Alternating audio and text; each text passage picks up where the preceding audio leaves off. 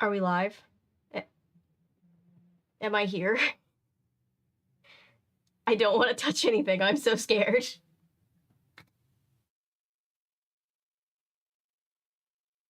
Is it working? Can everybody hear me? Can anybody see me?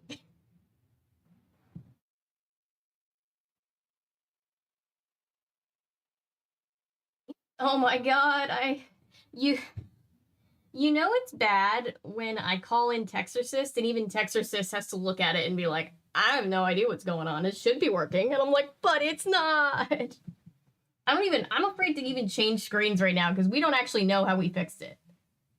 It was working and then it wasn't working and now it's working again. Coast got stream on show cold. Apparently, I'm so sorry, guys. I swear, one of these days, it's going to work. Maybe. Hi, Boots. Hey, Tarfield Owl. Hey, Sadlump. Hey, Katie. Hey, Blazer. Hey, Texas. Hi, everybody. Sorry about that. I literally was on time. I was sitting down. I was like, I'm just gonna go grab a drink. And then everything happened. I don't even technically know if it was Perry's fault, if she like unplugged something, or if it was just a weird coincidence.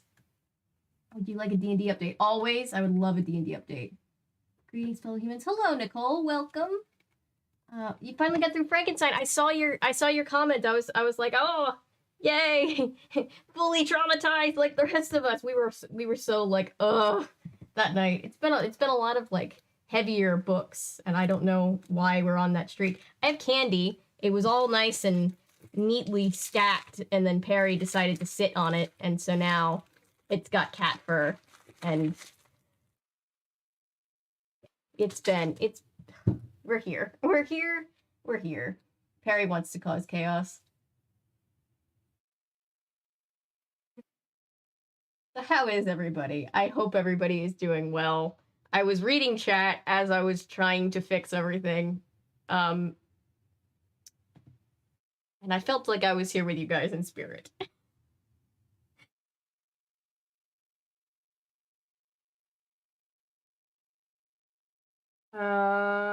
Also, fun fact, I have a video to post after we get off tonight, so that's fun.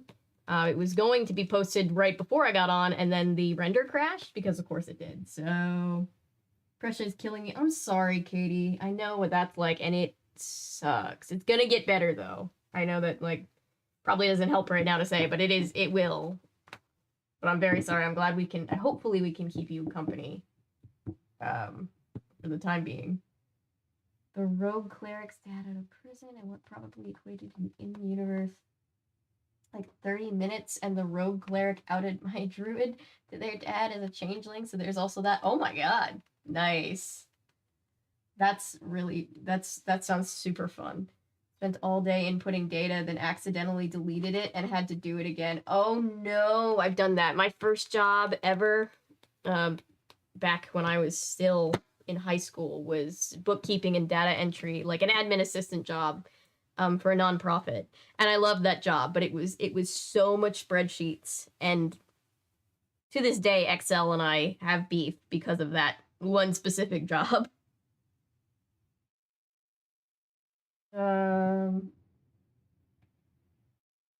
Oh no.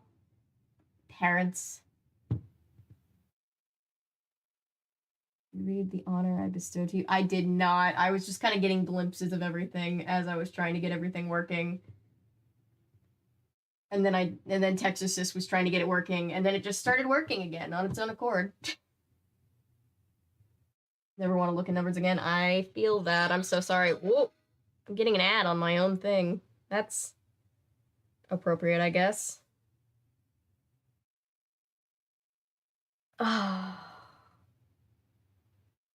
Well, we're here.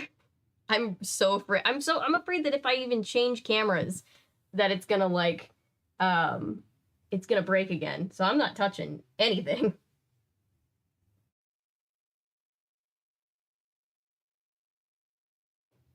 And the comments also got turned off of the newest short, because of course they did, because why break one thing when you can break everything? Oh god.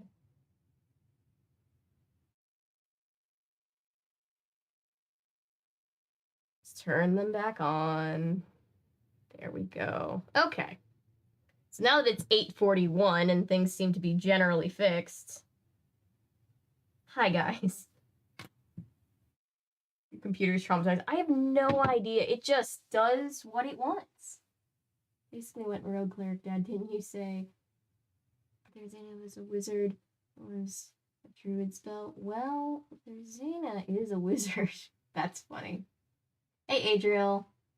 Much time cutting out images on GIMP for an in-universe world-building thing, like on a clean hill superhero story. That sounds amazing, though.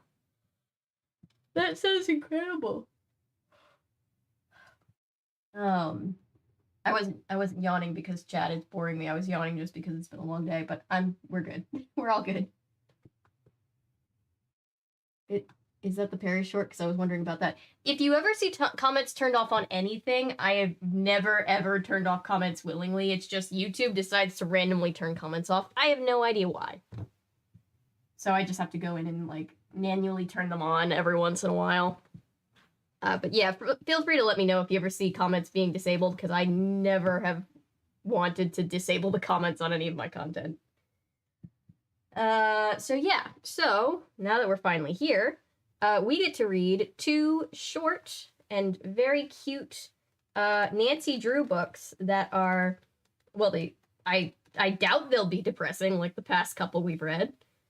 We have Nancy Drew notebooks. They're both Nancy Drew notebooks. This is Trouble at Camp Treehouse and The Singing Suspects. This was, I believe this one was from Patrick. Thank you, Patrick. And this one was from Patrick's nieces. Thank you, Bryn and Astrid. We appreciate you. It made my whole day. YouTube sucks out. Yeah, it does, and then we all put up with it because it's still the best YouTube sharing, or video sharing platform we have, even though it does suck sometimes. But, you know. Making very dramatic story when I have to write a sentence with a vocabulary word. I love that. I was working on an elephant-headed guy who plays guitar while using his trunk to accompany himself on trumpet. That sounds amazing.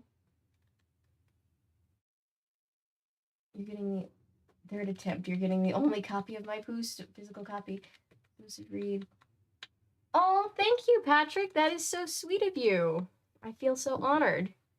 I would love to read Winnie the Pooh, especially before Blood and Honey comes out, because I'm sure that's going to be a lot when it comes out to stream and I then have to cover it.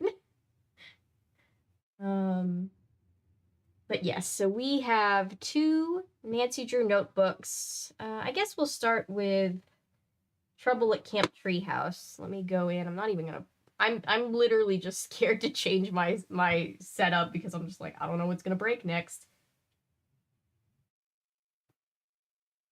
Daily Motion is like fine, but it's definitely not a place to really build a community, in my opinion. I don't find it to be as strong as YouTube in that way, but YouTube does piss me off sometimes. France in 3 days, congratulations. I've always wanted to go to France. That'll be so much fun. Will be after Blood and Honey, since Blood and Honey is being released next week. Yeah, I'm not going to see Blood and Honey until it is released on streaming. I don't know when that'll be. I just know that it has limited release in movie theaters, and I was really annoyed because I was like, there's no reason to put this in the movie theaters. Just let me watch it on, like, streaming somewhere. Do that in school. I used to... Writing was... creative writing was always my favorite subject. I would just come up with these wild stories, and my mom would just be like, really? And I'd be like, yeah.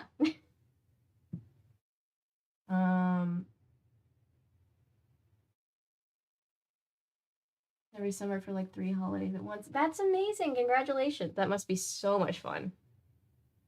I'm in the process of just getting a passport together because I don't even have a passport, which is criminal, I know.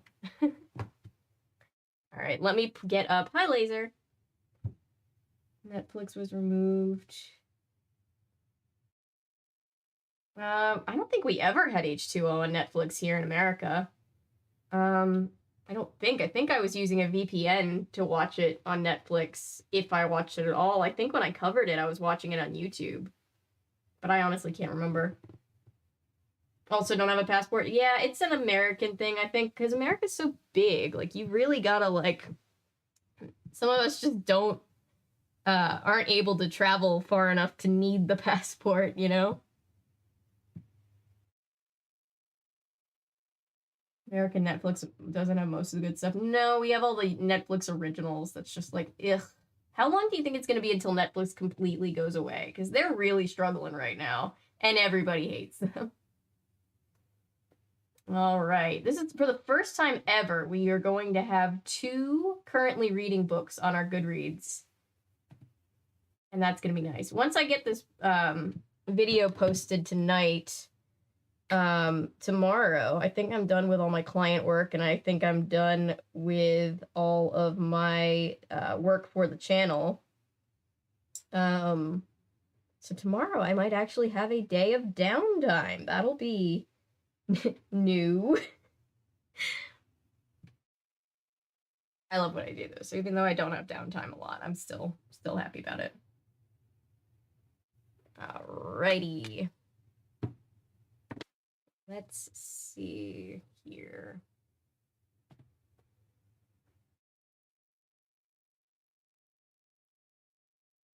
Add a book to currently reading. We're gonna go Nancy Drew notebooks. It should pull up the ones that I have first. However, it does not, because I love you, Goodreads, but come on. If I've shelved the books already, you should pull those up before the ones that I haven't shelved. Very minor problem, I know. Anyway, I'm just rambling now because I'm just glad to be able to be heard. Hi, Patrick. Blue, I'm here, yo. How are you feeling, I'm sorry, did I say... I saw Patrick and Paolo at once. I feel like I've done that before because both P names. Paolo, how are you feeling? Are you feeling any better? Velma did not need to exist. I mean, Velma the character is great. Velma the show did not need to exist. My stories were mostly full of death, ninth grade. Other horsemen and girls. I was not okay. Yeah, I relate to that, Adriel.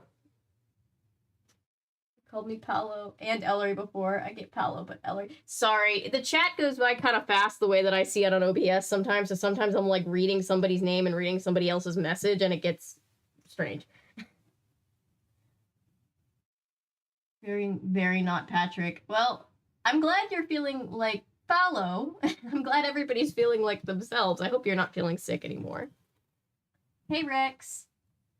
Could have done Mystery Incorporated, but already... Mystery Incorporated was already so good and popular. They could have done that.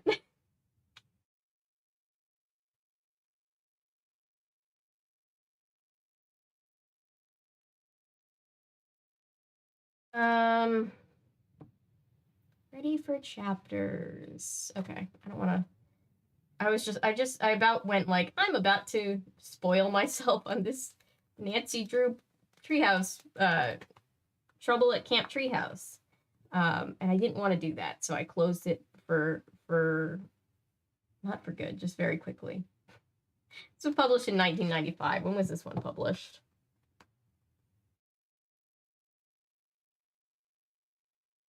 2005. Okay. Interesting. A little bit of a cough, but okay otherwise. Thank you. I hope all is well. I'm glad that, well, not glad that you have a cough, but glad that you're doing better.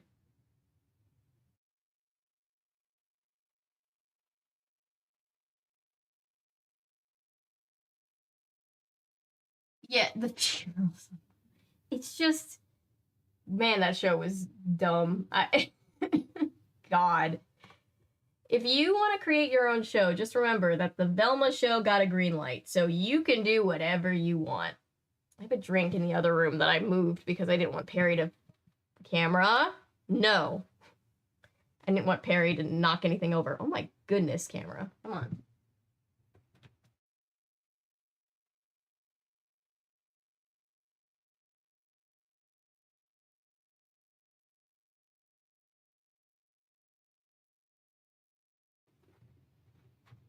My coaster's going because Perry also knocked that on the floor. Anyway, it's 9 o'clock. Let's start reading some books.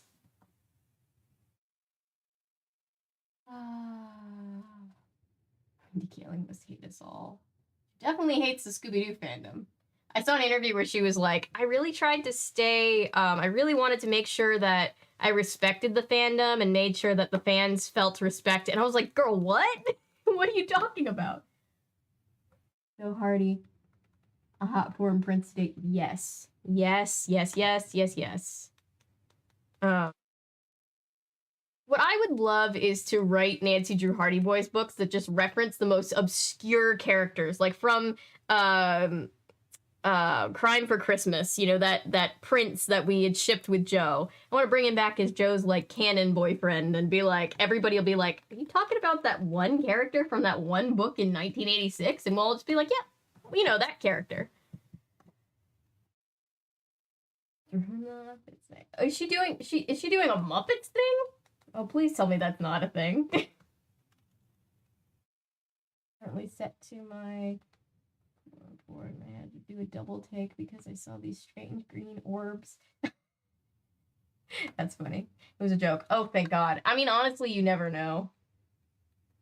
After Velma got greenlit, you never can tell anymore.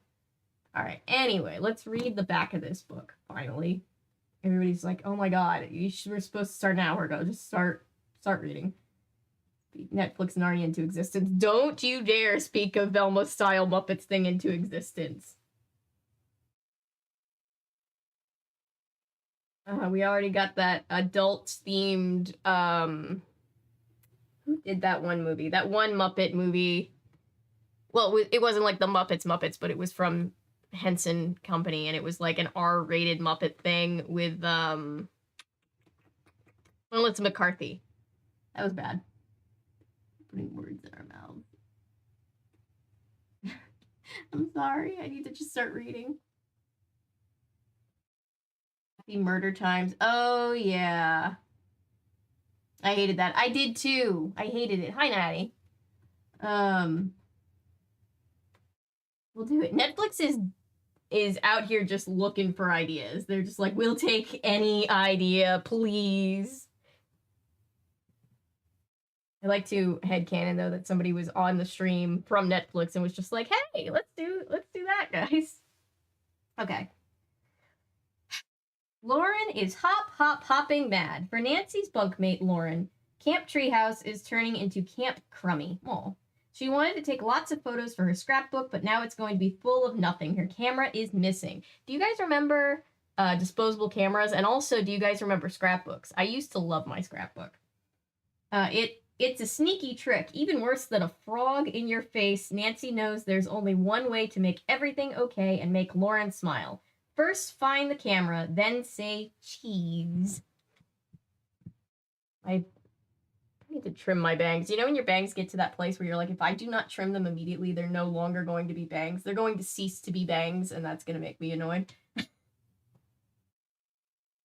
Netflix is apparently doing a Narnia series, which we didn't know when Patrick brought it up as like a fun, like, what if they did that thing, and then it was Googled, and then we figured it out. Not the frog in the face.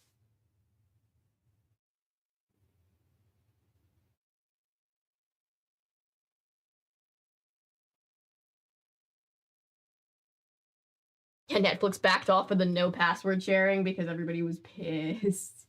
That was really funny. I loved seeing the 3 Spider-Men together. All right, so their first book up tonight. These books are pretty short. Again, thank you to Patrick and family. Patrick, Brandon, Astrid, to be specific, for sending these to us. It made my whole week because I was like, oh, for the Nancy Drew collection. I was really happy. So now we finally get to read them. And finally, I guess we won't have books that need trigger warnings. I said hopefully, although I've been covering kids media long enough to know that you never know when something's going to get randomly dark out of nowhere. Right, mine when you made Happy Time. Maybe worked as a 2-minute skit. Yeah, I think it was just one of those things that was funnier on paper, and it was like a passion project, which is fine, but then like sometimes passion projects, when you're talking about that big of a budget, somebody needs to be like, let's not. Let's spare everybody of this.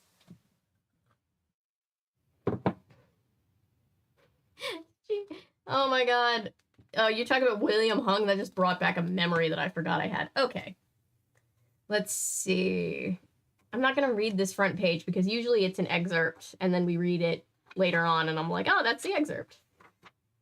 Read all of Salem's Tales. Did anybody ever read the Sabrina's Witch Salem's Tales books? I never did. My instinct tells me that the chapters aren't going to be too long. Oh, the chapters are longer than I would think, but it's kind of a big font, so not really. Okay, everybody ready? I'm trying to like settle down. Every time we like have a thing where I have to like fight to get on stream, I then get on stream and I'm like, ha! And then I just can't settle and just to read. Anyway. Go back and forth.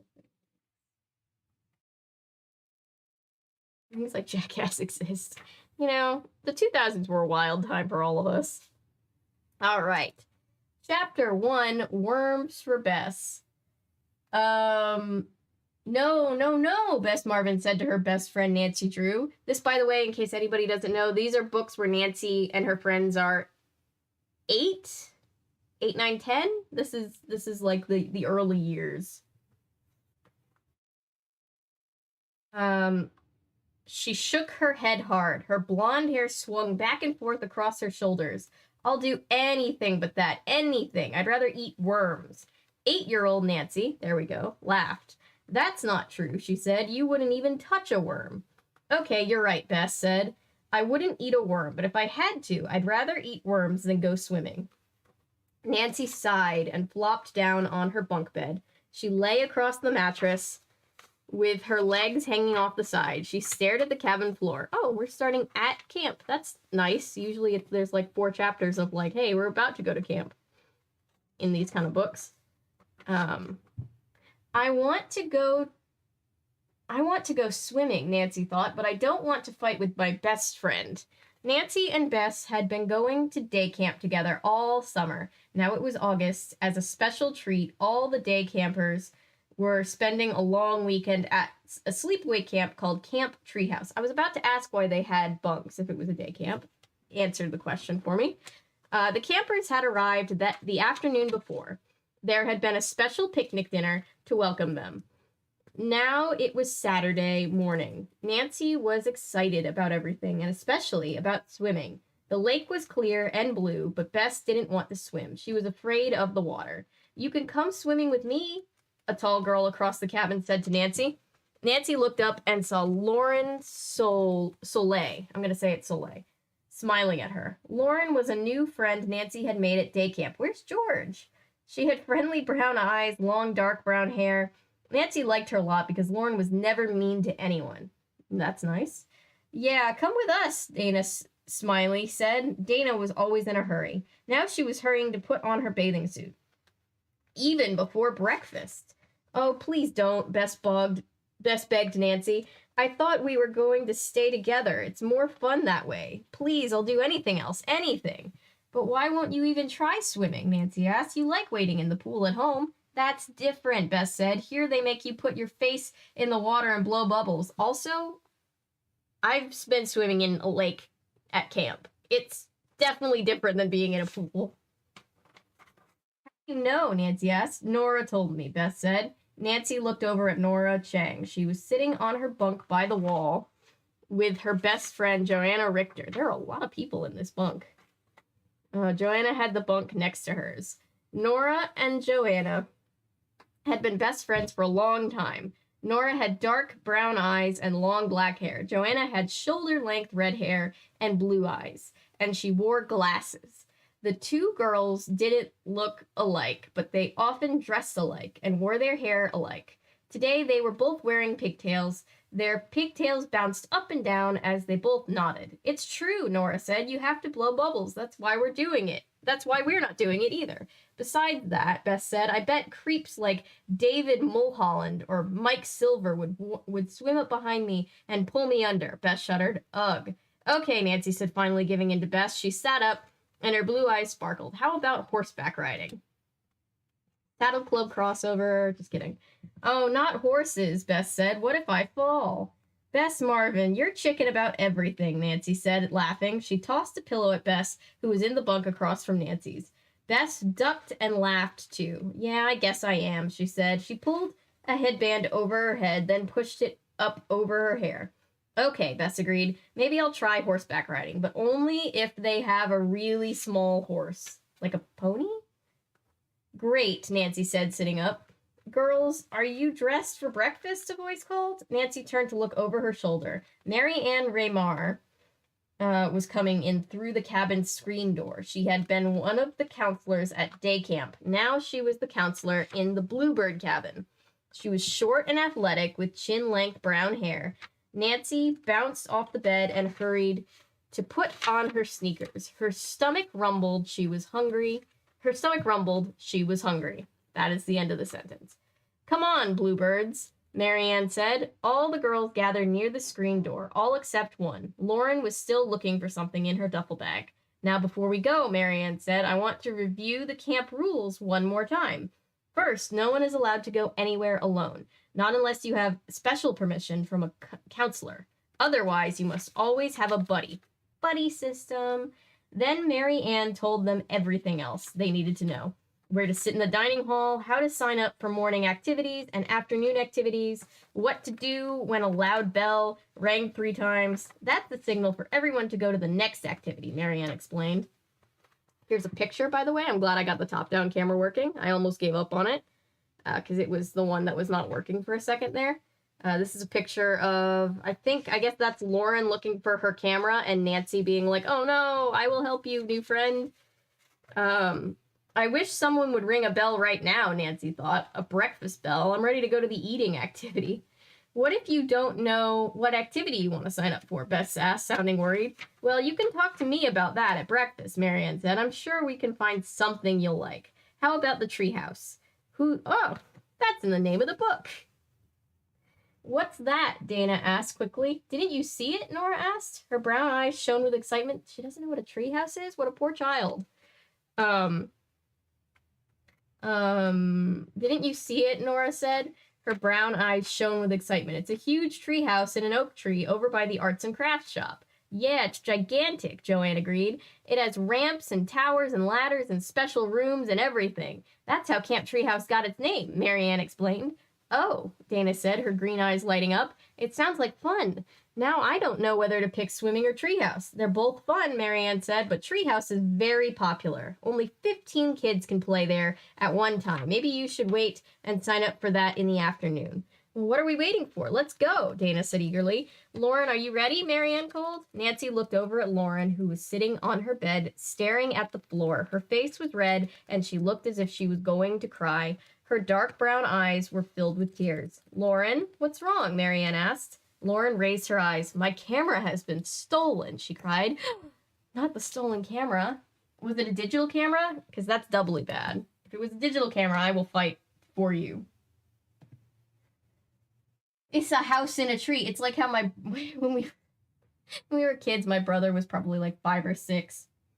And he had never seen, because my mom was not super big on like having a ton of candy in the house, more health conscious. So my brother had never seen candy that wasn't like the little minis. So like he saw a regular sized candy bar for the first time. And he was like, it's gigantic. And my mom was like, I failed. And then we like met a kid that didn't know what ice cream was. And she was like, okay, so I didn't fail that much. At least they know what ice cream is.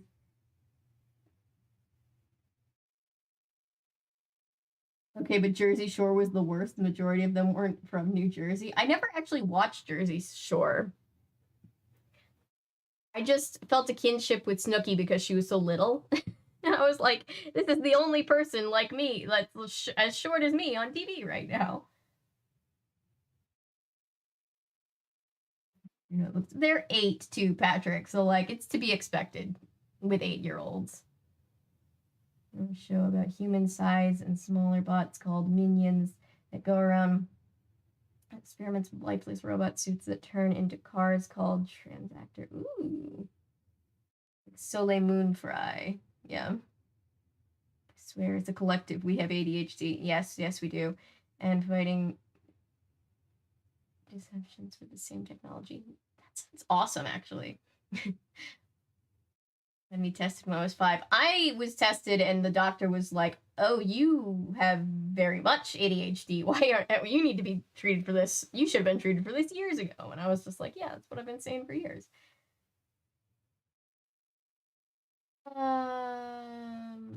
Apparently, I was really smart by the time I was 4. I could read how to use a computer. My mom started teaching me how to read when I was a year and a half, and I was reading full books when I was like 2. And like I've always been like, you guys have heard me read. I definitely get things like scrambled in my head. So there's this part of me that's like, is it like a case of being like a little bit dyslexic that we just missed because I was reading so young? Like, what's going on? Do I need to talk to somebody about this? Why can't I tell my left from my right all the time? Lakes, IDK, what they have in them. I once was at a youth group event, and it was being held at somebody's house, and they had property, and so they were like, everybody come and we'll have a lake party. And so we were all there, and you know, the water in Georgia is not known for being particularly clear. So I was on the dock, and I remember I jumped off the dock into the water. I was in like, I think I was like 15. I was in like high school by that point. And what I couldn't see was that there was this big tree branch that had fallen into the water and drifted over. And I jumped in, and I made contact with it, and it cut my leg all the way down. And so then I was just like bleeding. And so I was just like, oh my, I was in pain. It was very gruesome. It was a lot. ADD though. Yeah, I mean, ADD, I think they've this determined is just still ADHD, because like you can present different ways, either hyperactively or inattentively at different times, different points in your life, being put in different situations. So yeah. Welcome to the neurodivergent club.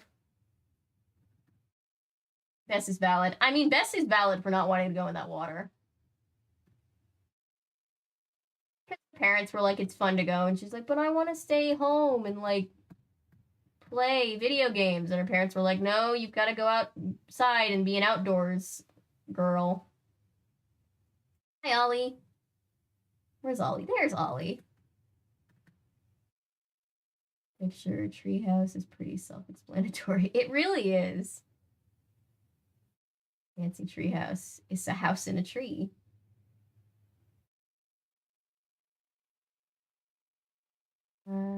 Treehouses are overrated. I disagree, but I think that's because I never had a treehouse. I've always wanted one, and to this day, I would accept a treehouse. If I move into a house one day and it has a treehouse, I'll start filming all my videos from out in that treehouse, I promise. They're all nice. Knew someone. Kids didn't know what Twinkies were. Oh. I mean, I didn't have a Twinkie until I was like in high school, and they were all like going away, and then I think I had one just to be able to say I had one, but like I knew what they were at least. We had Little Debbie. What are they ho-hos? The chocolate with the vanilla cream in the middle? Those were good. Jersey Shore is iconic. I used to be obsessed with it. My parents did the opposite, so for Halloween, they took us to the rich neighborhoods to get huge candy. Nice. We weren't like barred from having candy. My mom was just a big fan of like teaching us moderation young, so like we only had like the minis. She was like, you're not gonna eat a whole candy bar. Who needs a whole candy bar? Like, Jersey acts like that. I'm sure if you're from New Jersey, it's very annoying. It's like, who's the guy that just went to jail, and his wife? Todd Chrisley. That asshole. He was on like representing Atlanta for a little while, and we were all just like, this is ludicrous. They were basically like trying to be the Atlanta Kardashians. I was tested and told I had too many ADHD symptoms to be diagnosed ADHD. What? They can do that? Oh, sis, jeez. So be a bit careful. We will. We are on our best behavior tonight. We're on our best behavior with you as it is, Sad Lump, because, you know, we're all mom friends. From my right, want a tattoo. Whenever I do research into it, it always comes back with dyslexia. And my dad's like, oh yeah, I have that all the time. And I'm like, we should probably talk to somebody about that, no? Letter block. Actually, too, my mom said, then I turned, oh, cute. If it is a natural source of water, I will not go in, right? Just in the room. Well, hi. Hope you're both doing well. Water. I can't see the bottom of. Yeah, I don't like going into water unless it's like a filtered pool. I'm bougie like that, I guess. I'm combined type, which is sucky. I was tested and they said you almost show symptoms of being combined, but technically you're like one short of us actually being able to say you have combined presentation. But because you can present differently at different parts of your life and just in different scenarios at the same part of your life, be aware of that. Even though we can't literally say you have combined, we can just say you have inattentive. But you do have a lot of hyperactivity tendencies. And I'm like, yeah, that's typical.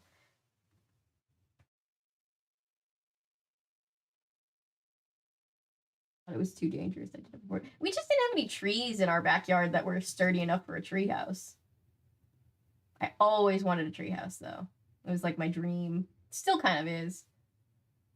Earth Girls are easy. They watched the first like minute and turned it off. I told them they don't understand art, camp, or culture. That's rough. My parents would not appreciate probably most of the things on this channel. Not because they wouldn't like them. They're not very into camp either. Oh yeah, the Real Housewives of Atlanta. We love the way Real Housewives of Atlanta portray the city. Actually haven't ever really watched Real Housewives of Atlanta. I just know it's a lot of drama like every other reality show. And hello again, Milo. We're live now. 2-story fort in my backyard. Nice. My dad built rooftop patio. Oh, my dad was just extra like that. That's adorable.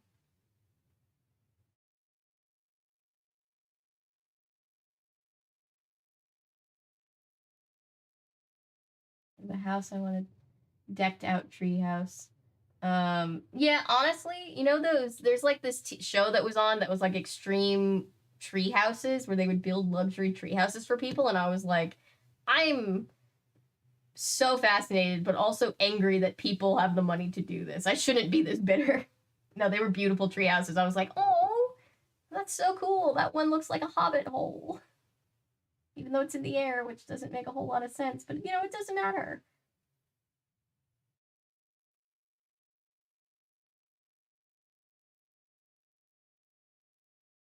An MDD, major depressive disorder. Yeah, it can be. It's hopefully like I hope for everybody when they get diagnosed that they feel the same relief that I had when I got diagnosed, because it's answers, you know. You know that there's nothing wrong with you. There's a reason for the things that you felt all this time. I'm 40 and it's really going to make a difference at this time in my life to get my shit figured out. Is it worth the time and money? I say no. I ask myself that all the time, Tex. Oh, you have a treehouse. You're living all of our childhood dreams.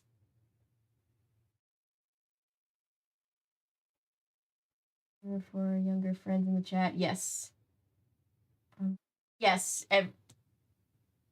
For younger friends in chat, we are adults. We can make bad decisions if we want to.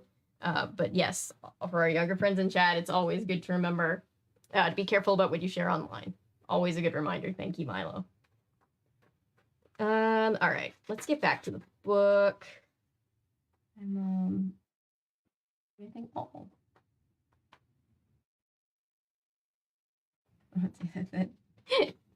It's always good to have the reminder. I live my life online, and so even for me, sometimes it's good to have a reminder. Although all of us are old, if the internet hasn't, well, I was gonna say if the internet hasn't completely driven us all insane, we'll probably be able to survive it. But who knows? Who knows what's gonna happen tomorrow? Always good to be safe. All right, chapter 2, Camera Thief. What's the first chapter called? I like that the chapter names are just worms for Bess. The chapter names are just pretty straightforward. Having a hobbit hole built is about 100%. That's amazing.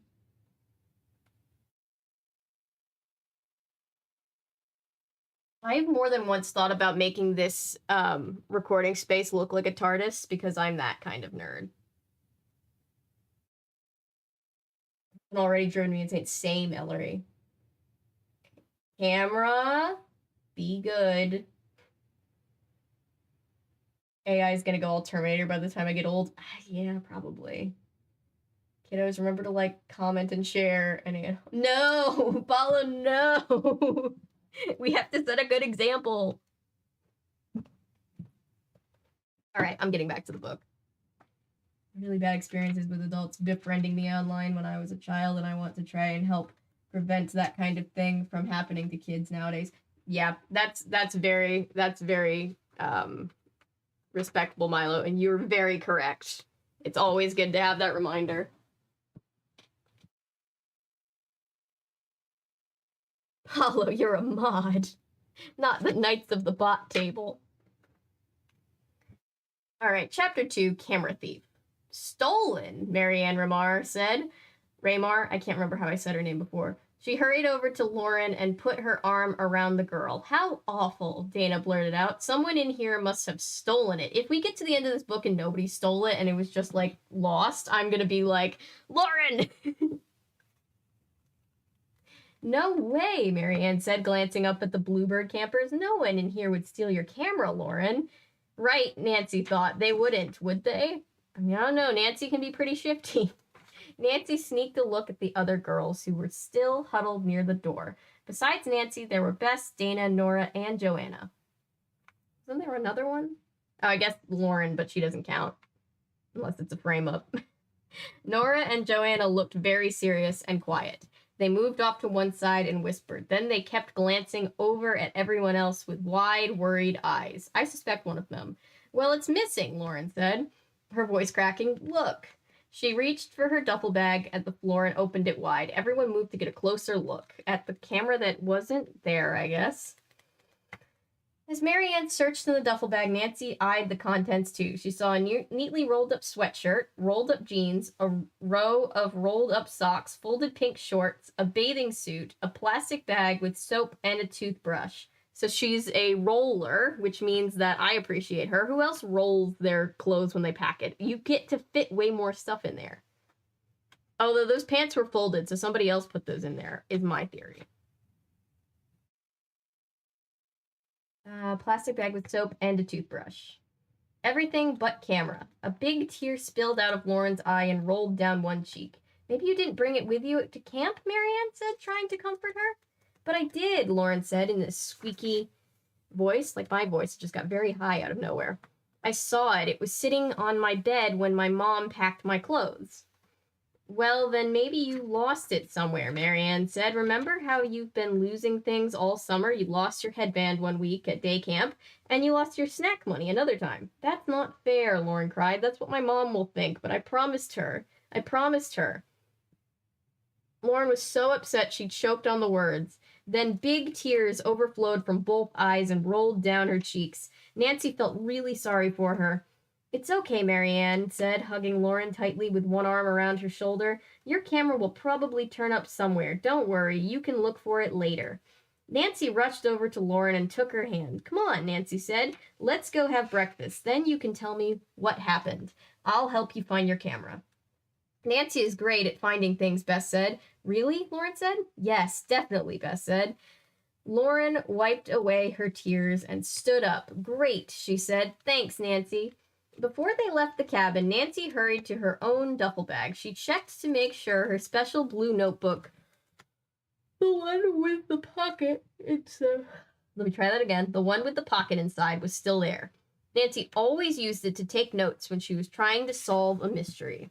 I wonder how many notebooks she's used over the years, or if she gave up using the notebook. On the way to the dining hall, Lauren talked to Nancy about the camera. It's a really good camera. I had to beg my parents to buy it, Lauren said. They didn't want to because they thought I would lose it. I lose things a lot, but I promised my mom I would take extra good care of it. That's why I have to find it, or else she'll never trust me again. So it wasn't a disposable one. Ooh, that makes it even worse.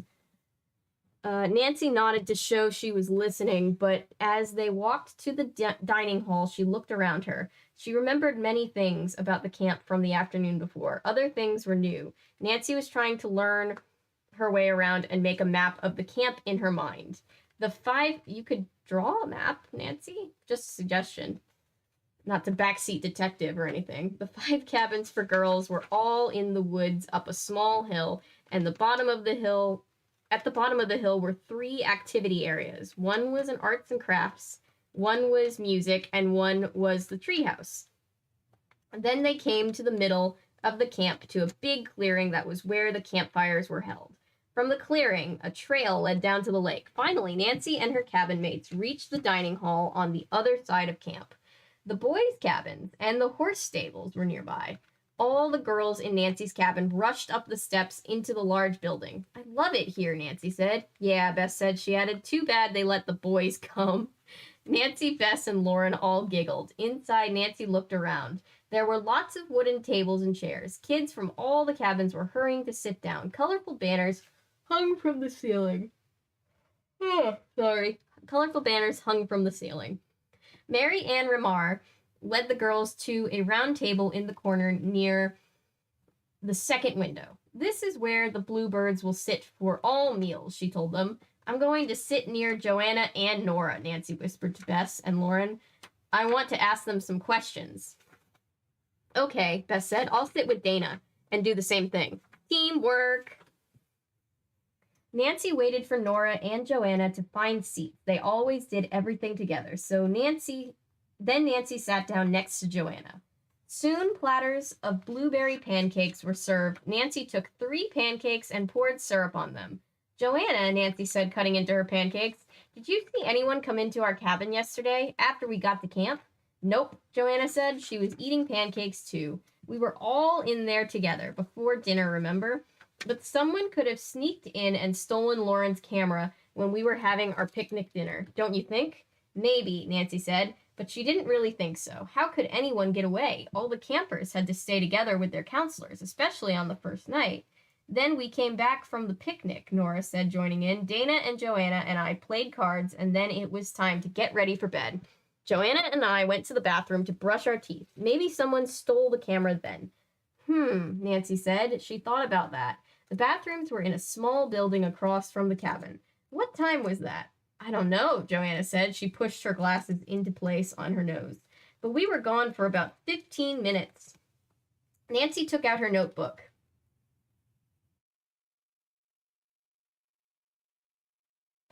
She wrote down Nora and Joanna in bathroom for 15 minutes after dinner. What are you writing? Nora asked, trying to peek at Nancy's notebook. We have another picture. Oh, you can see out the window. That's cute. All right, so Nancy's doing an impromptu interview. Where her notebook is, I have no idea. It looks like she doesn't really have a lot of room for it on that table, but she's probably got it somewhere. Maybe they said it's in her lap. She didn't say. Just some notes, Nancy said. Then she pushed back her chair. Excuse me, Nancy said. I want to sit with Bess for a minute. She picked up her plate and walked around the table. She tapped Lauren on the shoulder. Do you mind if I trade places with you, Nancy said. Lauren looked up from her breakfast, surprised. Okay, she said. She got up and traded seats with Nancy. For a while, Nancy ate her breakfast and listened while Bess talked to Dana. Dana talked very fast. Sometimes she talked with her mouth full, but she said she didn't know anything about Lauren's camera. Then Nancy tapped Bess's arm and pulled her to one side. What's up? Bess asked. Lots, Nancy said, whispering. I think I have a suspect. Ooh, a suspect. Who? Bess asked. Nancy put her mouth right next to Bess's ear. She lowered her voice so that it was even quieter than a whisper. You're sitting right next to her, Nancy said. It's Dana. Dun, dun, dun. I love the seriousness of this. This is so great. Where is my... Oh, I know where my bookmark is. It's in Model Land has my bookmark. Where's my other bookmark? Oh, didn't... Maddie dropped it in here, didn't she? I think Maddie dropped it back here. I can feel it with my finger. I'm going to use a Project Hope sticker. Good enough. All right.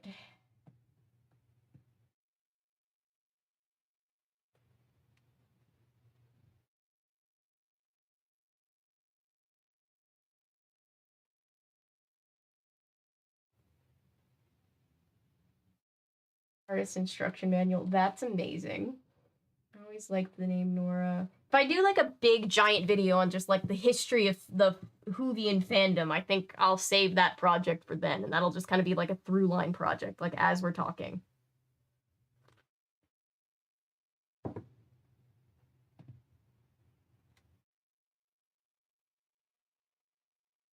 always liked the name Nora. Me too.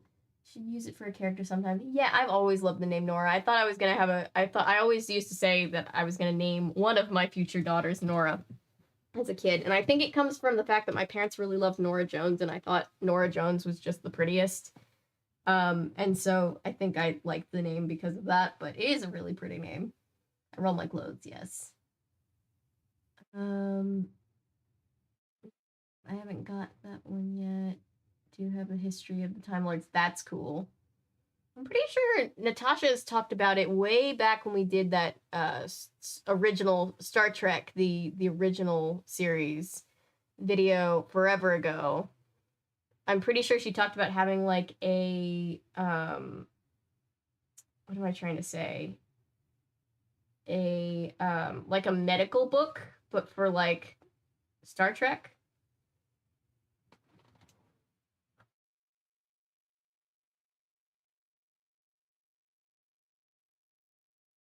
More of shove it in and hope the suitcase closes kind of gal. I usually try that first, but then I always end up having to roll them because I want everything to fit. Rolling for luggage, fold for home. Yeah, no, I still roll. Like, I have some, not that I'm the queen of organization, but I do have a bass or a couple drawers of rolled up t-shirts in there just because it fits better. And finding out someone who was trauma dumping to my mostly 15 to 18-year-old friend group in their Twitter DMs was lying about their age and was actually not even 13. Ooh, oh no. Vince is stressed over a lost camera. I know, I'm like, oh, not the camera. I understand how, like, more things can fit depending on how you fold them, because, like, things are always the same size, even when you fold it the same, but I didn't, like, because it didn't, like, change. It didn't change, but you're compacting it. It's, like, more compacted down, I guess? I don't know. Science, I guess. The style of the clothes better. Black top, I need to see a little of the pattern, or I would have to unroll it completely. Fair. From out of the box. It's arts and crafts time. I thought of out of the box, too. I'll show you how to make a globe. Daniel's not in here, is he? Most camps have like a map somewhere for the campers, so I don't get lost looking. I mean, when I went to camp, we didn't have a map. They were just like, you'll find your way around. Really triggering stuff a lot, and my friends worry that they say, oh no. Oof, that is horrifying. I'm so sorry. Rolling this together. Part of this book has unlocked the traumatic memory from my teens, but it sure has. I'm so sorry, Ellery. And here I thought we'd have a non-traumatic book for once.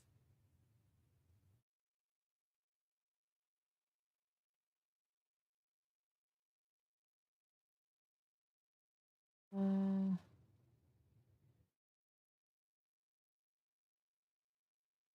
Avery's bookmark. Help me, Nancy. Help me find the bookmarks. What I'm hearing is that you need more bookmarks. I really should get some more bookmarks. I had like 3. One got dropped down there. One is in the other book, and one got destroyed with the great spill of 2022. That's right. I remember that. They tried to make a grittier TV show about Nancy Drew. Would it be called Nancy IS? I like that. Nancy Drew doesn't need to be gritty though. It would be like Velma, where it's just like, but why, right? I mean, I'll take a Nancy Drew noir, like in the comic book, The Death of Nancy Drew. That's fantastic. They did that great, but it wasn't like edgy. It was just kind of noir and dark kind of thing. I hope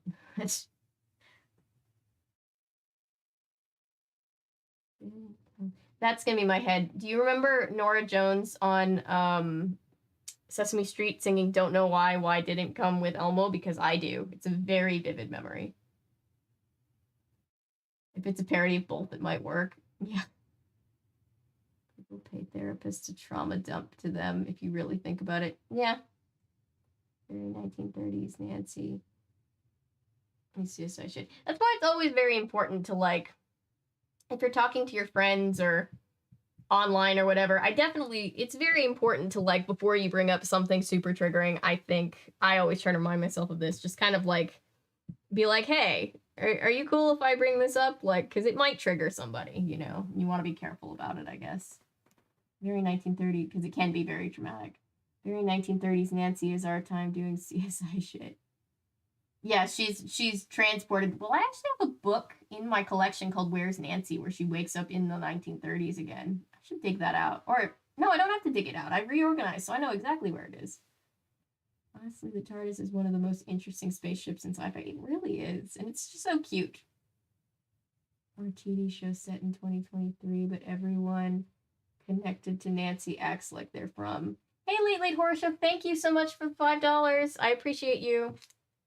I'm honored that Late Horror Show is always chilling with us, because I always put on Late Horror Show to go to sleep or to clean. I love the old-timey radio shows. They're just so fun. Maybe one of these days I'll cover some old-time radio shows on the channel. We appreciate you. Thank you, Late Horror Show. Marty Manella, help us. I think girl, I'm blanking on her name, but the girl who did the voice of Nancy Drew in Midnight in Salem, also very good. Also very, very good Nancy. Also special shout out to why am I blanking her name? Juliet from Psych. Maggie Lawson. She was also a pretty good Nancy, and everybody forgets her. And also the Nancy from Frank and the Hardy Boys and Nancy Drew, where she kind of got man-spread off her own show. Yes, Maggie Lawson. I love Maggie Lawson. All right, chapter 3, Arts and Creeps. A very fun chapter name. Bess's blue eyes opened wide. Dana is the suspect? She whispered back, but why? I'll have to tell you later, Nancy said, glancing around. Everyone else at the table was talking and laughing as they finished breakfast, even Dana. She was telling a joke to someone across the table, but Nancy didn't want to take any chances. She didn't want anyone, and especially Dana, to overhear. What are you going to do? Bess whispered to Nancy. I feel like they served one thing for breakfast, and I feel like when you have kids, that's probably a bad idea, because some of those kids are not going to want the blueberry pancakes, right? You're going to want to have a couple different things. Going to follow her today, Nancy said very softly, to see if she acts guilty, or steals something else, or tells someone she took Lauren's camera. Follow her, Bess whispered, but she's going swimming.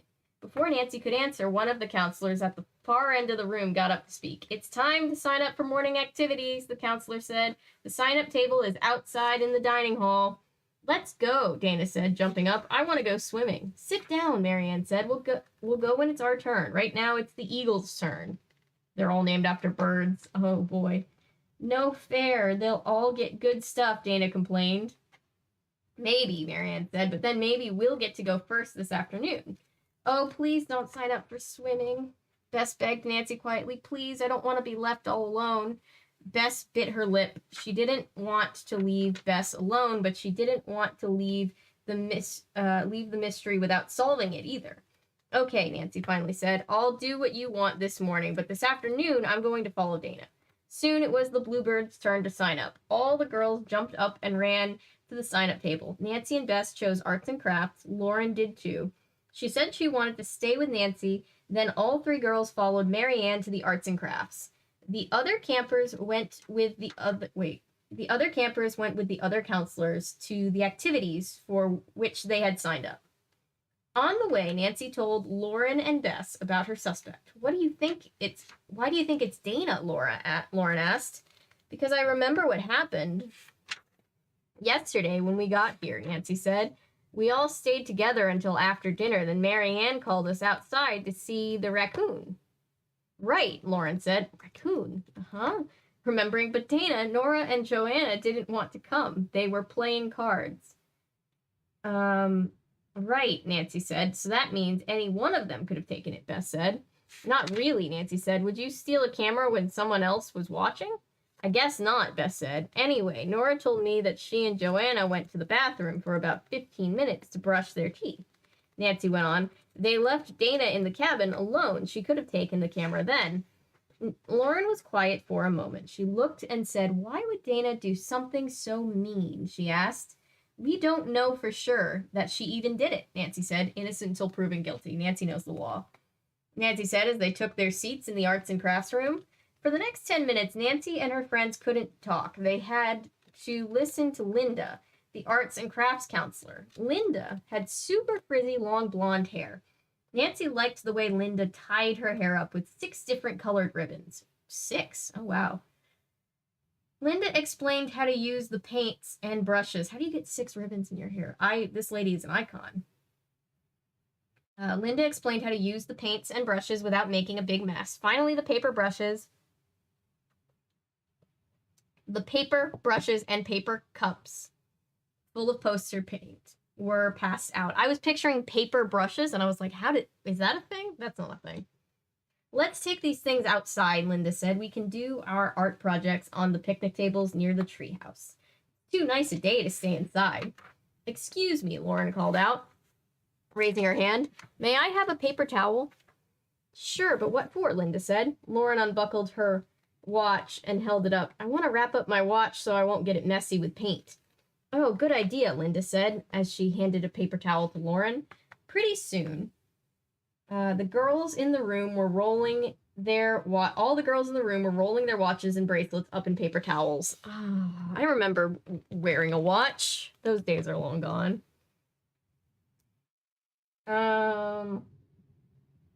Some of the boys in the room laughed. What a dumb idea, Mike Silver said. Ignore him, Bess said to Lauren. He's a jerk. Then all the kids picked up their art supplies and went outside. You know who I think could have stolen Lauren's camera, Bess said as she climbed into the picnic table bench. Who? Nancy asked. That creep David Mulholland.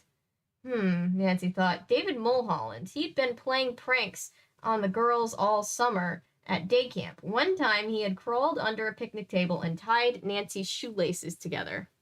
Let's fight. Everybody we ride. And on the bus, on the way to sleepaway camp, he put a bug in Nora's hair. Could be, Nancy said. Almost anyone could have sneaked away from dinner and gone into her cabin. Or taken it in the night, Lauren said, like a cat burglar. Ooh, do you think so, Bess said? Nancy shrugged. Would someone really sneak into their cabin at night, in the dark, and steal something from a duffel bag? She didn't think so, but she didn't know for sure. Hey, look, Bess cried, pointing to the treehouse. It's him.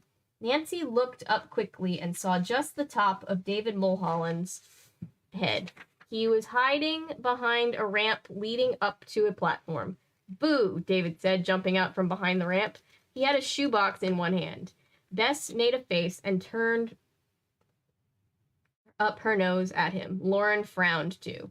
Hey, David, come sit here, Mike Silver called. He was sitting at the end of Nancy's table. Now I feel, where is George? Is George okay? What's George doing all alone during this time?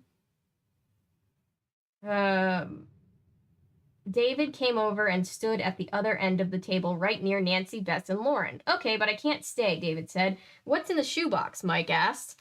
In here? David's eyes twinkled. He put the shoebox on the table. Oh, it's nothing. Just something I'll bet you girls would love to have. What? Bess said. A ring, David said. A gold ring. I don't miss being that age. Is this part of the treehouse? Because this looks less fancy than it was described. But maybe that's just the less fancy part of it. Here's a picture of the boys messing with the girls. Good times, I guess.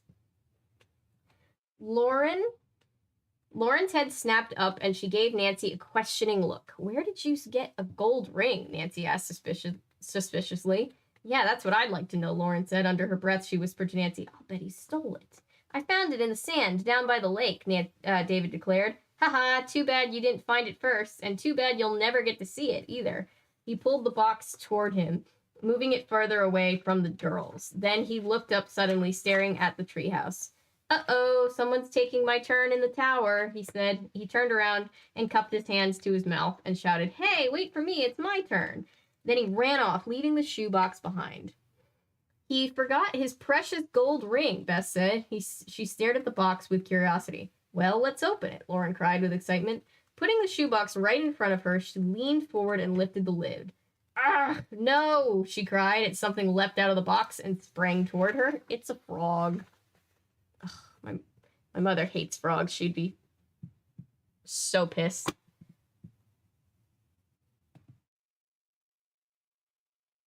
Where?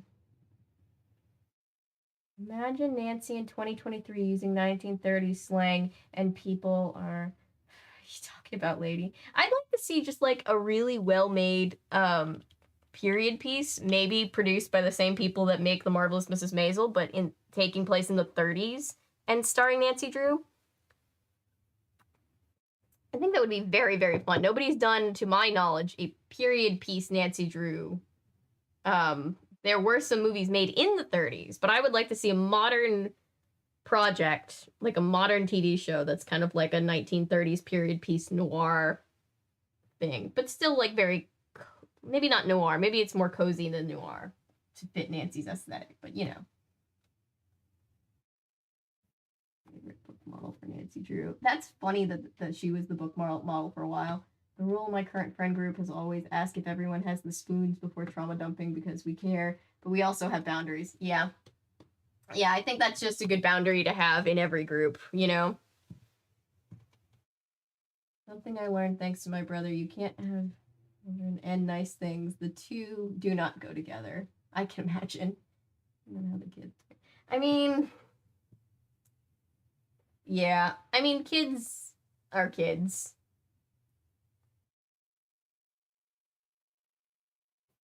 Okay, fake Stephanie Tanner is Dawn in the Babysitters Club movie. That's cool. Fake Stephanie Tanner. Jodie Sweetin in some of the Full House books. Nice. Kids, get out here. There's an actual raccoon. This just says social anxiety. Yeah, we love Bess. Keeps me from telling my best friend some things. She's dealing with her own shit. She's an RN in school. Nurse practitioner, pulse ring. Her son's in keeping her husband alive. Yeah, I mean, probably like as long as you catch her at a time where she does have the spoons for it, she'd probably love to be there for you to vent as your best friend. But like, you know. Even like Natasha and I, it's like, hey, can I vent about this for a second? And we're usually like, yeah, but like, we just want to make sure we're not the other person is not also in crisis at the same time. Whining. Housewife life. I mean, your feelings are valid, Texas.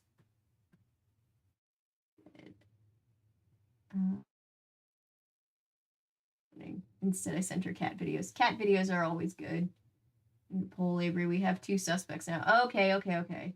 Hang on, I'll do a poll. Do you know about the Doctor Who Unbound stories? Are those the radio drama ones with 9 coming back? Or is that something completely different that I'm thinking of? Tying someone's shoelaces together and stealing a camera are very different brands of shitty. Yes, both shitty, different brands of shitty, though. This turns into a Lord of the Rings spin-off. I'm totally down, yes. Nancy Drew. It's Lord of the Rings, but it's Nancy Drew. I would love to see a book where Nancy and Bess and George are LARPing. That'd be so fun. Man, it's the One Ring. Likes Kermit. She's not scared of Kermit anyway. If you're wondering who her favorite Muppet is, it usually toggles between Animal and Pepe, the little shrimp. She loves the little shrimp. That's why I showed her Muppet Haunted Mansion for that exact reason. Yes, a period piece. Period piece would be so cool, wouldn't it? Wouldn't it, Order Show? It'd be great.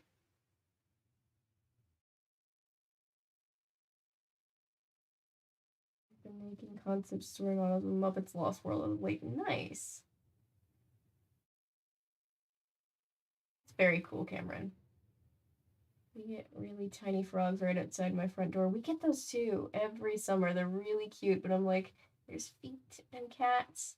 This is not a safe place for you. I mean, I've already told the story about having to rescue a lizard that got into my house from Perry, who was just like hunting instincts and then just chased it down. It was fine though. It got away. We got it outside. Nancy Drew, Miss Fisher style? Yes. That actually sounds like a Doctor Who episode. Cat is inside, but the frogs come in sometimes. Yeah, our cats are all indoor too, but sometimes stuff gets in the house and it's like, you fools, you've come into the lion's den. There's Doctor Who version. Oh, it's a Doctor Who's version of Marvel What If. I'll have to look into that. I've never actually seen that. He's a king prawn. You're right. He's a king prawn. I'm sorry to disrespect Pepe like that. That are invasive. Yeah, we get a lot of lizards where I am. And I think lizards are super cool. My mom thinks they're disgusting. All right, let's see. We're already done with the first book. This is... I'm glad. This is lovely. During, having Model Land, this is just like this chunky book. It's nice to just have a couple quick little books that you can read back to back, and then that's a stream. No, you're good, Patrick. I mostly was just like, I keep forgetting about the poll. A slug problem, that was less cute. Ugh, that would be less cute. I've told the aphids and ladybugs Christmas tree story. All right, poll. So who do we have? We have Dana, Joanne. We have, who are the four? I'm already forgetting the four. David.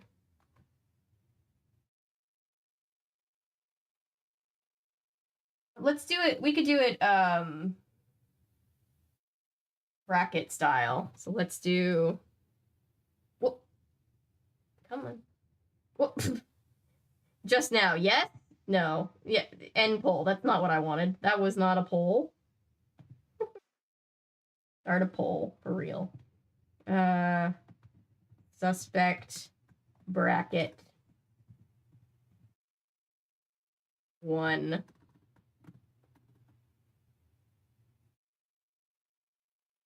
The Dana or David. I did not know it would let me just put a poll out with nothing in it. That's funny. We're gonna do it bracket style, so let me grab... Here's what we're gonna do, because I have to make everything extra. How many suspects are we gonna have? Probably... Hopefully we have enough to do a bracket.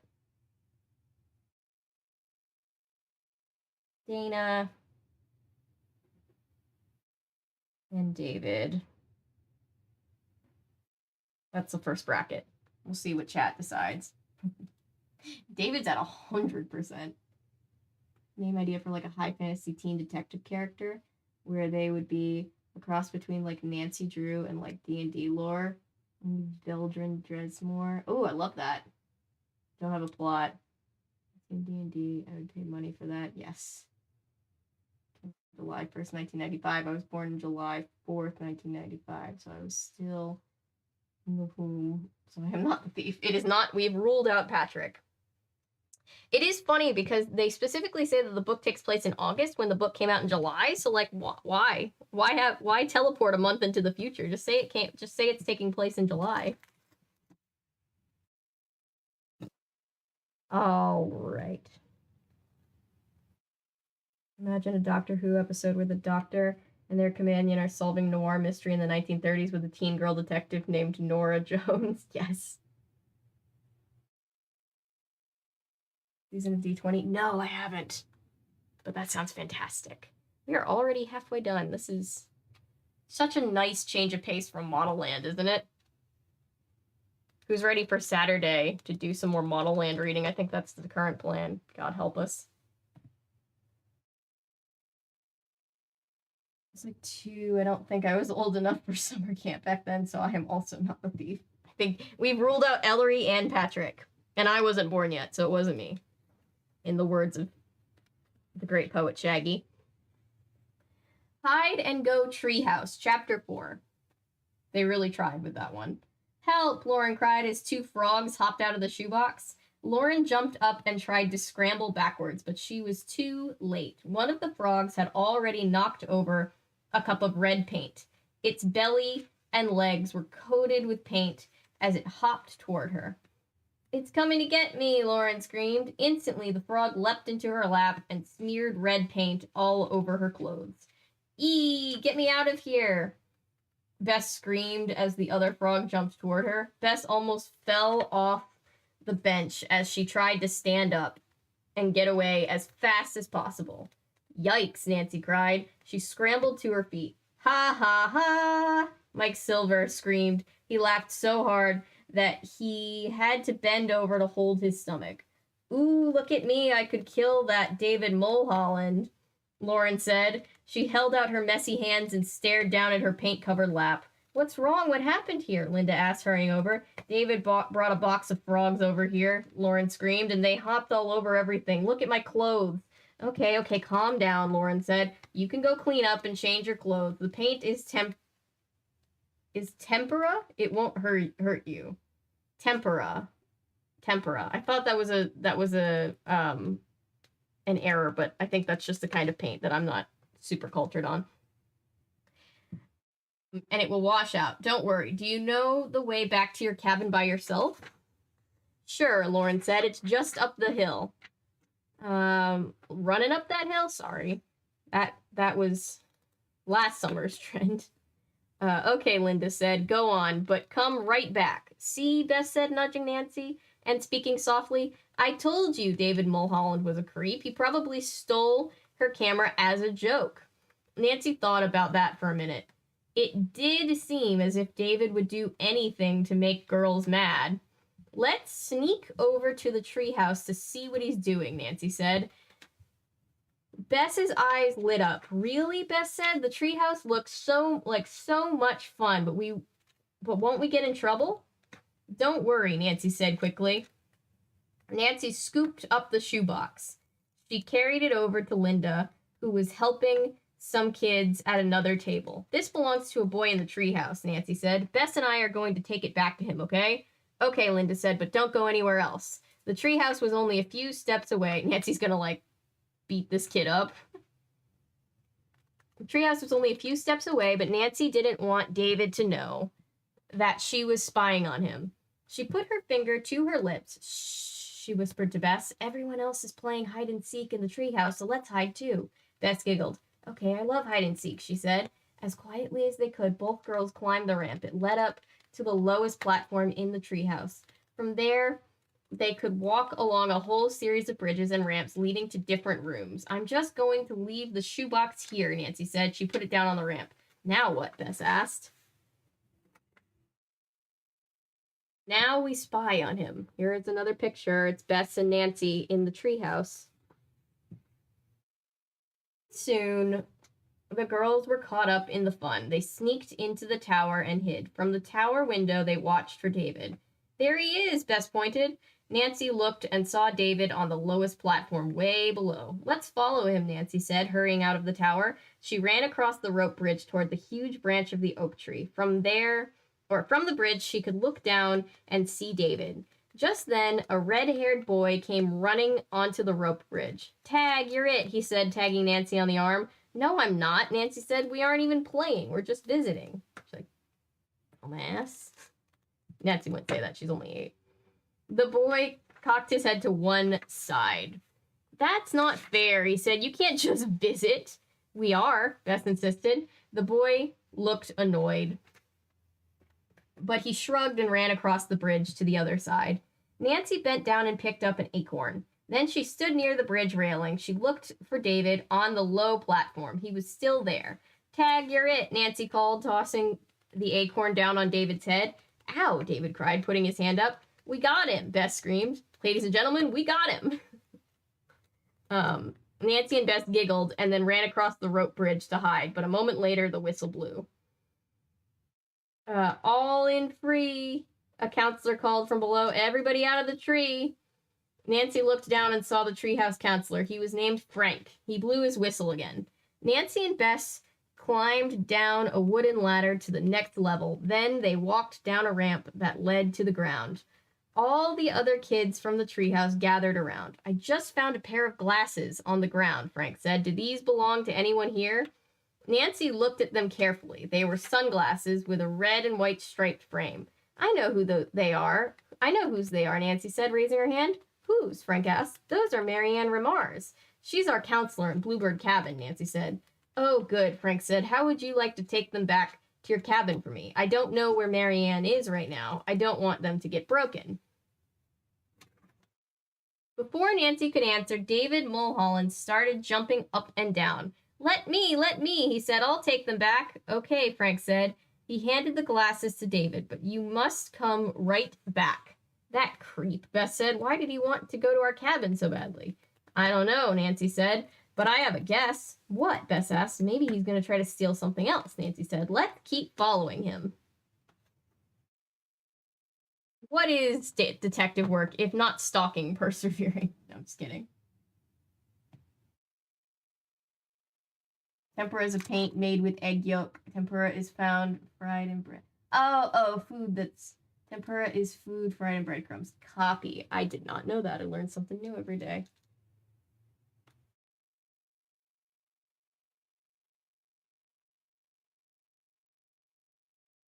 I've seen all of D20. That's amazing. They did have an episode with Agatha Christie. That is true. One of my dream projects after, like, in the style of this big Sailor Moon video I'm doing, one of these days I'll do a Fandom Files on Doctor Who and, like, watch all of it.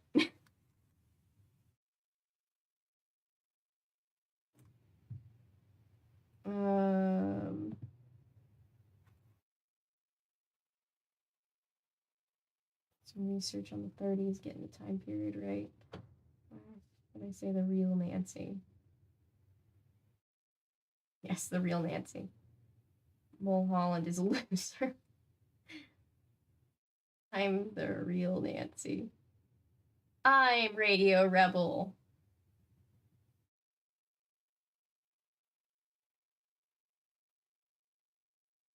Sorry, I was thinking you meant the IRL Mulholland for a hot second. Plot twist: the treehouse is a TARDIS in disguise. That's why it's so big. We must have a part. We must have a part in the titular treehouse. So 3 The Last of Us. I know nothing about The Last of Us except for the second one was controversial. The first one everybody loves. My brother played both of them. He's a fan. And that the show is good so far. What do you think of The Last of Us? Because the next Running Up a Hill was in episode 3, so say the internet apparently. Interesting. The real question is season 2 gonna adapt part 2? Oof, interesting. I know that part 2 is not as popular. My long day of doing terribly, but not doing terribly much stuff. Good night, everyone. Good night, Adriel. That's valid. Sometimes you're tired even if you haven't, like, run around crazy. Sometimes it's just a mental tiredness. Is when she runs up to the roof The radio station screams, "I'm afraid to show the real me," into the sky with arms in the air. I might have to cover Radio Rebel one day. I was going to, and then Danny Gonzalez did, and that was back when I was like worried about being seen as like a copycat if I did what the big YouTubers were doing. But maybe one day I will do it, because it is a pretty funny Disney movie. It's pretty silly. Henderson plays Agatha Christie and see how they're interesting. Who's excited for, hopefully once I get off stream, I will have no issues uploading this fairy tale theater video that I'm very excited for.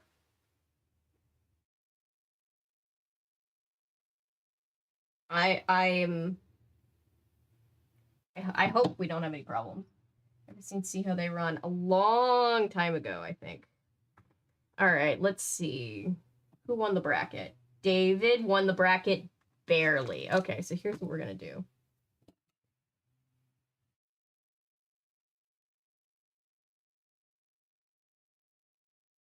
David is the winner of this bracket. Sorry, Dana. Well, maybe not. Sorry, Dana.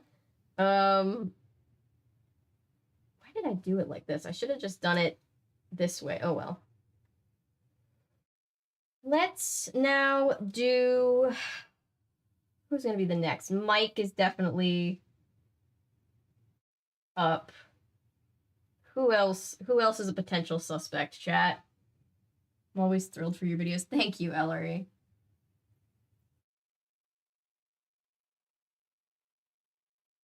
Sorry, Dana, we don't think you're a thief. You're not cool enough to be a thief, Dana, so whatever. What are the other kids' names? You know, just for fun, let's say that it was the counselor Frank, just because he made all of them get out of the tree. Just cause I want to have a somewhat full roster.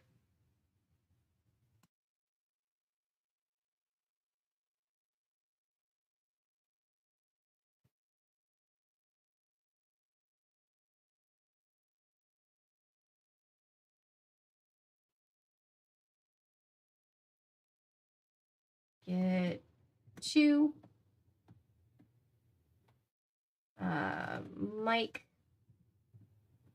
or Frank. There we go.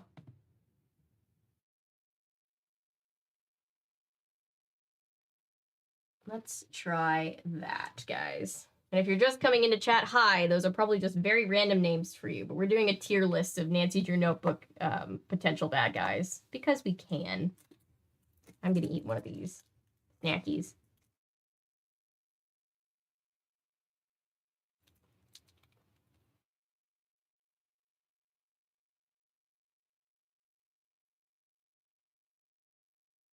I pressed one wrong thing and I'm sitting through ads that don't relate to me. What I love is when you look up one video one time on YouTube, like you look up one, like, how to make this kind of bread or whatever. And then for like a month, YouTube's like, oh, so all you want to watch on here is videos about how to make bread, right? You're like, no. Well, it's not biased at YouTube. Thank you, though. I'm sorry, Milo. Sorry to eat in front of people. I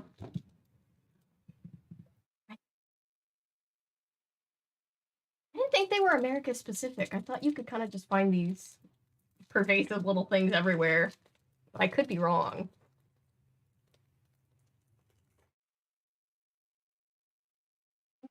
I am not. I'm gonna go to the P.O. box on Friday, Patrick, so I will let you know.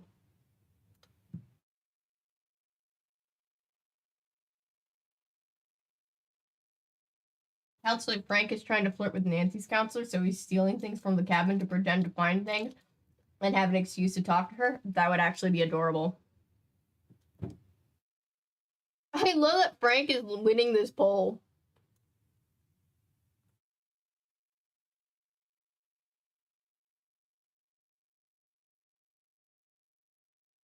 Hi, Perry. How's it going, Perry? You want to come say hi? Don't try to drink the Coke. Don't try to drink the Coke.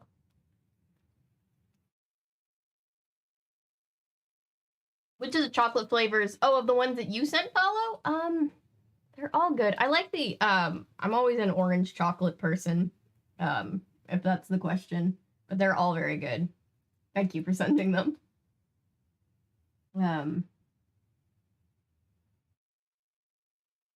Post office lady said 8 to 10 days. Thank you so much. If you've included a return address, I can send you some of these Sour Patch gummies. We do have a lot of them. Perry, what are we doing, Perry? You're digging your heel into my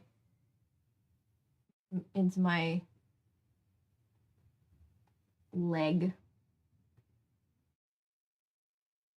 YouTube keeps pushing hardcore right-wing Christian stuff on me, and I'm like, how the fuck, YouTube? Try making a hard left turn. Right? What is that about? I've been getting that too, and I thought it was just because I did a couple of videos for a client where where it was a critique video on some of those like evangelical people, and I was just like, I just forgot to switch out of the tab, so maybe like the one video that I had to look up to put in for like context purposes like messed up my algorithm, but I've been getting them too, and I'm like, oh, maybe it's everybody.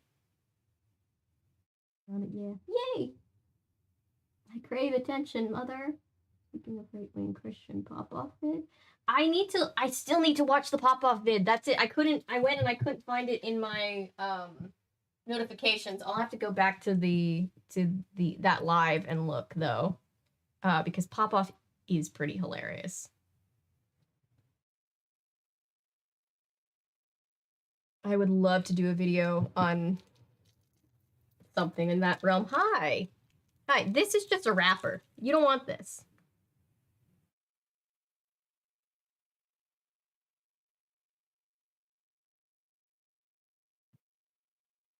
This is not a toy. It's not a snack.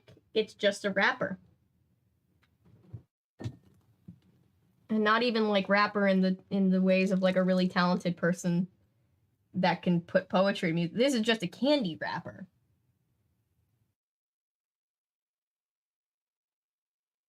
You know, don't bite it. Why do cats want to eat plastic so bad? I have no idea. It's sort of like, why do cats always want to go out into like the garage or like the one like closet that we never use ever? It's just like, they're like, I know I'm not supposed to, but that means I want to. Right? They're like, we must cause chaos. It is what we were sent to this planet to do. All right, let's keep going. See if Frank actually wins this tier by the end of this chapter.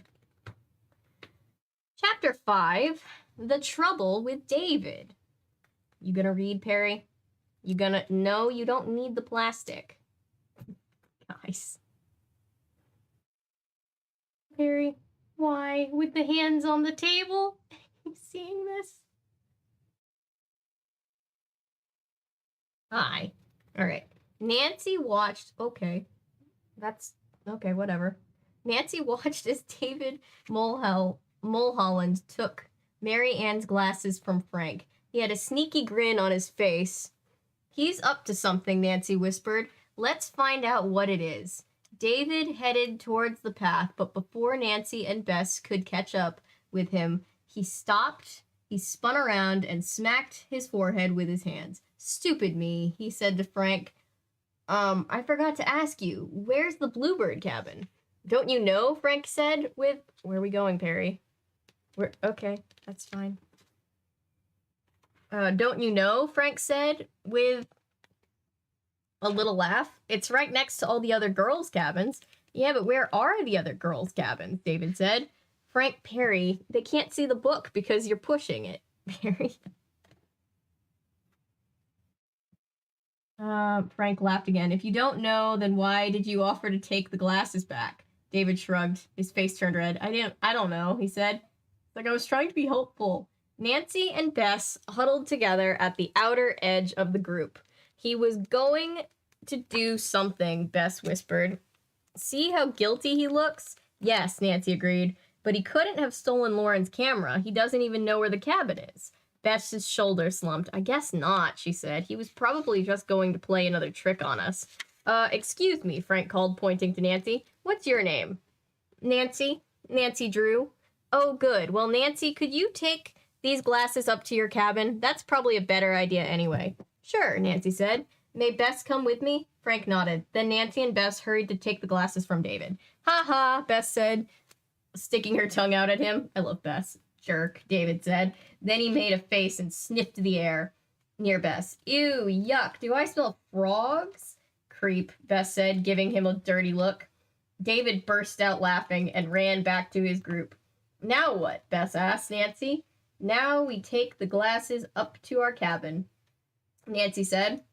By the time Nancy and Bess got there, Lauren was just coming out. She was wearing a pair of clean pink shorts. The pink shorts have come back, the ones that were folded and not rolled. I swear that's going to come back. And if not, somebody missed an opportunity. Whoever the ghostwriter of this one was.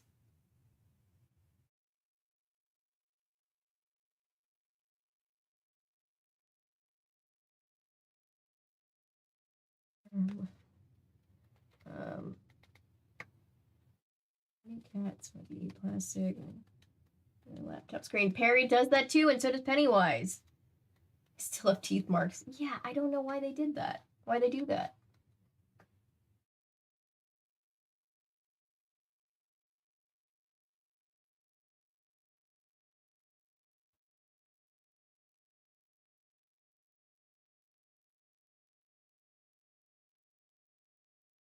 Smell the flavor or chemicals or something triggers, how to put it, happy hormones? Oh, interesting.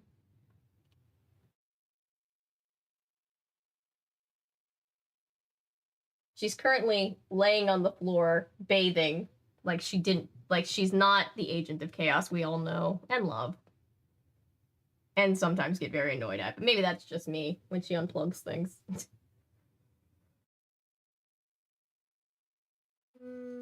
Where was I? A pretty silver locket hung around her neck. Her long, dark brown hair was combed, and she had a pink scrunchie in it. Just then a bell rang 3 times. What does that mean? Bess asked. I forget. Time to go to the next activity, Nancy said. Nancy put the sunglasses on Mary Ann's bed. Then all 3 girls ran down the hill and hurried... Running down the hill. That's the sequel song to Running Up the Hill. Ran down the hill and hurried across the camp to the soccer field. That's where the Bluebirds were supposed to go after the first activity. Nancy and her cabin mates played soccer against the Sparrows' cabin. Finally, the bell rang again. I know what that means, Bess said. Lunch, and I'm hungry. Nancy, Bess, and Lauren all walked together to the dining hall. I still want to keep an eye on Dana, Nancy said softly before they went to their table. So let's sign up for whatever activity she signs up for this afternoon. Perry, please stop clawing the bedpost. Okay, Bess agreed, as long as it's not swimming. After lunch, the Cardinals were called first to sign up. Then they came to the Goldfinches and the Chickadees. What a fun word. The Bluebirds were fourth. Nancy, Bess, and Lauren hung back. They waited to see what Dana would choose. Phooey, Dana said. Phooey, haven't heard that one in a while. Stamping her foot. Treehouse is full. I wanted the treehouse. Maybe you'll get to do it tomorrow, Marianne said with a sigh. She's like, I just want to get home. I'm not getting paid enough for this. Dana frowned, but finally she picked volleyball. Oh, that sounds like fun, Nancy said to Bess. Let's do volleyball. Bess put her hand over her mouth. George is missing. They're doing all the sports. George would love this. And giggled. What a fake, she said under her breath. Don't make me laugh, Nancy said, trying not to smile. Fake, fake, Bess said and giggled. Nancy giggled too. Shh, she said. Dana will hear you. Then she'll know we're following her. Nora and Joanna pouted. We wanted the treehouse too, they said. Nora and Joanna, I think, will be the next bracket. Maybe tomorrow, Marianne said again. Finally, Nora and Joanna signed up for canoeing. With all the Bluebirds were ready, Marianne sent Nora and Joanna to the canoes. Then she took the other 4 girls to the volleyball court. 10 other kids were already waiting there. I'm the coach for volleyball, Marianne explained. Let's choose up sides. Hang on, Perry wants to get out. Give me a second.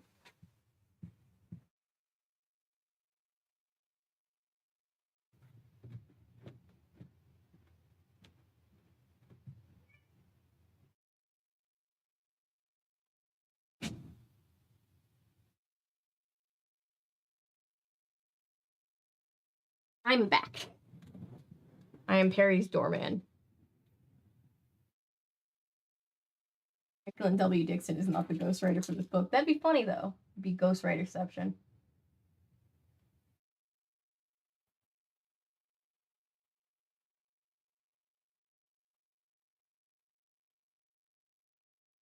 What? God, now I'm thinking of Alex Jones. Young Indiana Jones Chronicles. No, that's a thing that scratches a very faint memory in my brain. Bowie is Donald's secret fourth nephew. Dewey, Louie, and Fooey. It's Donald's kid that he doesn't know he has. That got darker than it needed to. In comics, sometimes the artists accidentally draw too many triplets, and they have nicknames for the fourth one, Fooey, because he's a mistake. Oh no, it's I thought you were just making a joke. That's funny. DuckTales, the movie, Treasure of the Lost Lamp. Yes.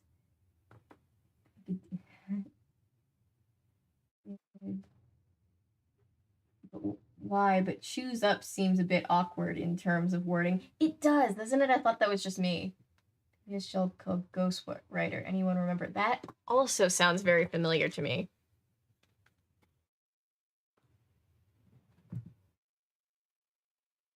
Yeah, so I'm going to post the Fairy Tale Theater. It's on the Cinderella episode. You guys, for being here in the live stream, get to have the first scoop of that tonight. And then tomorrow, I'm going to record my first Once Upon a Time video. I'm just going to start doing them episode by episode. Oh no, Bess said. Look, it's him again. Who? Dana asked. That stupid David Mulholland, Bess said. Nancy squinted in the sun. David was standing on the other side of the volleyball net. He had a sneaky grin on his face. I'm not going to play with him, Bess said. She crossed her arms on her chest. Don't be silly, Lauren said. He's just a boy. We'll beat him. Then Lauren glanced down at the silver locket around her neck. I better put this somewhere safe, she said. She took the locket off. Oh no, it's gonna go missing. Then she pulled a tissue out of her pocket. She carefully rolled the locket up in the tissue and set the tissue on top of a huge boulder near the volleyball court. That's gonna be missing. That we're getting illustrations every chapter. That's nice. I'm also glad the top-down camera decided to work. They're playing volleyball. I think that's Lauren, and that's Bess? I think that's Bess. Nancy's hair is a little longer. Let's go, Marianne called, blowing her whistle. Time to warm up. For the next few minutes, the two teams practiced hitting the ball over the net. Then the game started for real. On the first serve, the ball came to Bess. Get it, Nancy yelled. Come on, Bess. Bess put her hands up to hit the ball, but she also ducked. She looked as if she didn't want the ball to hit her. Yeah, that sounds like me playing volleyball, or really any sport. Dana came running up from behind. She smacked the ball with her palms, but she bumped into Bess at the same time. Bess fell sideways, twisting her ankle. Ow, Bess said as she hit the ground. Are you okay? Nancy asked, running over. No, Bess said. She stood up and hobbled off the court. I have to sit down. My ankle hurts. Poor Bess. Marianne hurried over too. She checked Bess's ankle. It wasn't sprained. Marianne told Bess to sit and rest for a while. Bess moved down to the far end of the field. When Marianne was gone, Nancy leaned down and whispered in Bess's ear. Keep an eye on Dana, she said. She's our suspect, don't forget. The game went on. Even though Nancy's team was short one player, Nancy scored 2 points for her team. She's just that awesome. Nancy's built different, man.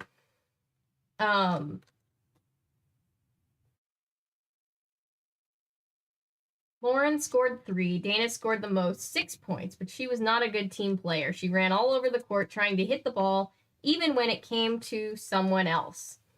When the game was over, Lauren gave Nancy a high five. "We won," she said, "even without Bess." Then she hurried over to the boulder.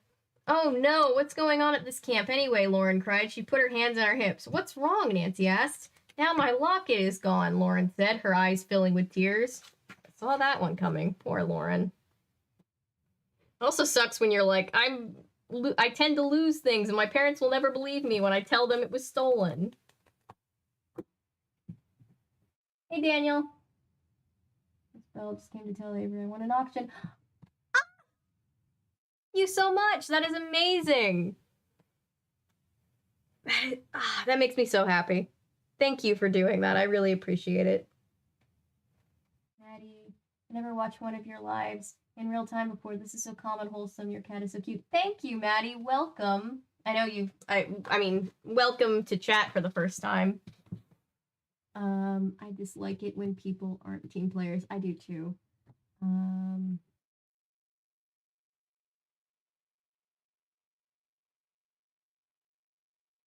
Speaking of CDs, funny story.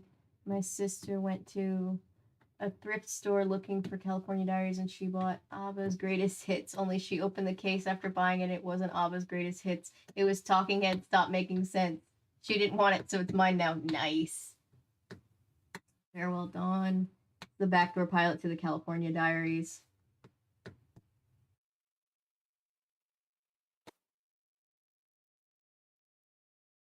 Gold is a cornerstone of any good musical taste. Mm-hmm. Yep. Oh, Daniel, that's so exciting! We get to keep reading California Diaries. We only have the one left, and I'm like, I was like looking for them. I was like, it'd be nice if we can find more. We are 50-50 on the poll. Do I have to vote on the poll to make it not tied? It's just she doesn't like New Wave. So kind of lame if you ask me. It was 50-50. Oh, I didn't mean to end it. Now, Babysitter's Little Sister. No, and I found a graphic novel, Babysitter's Club, in Goodwill the other day. Well, I'm gonna cast my vote for Frank because it's definitely not Mike. So we're gonna put Frank here.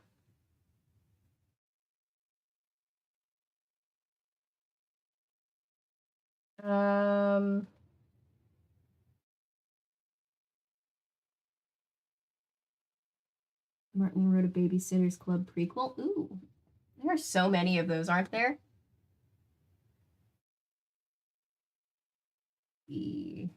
What else was I gonna say? I was gonna say something else.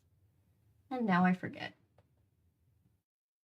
All right, let's do Joanne. We're gonna do like 3 because of the way that I didn't plan this out very well.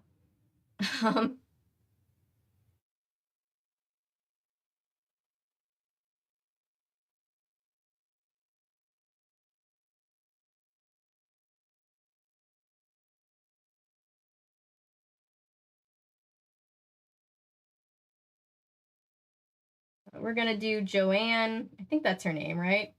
Joanne and Nora for the next tier.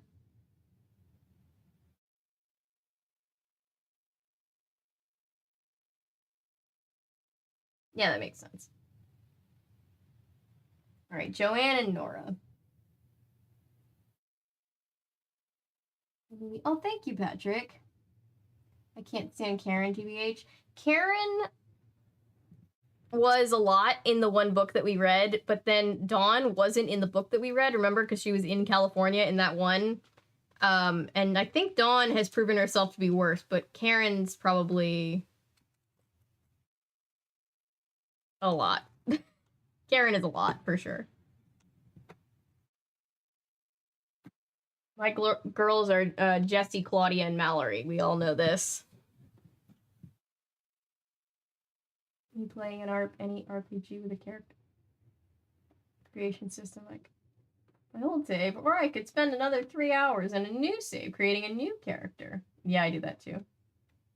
She was kind of a Karen, I guess, Rex. All right, let's do... What, did I start the poll? I did not start the poll. It's probably good to start the poll.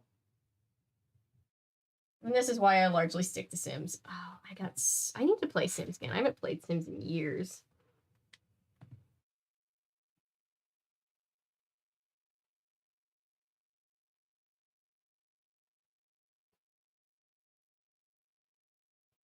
Joanne or Nora. Published in 2010. Summer Before is the name of the babysitters. Interesting. The book should arrive by the 17th. Amazing!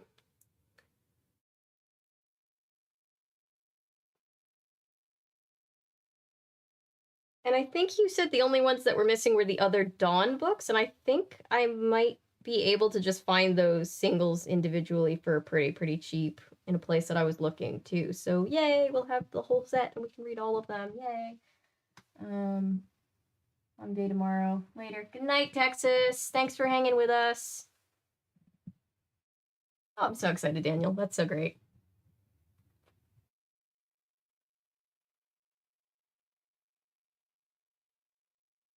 I want to make you a small plushie.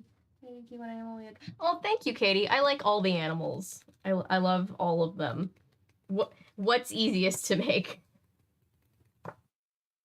You need is Dawn's other 2 books and the final book. Okay. Yeah, that's I can look for those. Ooh, I'm so excited.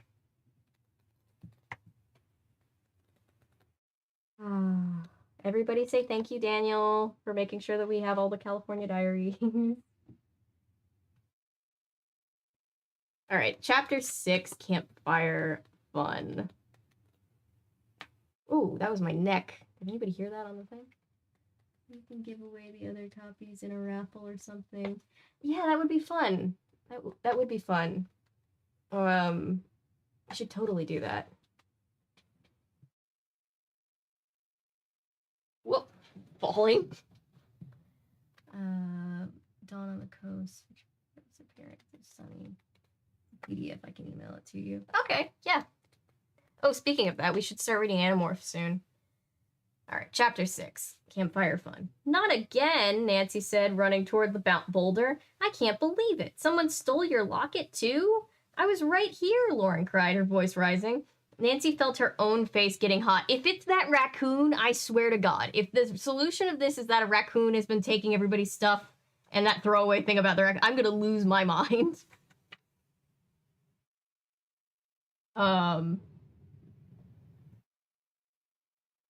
Nancy felt her own face getting hot. How could this happen? How could someone steal Lauren's camera and her locket? It was so mean.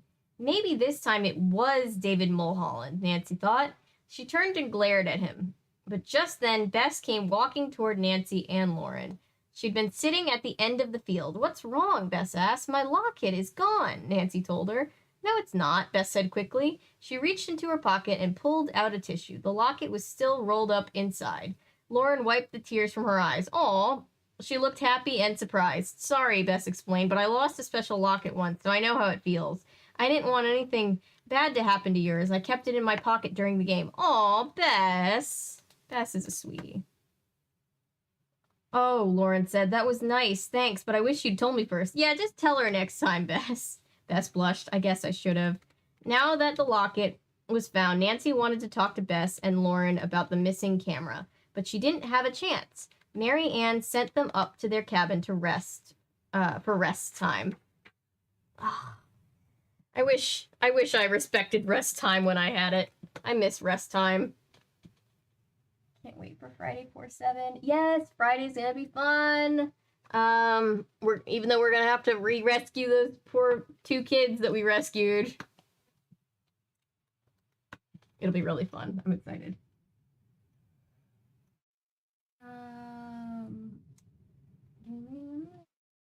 That's in my head. I love that song, Rex. Animorph soon. What is today? Today's Wednesday? Today's Tuesday? No, today's Wednesday. Today's Wednesday. I don't know when we can do Animorphs. Let me think. Maybe not tomorrow. And not Friday because we're doing Haunted Island. I almost said Haunted Mansion. Maybe Saturday night? Can't believe Rakakuni me. All those kids stuff. That's funny. During rest, no talking was allowed. Nancy took out her special blue notebook and lay on her bunk. She went over her clues and wrote them down. Okay, Nancy thought. Dana was alone in the cabin on Friday night, but so what? That didn't prove anything. It meant that Dana could have stolen the camera, but did she? And what about Nora and Joanne? Joanna. Oh, I wrote it as Joanne. Sorry, Joanne. Joanna.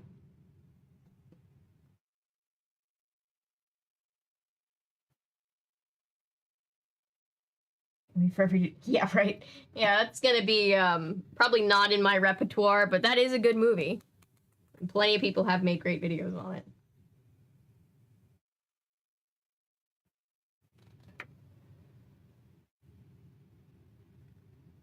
They were such close friends, they always kept to themselves. I'm going to keep an eye on them, Nancy decided. She glanced over at Nora. Nora and Joanna weren't talking.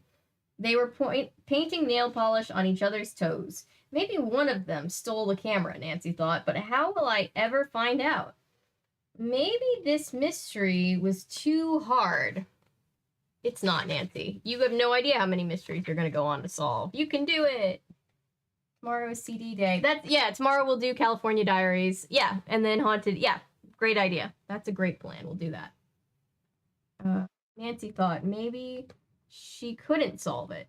When the rest of them... Oh, I didn't point this out, but I'm sure you guys could all see. This is her on her bunk. This is Nancy on her bunk looking at her notes about the missing camera. Nancy thought maybe she couldn't solve it. When rest time was over, all the bluebirds went for a hike in the woods. On a hike, Mary Ann Raymar took Nancy aside. I meant to thank you, Nancy, Mary Ann said, for bringing my glasses back. Oh, you're welcome, Nancy said, but secretly she thought now if she could only find who took Lauren's camera and bring the camera back to her. After dinner that night, everyone went to the campfire. It was held in the big clearing under a sky full of stars. Cue the Coldplay song that's going to be annoyingly in everybody's head now, sorry. The night air was chilly. The fire felt good. It was Nancy's first campfire ever. This is going to be so much fun, Nancy said to Bess with excitement. She found a place to sit on the ground with Bess and Lauren, but Lauren was glum.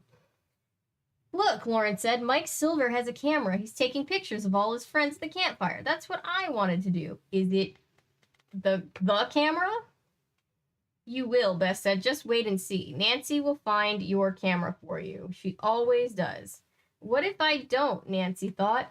What if I can't this time? For the next few minutes, the counselor stood in the middle of the circle and taught the campers some new songs. Philip, the music counselor, played the guitar. He taught them a song about Ham that jumped off the table and ran away to a shopping mall. Nancy thought it was funny. She liked the part about the ham wearing pineapple rings as earrings.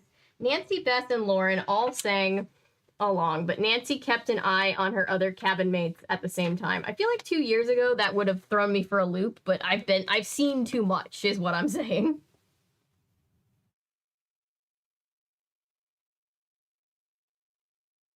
Nora and Joanna weren't singing at all. They were talking and giggling. Sing! In the words of Phantom of the Opera. Sing! Then Nancy glanced at Dana. She was singing, but when the song was over, Dana suddenly got up. She started walking around the circle. Where is she going? Nancy whispered to Bess, nodding toward Dana. I don't know. Bess said, I'm going to find out, Nancy said. Be right back. Nancy stood up and hurried around the outside of the campfire circle. She had to walk slowly because it was dark. She didn't want to trip on any stones. Philip strummed his guitar and started to sing Good Night Campers. Nancy didn't sing along. She kept her eyes on Dana. I've got to follow her, Nancy thought, even though it's dark and spooky. Nancy, Dana, one of the counselors called. It was Linda. the arts and crafts counselor. She was sitting by the campfire, but she reached out and tapped Nancy's leg. Where are you going? Linda asked. I was just following Dana, Nancy said, pointing in Dana's direction. But where is she going? Linda asked, starting to get up. Dana walked straight toward a picnic table under some trees. It wasn't far away. In the moonlight, Nancy could see something lying on the table, something yellow. Dana picked up the yellow thing. Then she turned around with it in her hand. Hey, Nancy said out loud when she saw what Dana was holding. That's a camera. Dun, dun, dun. All right. I still think this is going to be a red herring because we've got 2 more chapters, and that's like a quarter of this book, basically. This is not a very long book, so can't be over yet.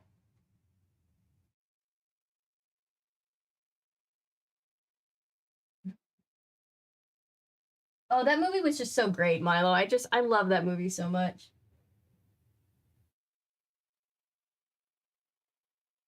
She hated Everything Everywhere All at Once. My mom hasn't seen it, but I feel like it would be very overwhelmed.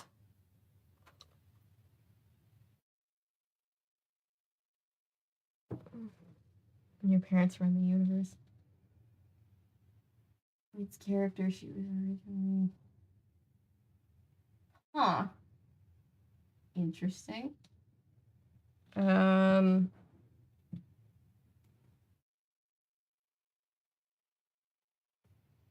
was I gonna say? Oh, yeah. The poll. Again, we're at 50%. I'm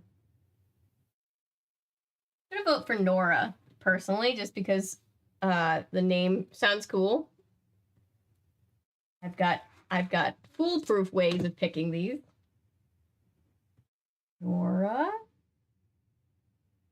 All right, so let's take, this is not how you're supposed to do a tier list, but I wasn't thinking it through. So we've got David. The winners of the 3 before this, were David, Frank, and Nora. So the question is,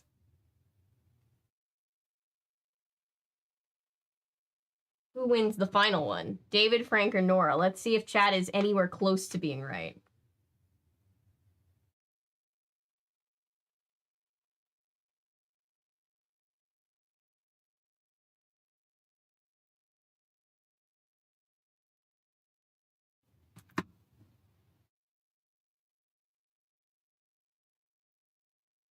Yeah, I wasn't expecting either of them to be in the movie, and I was like, oh, wait, I love them. Alrighty.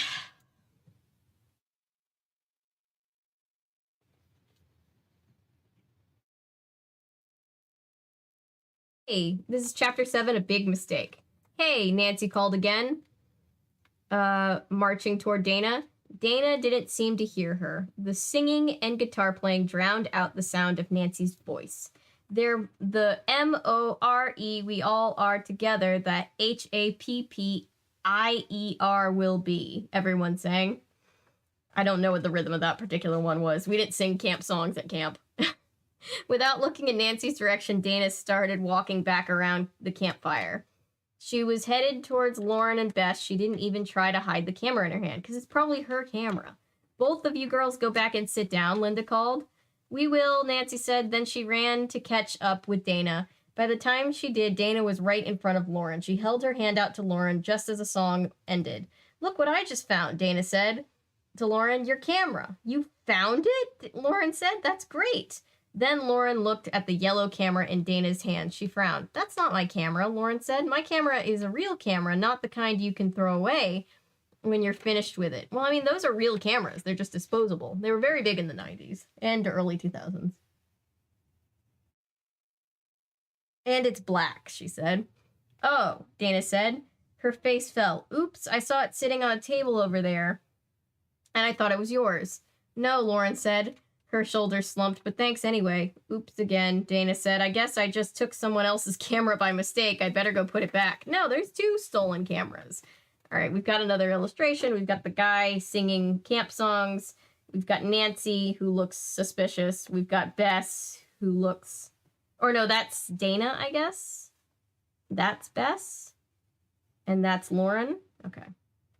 Nancy felt herself blushing as she watched Dana skip off. Oops to me too, Nancy said. I almost accused her of being a thief. Well, she was, but by accident, and not the thief that you were looking for. Bess scooted over to make more room for Nancy to sit down. Oh well, Bess said. Now you can cross one more suspect off your list. When the campfire was over, Nancy, Bess, and Lauren walked up the hill to their cabin together. Nora and Joanna were right behind them. Dana ran ahead. The crickets chirped loudly in the night. Let's tell ghost stories, Nora said as they reached the cabin door. Nancy shivered with excitement. Oh, I thought I was going to do my anticipation bit. Damn it. That sounds like fun, she said. I have a book called Nancy Drew Ghost Stories that we'll have to read sometime. Okay, Bess said, but I get to go first. Really? Nancy was surprised. Usually, Bess was afraid of ghost stories. Sure, Bess nodded. That way I won't be so scared. When all the girls were in their bunks, Bess started her story. It was about a girl with a black ribbon around her neck. Everyone kept asking her to take it off, but she never would. Oh, I remember this one. Then finally one day she did, and her head fell off. Cool, Nora said. That was creepy, Joanna said. Now someone else tell one, Nora said. How about you, Lauren? Nancy looked over at Lauren. She was lying with her back to everyone facing the wall. No thanks, Lauren said quietly. Uh-oh, Nancy thought. She must be really upset about her camera. Nancy didn't blame her either. It was terrible to lose something special. I wish I could find the camera for her, Nancy thought, but she was running out of ideas. Maybe Nora and Joanna both stole it, Nancy thought. Maybe they were covering up for each other. Or maybe it was someone else. Or maybe, Nancy yawned. Her eyes were heavy. Maybe I'll figure it out tomorrow, she thought. And she felt herself drifting off to sleep. Okay, Bluebirds, Marianne said at the breakfast table the next morning. We get to sign up first for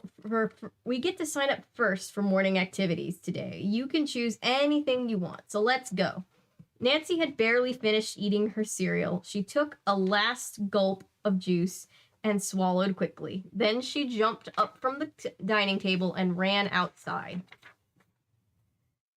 I want the treehouse, Dana yelled. Oh yeah, I forgot that this was about a treehouse. I almost forgot about the treehouse. Oh, and the picture on the front is the frog incident. That's funny.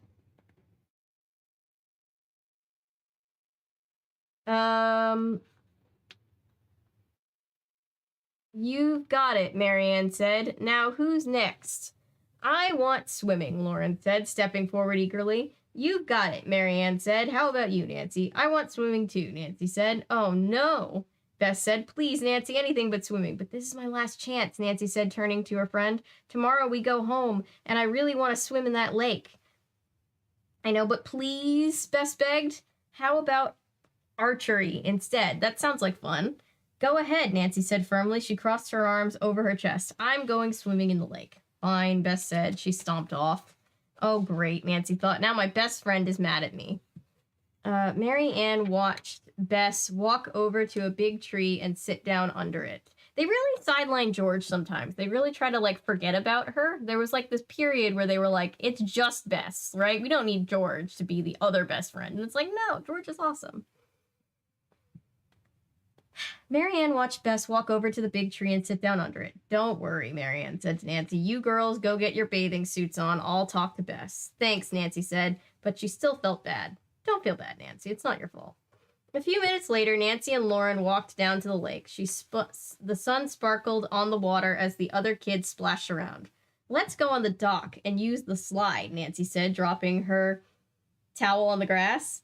Okay, Lauren said. Then she stopped. Uh-oh, she said. I forgot to take off my watch in the cabin. I'd better put it away. Oh, if the watch goes missing, I'm going to lose my mind. Lauren took her watch off and rolled it up in her towel. She set it carefully on the grass.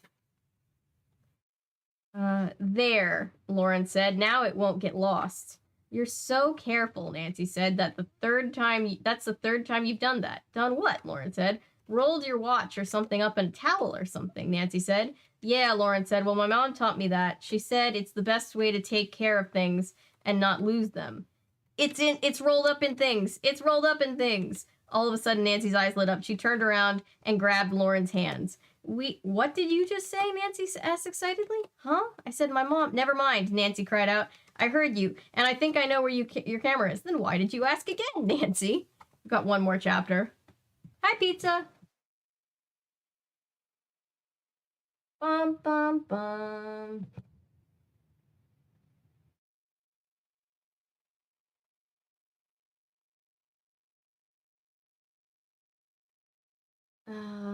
Okay, we've got one more chapter. I have a feeling there's going to be no oh, I didn't even start the last bowl, so this was a big fail because I don't even think there's going to be a culprit. I think the culprit was going to be clothes that the thing is rolled up in.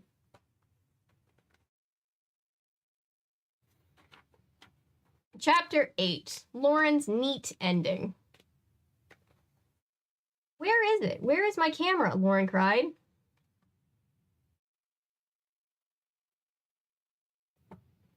Just wait, Nancy said, her eyes dancing. You'll see. Nancy ran down the grass toward the water. The swimming counselors were all standing there. Quickly, Nancy told Jenny, the counselor in charge, that she wanted to go back to her cabin. She explained that Lauren had lost her camera, and Nancy thought she knew where it was. Okay, Jenny said, but you and Lauren must stick together and don't go anywhere else. We won't, Nancy promised. Then she almost bounced all the way up to Lauren. Let's go, Nancy said. All the way back to Lauren, sorry. When they got to the cabin, Nancy ran toward Lauren's bunk and pointed to her duffel bag. Open it, Nancy said, and Lauren shook her head. It's not in there, she said. Believe me, I looked.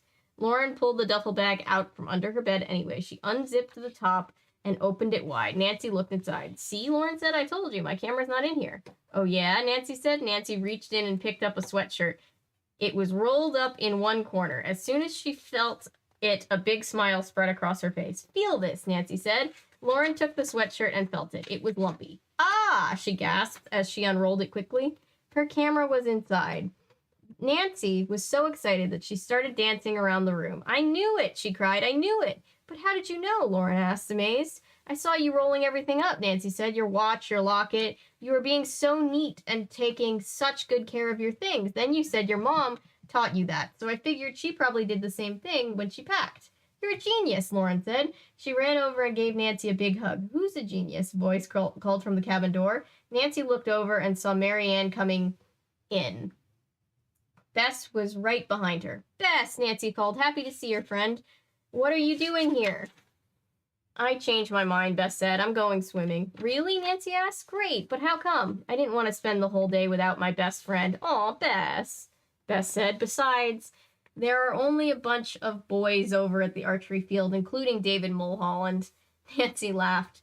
But what about blowing bubbles? Are you going to put your face in the water? Oh, she doesn't have to do that, Mary Ann said quickly. I talked to the swimming counselors. They said she can just wade if she wants to. It'll be okay. Nancy was so happy she wanted to jump on her bed and bounce around, but bouncing on the mattress wasn't allowed. Well, great, Nancy said, giving Bess a hug. Let's go. That sounded sarcastic, but that was probably just me. Nancy wasn't being sarcastic. I was. Not even intentionally. While Bess changed into her bathing suit, Lauren told her and Mary Ann all about how Nancy had found her camera. Then they all hurried down to the lake. Lauren brought her camera with her. This is going to be the best day of camp ever, Nancy said. She headed towards the water. I know, Lauren agreed. Finally, I get to take some pictures of my friends. Bess waded into the water, careful with it near the water after all that, up to her knees and just stood there. Lauren snapped a picture of her. Then she took a picture of Nancy diving. Then she wrapped her camera up in her towel so that it would be safe. She ran into the water and splashed around. I want a copy of that picture, Bess said. Which one? Lauren asked. Here's a picture of her taking a picture. There's Nancy. There's Bess. There's Lauren. The one of me swimming, Bess said. This is the bravest thing I've ever done. Oh, you'll do braver things, Bess. Just wait until you get older. Nancy and Lauren laughed. You aren't exactly swimming, Lauren teased. Oh, yes, I am, Bess insisted. For me, this is swimming. That night, Nancy lay in her bunk bed before lights out. She opened her notebook to a clean page. Then she took out a pen and wrote, Today I solved a mystery, the trouble at Camp Treehouse, and I found a missing camera.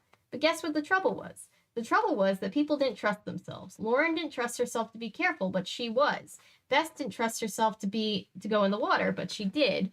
She did it, and I didn't trust myself to solve the mystery, but I did that too. Now, the only trouble with Camp Treehouse is that it doesn't last long enough. Tomorrow we have to go home. Oh well. Case closed. Aw, that was cute. I kind of wanted it to be like a nefarious, evil child. But that was very cute. Suddenly, camera. Like suddenly Seymour. But this time, camera. I guess the real stolen camera was the friends we made along the way. I guess it was. Joe Mama. And then it turned into a robot. And then it turned into a transformer, and we were all very confused.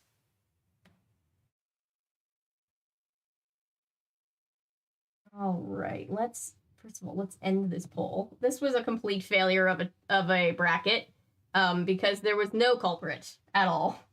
Oh well. But let's see. That was cute. Let's update that we finished this book.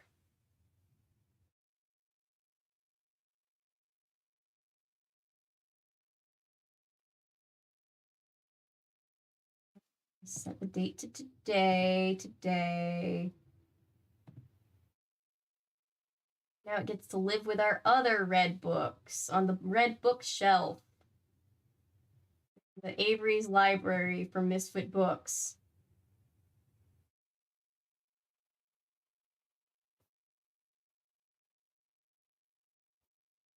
All right, so that was book number 1 of the night. I read it with Bryn and Astrid, so I played along. However, the next book I have not read. Aww. Don't worry, Bess. You'll seduce a super unhinged prince and then lose him to Joe Hardy in the future. That's definitely braver than wading deep into the lake. Yeah, knee deep into a lake. Right? Oh my gosh. All right, so now, oops, I'd already switched them. I switched them back. Oh well.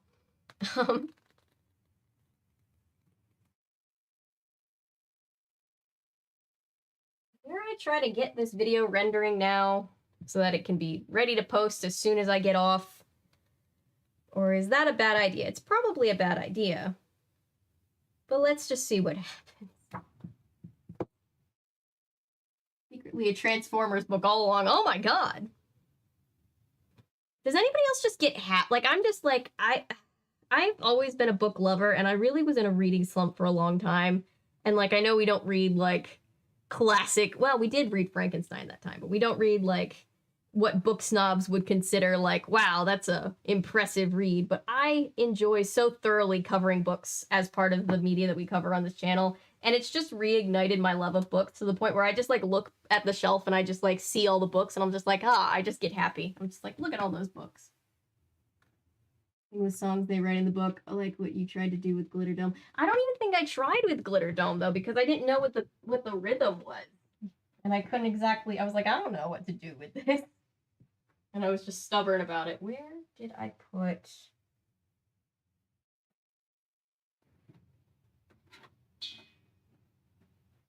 do something probably ill-advised and get this working.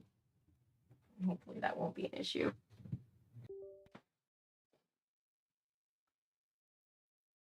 Ooh.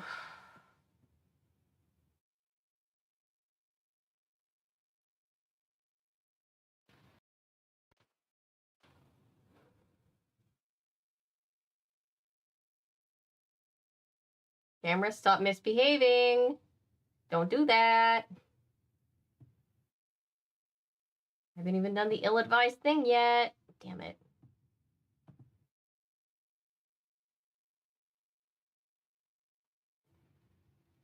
So it begins.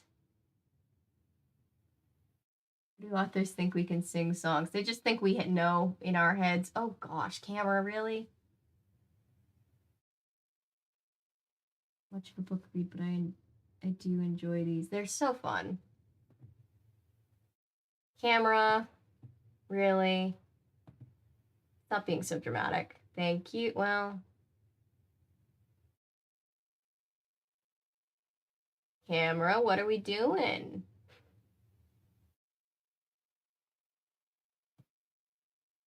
Oh, do I need to go to my integrated webcam video? Ew, gross, look at that. That's disgusting. We hate this. We don't stand this.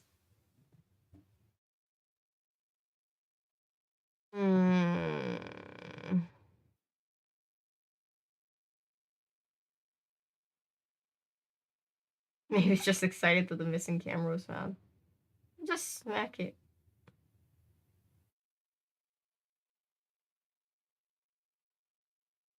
Dear, it's giving me a headache to look at. Sorry, we're gonna have to go to the gross integrated webcam right now.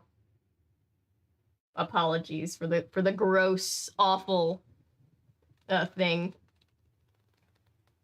Still trying to permanently fix this issue. I think I just need a new hub. Not the gummy bear song. The camera. Sorry, Owl.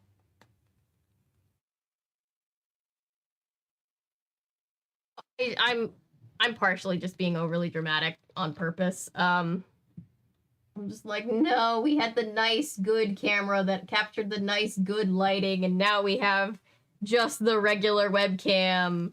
How could they do this to us? No, it's okay. You don't have to delete it, Patrick.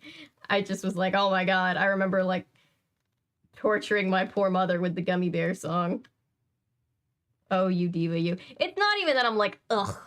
Now it's not getting my good side. It's mostly just like, aw, I want it to look like a professional. I'm just kidding. I'm sure, since we've probably not got too much, this book looks a little, well, this book looks like it's a little shorter than the other one. We'll probably read it a little faster than the other one. I'm sure we will manage with this camera. And then hopefully tomorrow I will be able to order the part that I need to fix this setup for good. Turn on another lamp. Every light in this room is on currently. Sorry, this is gonna be, I have to move this. Sorry, that was probably a gross sound. I'm gonna give the other camera a chance to shape up, and then hopefully we can go back to it. What, moving the microphone? Is it better? Can you hear better now? I just realized it was tilted a weird way. Part of why I like your channel is because it doesn't come across as pretentious. Well, thank you. That does make me feel better.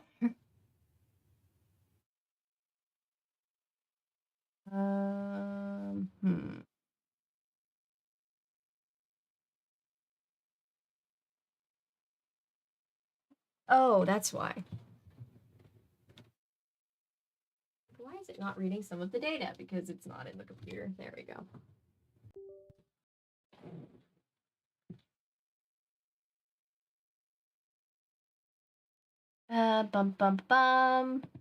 On today's stream, we're gonna do a watch Avery render out a video stream. No, I'm just kidding. But I figure since the camera is already down, we might as well. That way the video will be up sooner once I'm off. This actually isn't that bad of a setup. It's just a webcam. Flaws aren't that bad, embrace them. Yeah, exactly. That's great. That's true, Paulo. Thank you for reminding me. The microphone was blocking the light when you moved it. It got lighter. Oh, interesting. Sorry, I don't want to ruin everybody's... Everything is shaking. Well, cool. If that works, that works. Whew. If I have a hair thing to put my hair up in real quick.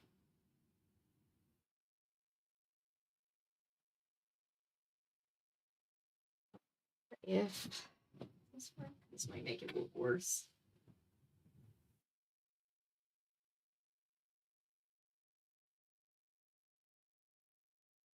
When I was without my computer and without internet, I almost did a live stream because remember I had to not do a live stream that night because we just straight up didn't have internet at all. We didn't have Wi-Fi, so I was just like, well, I guess we can't stream tonight, guys. Sorry about that.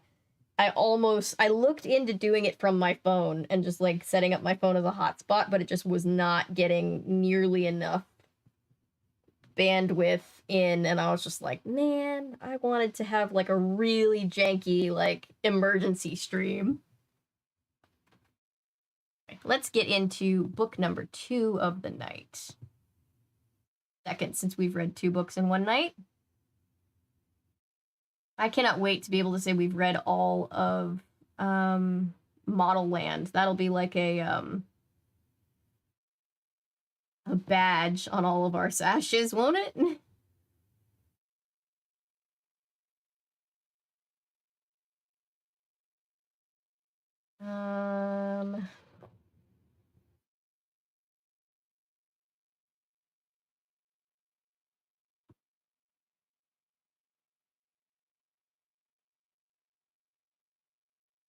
All right.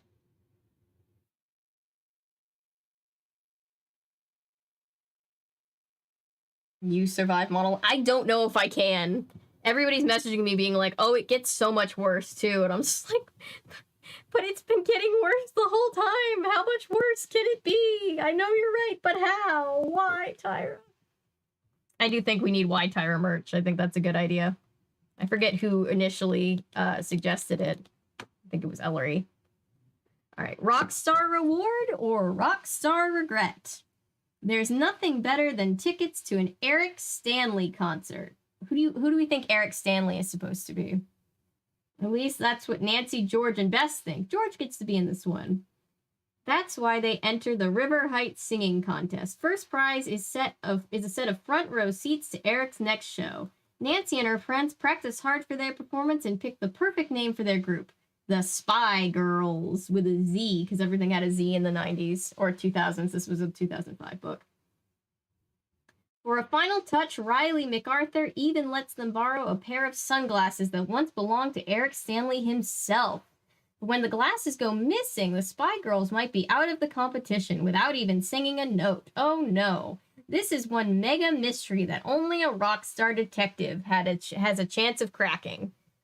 These books also very much take me back to like summer reading program. They're just very underrepresented in the world of nostalgia media. I think the Tyra Y merch is indeed my idea. I think I was like, I don't want to steal, because Tyra Y, like spelled like I, is too good of an idea. I don't want to steal it from you. But even though that is obviously the superior Tyra Y. But yeah, we need some kind of Tyra Y merch.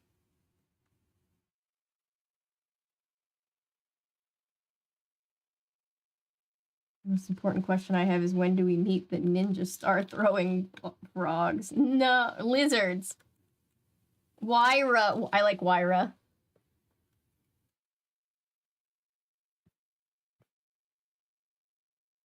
How long is Model Land anyway? 570 pages. Including the acknowledgements. Which I feel like we can skip because they took about a year off of poor Gabe's life.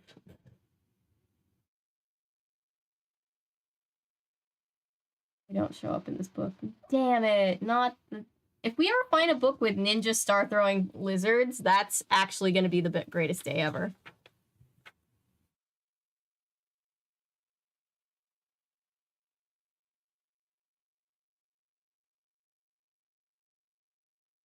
Sweet mother of J.R.R. Tolkien. I've read longer books. It's not that it's the longest book I've ever read. It's just the most insufferable book. But it's also so entertaining. So, like, I don't know. But it felt like we've read... I think by the time we ended the day, we had done 2 streams. One before... Where is everybody?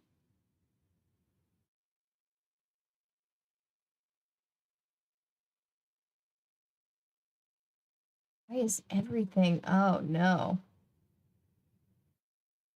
There's only 6 of us here. We're real homies. Thank you for being real homies.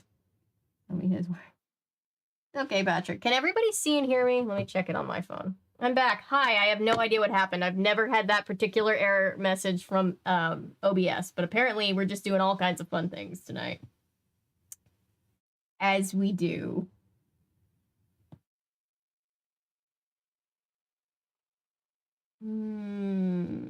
Docs menu. Let me get my stream chat back. There we go. I have fixed chat. For now.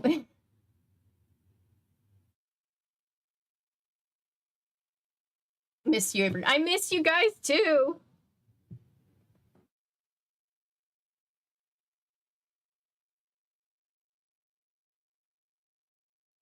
Frozen. I was literally sitting here being like cold, and then as you sent it, my brain went frozen. Where I go, Eric Stanley is so Jesse McCartney. He is. But any other American singer in 2005 that girls thought was so hot. It's true, he was very popular. I never had a crush on Jesse McCartney, but I did like his music. All right, Singing Suspect.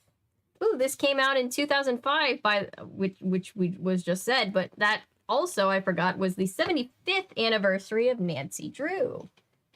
And here we are getting close to celebrating the 100th. Oh boy. You're good. That was genuinely funny, Paulo. I like that. Thank you. All right. Chapter 1, Rule of Cool. While I'm here, real quick, let's see if the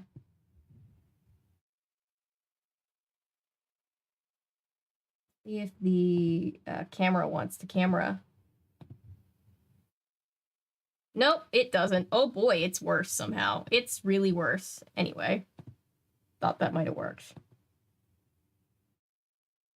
Oh boy, a teen girl is about to turn 100. Well, she is an immortal vampire, don't forget. Good night, Patrick. Thank you for hanging out, and thank you again for the books. And tell Bryn and Astrid that it really made my day, and we appreciate them. All right. Rule of Cool, Chapter 1. We're on the case, 8-year-old Nancy Drew sang. She was holding the handle of a jump rope like a microphone. I used to do that all the time. So we're in your face. George Fane and her cousin Bess Marvin stood on either side of Nancy. They held pine cones in front of their mouths and sang along, "We're the Spy Girlz." Nancy, Bess, and George were best friends, but this summer they were even more. They were a singing group. Ooh, now they're gonna go to Camp Rock in a few years, God help us. Today they were in the park practicing for a big contest on Saturday. The contest was part of the River Heights. Ooh, we have a River Heights book. Summer celebration hosted by Mayor Stone. It was just for kids.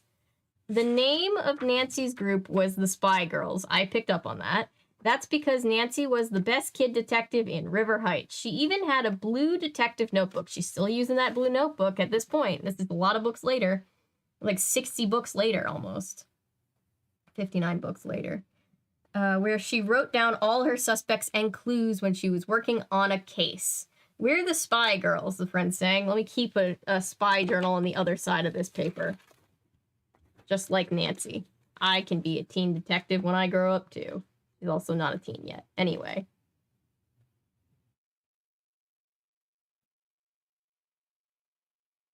There's vampires here. Oh, so I have two, I found two graphic novels or comic books.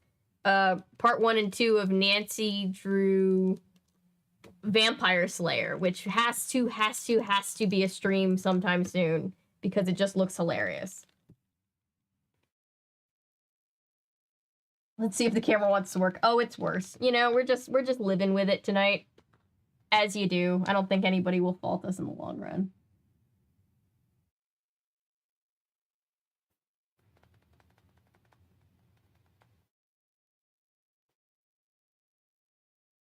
He's almost 30. Oh, bless him. What kind of dog is it?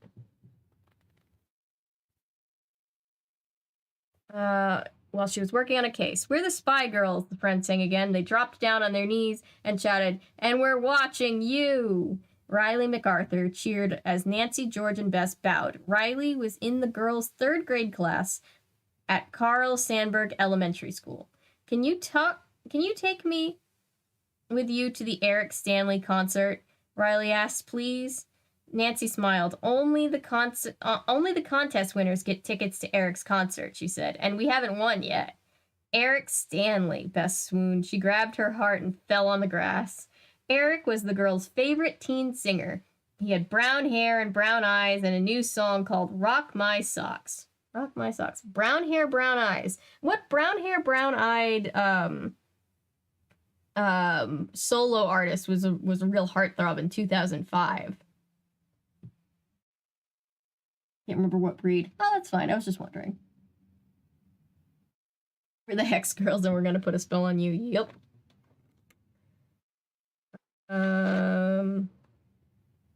What if we don't win? Bess asked. Look at all the kids we're up against. Look at all those chickens. Sorry, my brain is braining, I guess. Brain go burr.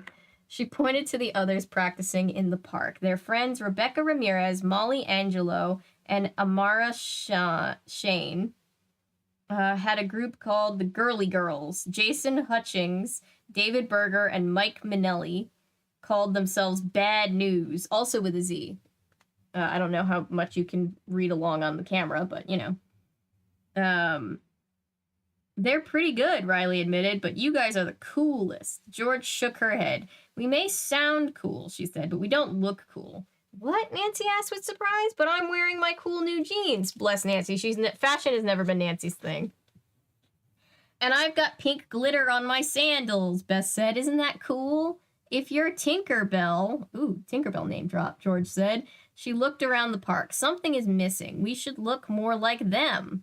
George pointed at the stage. A group called Triple T was practicing. Triple T stood for the 8-year-old Tuttle triplets, Darley, Marley, and Carly.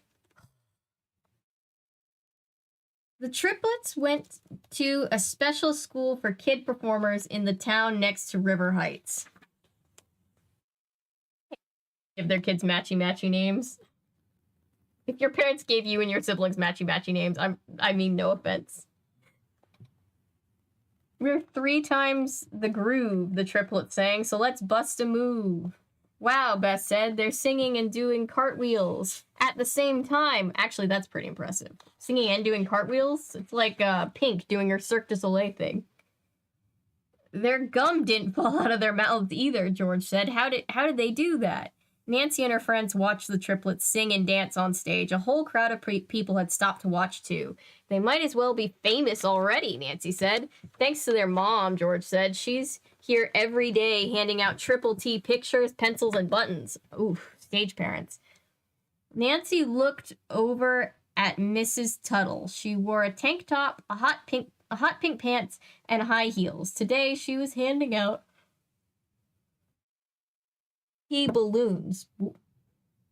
The girls will be signing the balloons after practice, Mrs. Tuttle called out. No pictures, please, unless you're from a magazine or newspaper. Who wants a signed balloon? It's gonna pop. Jason, David, and Mike walked past the girls. Mike dropped a popsicle wrapper on the ground and kept walking. Litter bugs, Bess called after them. I love Bess. No wonder you're called Bad News. Blah, blah, blah, Jason sneered. Nancy glanced down at the wrapper. There was a picture of the triplets on it. The words, keep cool with Triple T. They have their own candy? Ooh, that's my neck again. You know what my favorite part of these books have been so far? The absence of Ned. Aren't they like 13 in this? Pink glitter is perfectly appropriate for 13-year-olds. Yeah, I think they're younger. I think they said they're 8, but yeah, you know, same age demographic. Yeah, perfectly popular with preteen girls.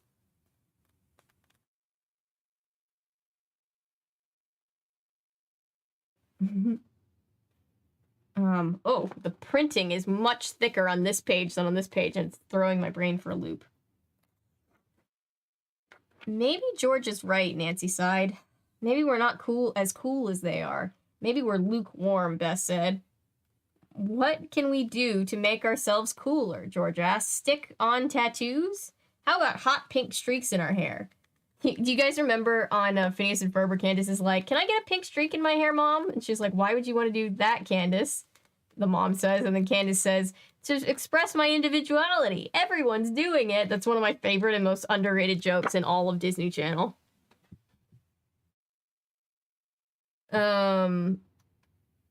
Forget the tattoos and the pink streaks, Riley said. I have something that will make you so cool, you'll turn hot chocolate into chocolate ice cream.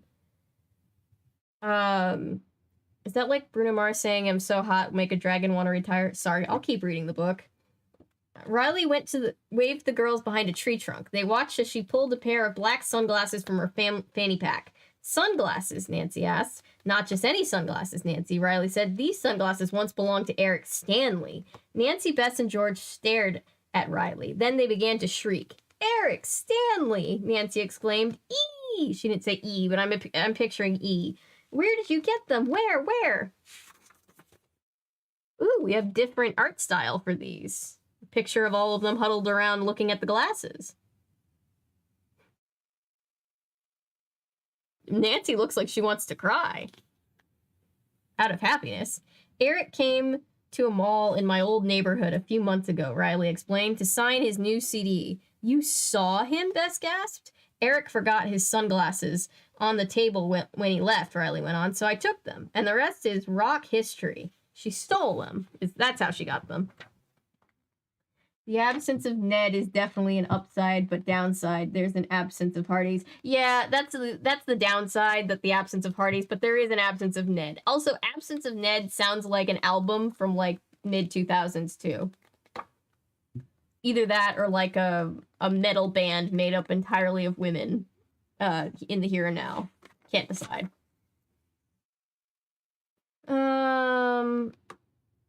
Riley handed the sunglasses to Nancy. Nancy couldn't believe she was holding Eric Stanley's sunglasses. They had a silver S painted on the side and a long scratch across the right lens. The S is for Stanley, Riley said.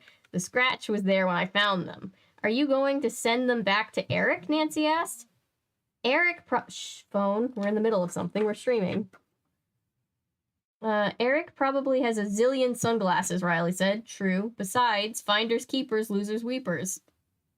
Yeah, I believe that is actually 9/10 of the law, the finders keepers law. George turned to Nancy and Bess. Wait until we tell the world we have Eric's sunglasses, she said excitedly. Don't tell anyone, Riley pleaded. Then everyone will want them, especially that fourth grader, Mindy Nosy Spinoza. Mindy was president of her own Eric Stanley fan club. Ooh, remember fan clubs, guys? Is anybody in fan clubs? Nancy, Bess, and George wanted to join until they found out they had to spit on their hands and high-five at every meeting. Ugh. Wait till they get to COVID times. They're really going to hate that idea. What fun is having Eric's sunglasses if we can't tell anyone, Bess asked. But Nancy didn't want to worry Riley. We won't tell if you don't want us to, Riley, she said, and we promise to take good care of the sunglasses, too. Good, Riley sighed with relief. It's almost like they're just like any other normal sunglasses without the backstory. Nancy, Bess, and George left the park. Riley stayed behind to jump rope. As the girls walked up Main Street, they took turns wearing the sunglasses. They feel big on me, Nancy said. I can make them tighter, Bess said, her blue eyes shining. I can fix anything. Oh, Bess is the fixer. I forgot about that part.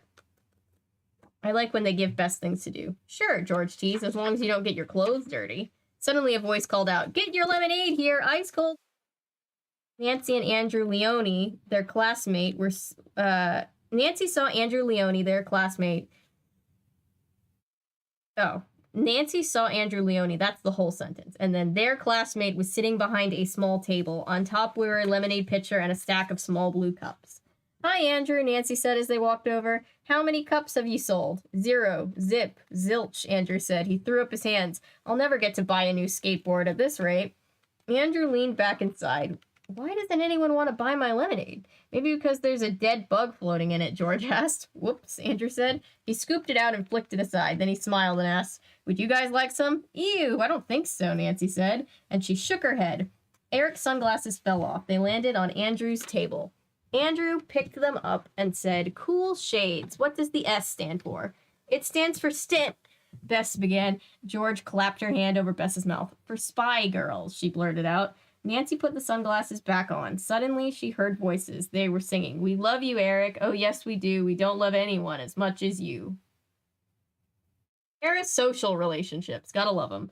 "Great," George groaned. "It's Mindy Nosy Spinoza and her whole fan club." Mindy and 7 other girls walked over. They were all wearing Eric Stanley t-shirts and hats. The littlest girl was Mindy's 5-year-old sister, Ella. She was wearing Eric Stanley socks. "Lemonade," one of the girls cried. That's Eric's favorite drink. Let's get some." How I choose all of my drinking habits. As they walked closer, Mindy began staring at Nancy. She stopped walking and began shouting, oh my gosh, she's wearing Eric Stanley sunglasses." Nancy stared at her friend. Oh no, she thought. How does she know? Because she's a super fan. They know those things. E. The S stands for sunglasses. Duh. All right. Let's see. Let me get a sip of drink and then I'll just get right into the next chapter. Wait, they're 8? They're 8, Milo. Sorry, I know you probably sent that a while ago, but yes, they're 8 in these books. I think it said 8 in the first. They said 8 in the last book. 8-year-old Nancy Drew. Yeah. Which means Bess and George are also 8.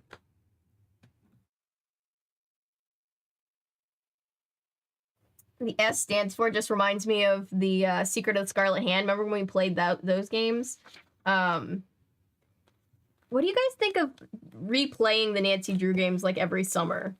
Would that be something that people would be interested in, since there's new people and a lot of people weren't here the first time we did it? Would that be something people are interested in? He's named Bobby and is a Refario de Longit. Basically a Portuguese purebred. That's like a farm dog. Aw, cute. I'm interested in it. Nice. Okay, sure. That would be, I think it would be fun. We definitely need to do them again. They were fun. But the S stands for just reminded me of in Secret of the Scarlet Hand, that game where she's like, S stands for sulfur. AG, or what was the other one? HG stands for Mercury. It reminds me of that one. Chapter 2, Rock and Shock. How do you know they're Eric's sunglasses, Mindy? George asked. Mindy rolled her dark eyes. Do I need to have Eric Stanley fan club meetings in my clubhouse every other day? Do I not have Eric Stanley fan club meetings in my clubhouse every other day? She asked. Do I not have all of Eric's CDs, towels, and bed sheets too? That made it sound like she stole the bed sheets and towels from him, and that was concerning, but I'm sure it's merch. Ooh, we have a pineapple belongs on pizza, a very contentious take in chat. Discuss chat. And those are the sunglasses that Eric wears in our favorite poster, said one of the girls. She had on Eric Stanley's earrings. They have a silver S on them and a big scratch, just like those have. Andrew leaned over and whispered, I'd believe them if I were you. Worried. They promised Riley that they would keep the sunglasses a secret. But how could they keep it a secret from Eric Stanley fan club? Okay, from the Eric Stanley fan club. Okay, what do you want for them? Mindy asked. We'll give you a wad of gum that Eric chewed and spit out. Ugh, ew, Bess cried. That's totally gross, George said. Thanks, Mindy, Nancy said with a smile. We want to keep the sunglasses. Mindy narrowed her eyes, but then she shrugged and said, who needs sunglasses anyway? We have a real dollar bill that Eric signed just for us. Isn't signing money illegal? I mean, people do it, but like, I think technically you're not supposed to write on money. Here it is, Ella said. She pulled a dollar bill from her pink plastic backpack and held it up. Wow, Bess said, and they looked at it. Eric Stanley did sign it. Give me a break, Andrew said. Did you want lemonade or not? I'll give you 8 cups for just $1. We'll take it, Mindy said. She didn't take her eyes off Nancy. Give them $1, Ella. Okay, Mindy, Ella said. Mindy tilted her head as she looked at Nancy, Bess, and George. Aren't you guys in the singing contest, she asks. So she paid with the dollar that was signed because she's 5. Okay, caught up. Mindy tilted her head and looked at Nancy, Bess, and George. Aren't you guys in the singing contest, she asked. Yes, Nancy said. We're called the Spy Girlz. We're practicing tomorrow. Mindy and the fan club left with their cups of lemonade, and Andrew stuffed the dollar bill in his shirt pocket. $30 to go for a skateboard. Andrew sighed. If those sunglasses were mine, I'd take them straight to Rock On Cafe. I don't remember skateboards being that expensive in 2005.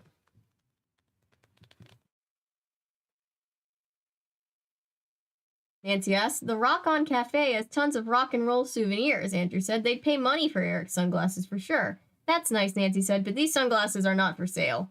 The girls left Andrew and began walking to their house. I can't wait to practice in the park tomorrow, Bess said. We have the moves, George did a little dance step, and the grooves. Not just the moves, and not just the grooves, but the moves and the grooves. Good for them.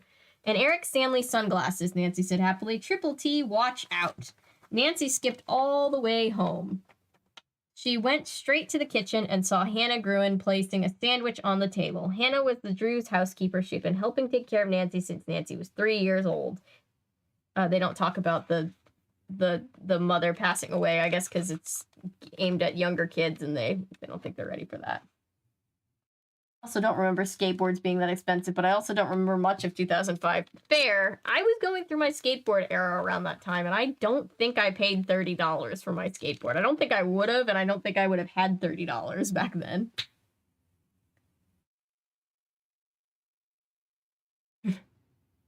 Just trying to keep chat alive. Rex has chosen violence.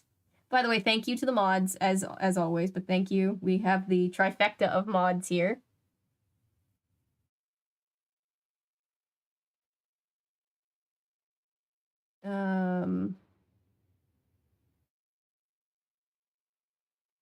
Skateboards were over $50. I'm here more to just listen occasionally, adding jackassery. Huh.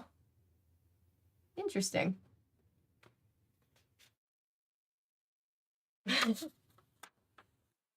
And Eric Stanley sunglasses, since she was 3 years old. Okay, how do you like my new sunglasses, Hannah? Nancy asked. Aren't they neat? They'll be neater once I clean those sunglasses on the lenses. The smudges on the lenses, Hannah said. You can't clean them, Hannah. This is famous person sweat.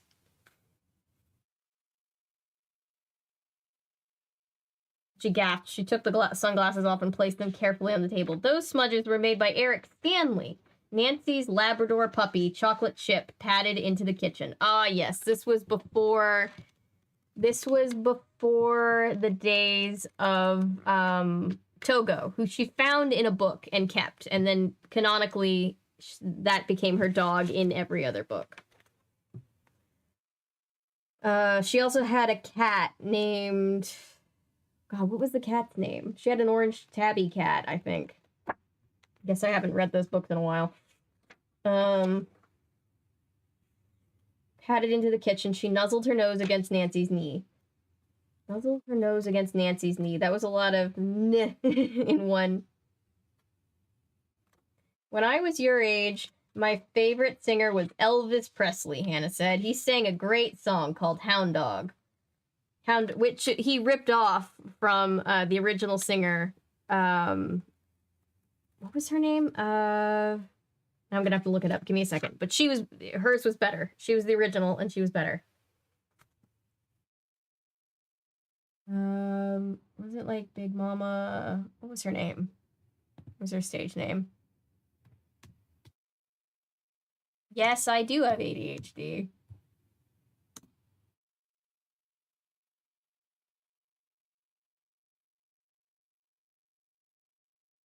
Big Mama Thornton. There you go. Hers was better. Hers was definitely better.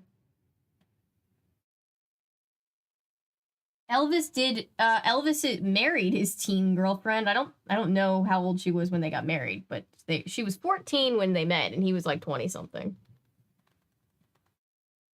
I always imagined her being close to Carson's age. How old is this iteration of Hannah Gruen? She's usually imagined as like somebody in like her 40s or 50s, like a little older than Carson. But yeah, I do like the idea that she's their age and that they're like platonically raising this kid as like besties. It's a cute way to interpret it. Yikes. Yes, yikes is correct. She was 16 or 17. When they got married, she was 16 or 17? I just read it right, Ellery.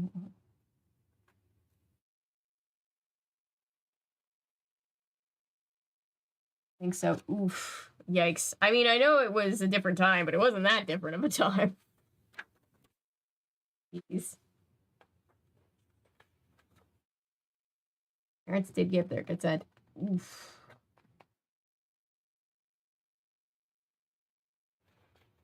A lot to unpack. Moving on, moving back to the book.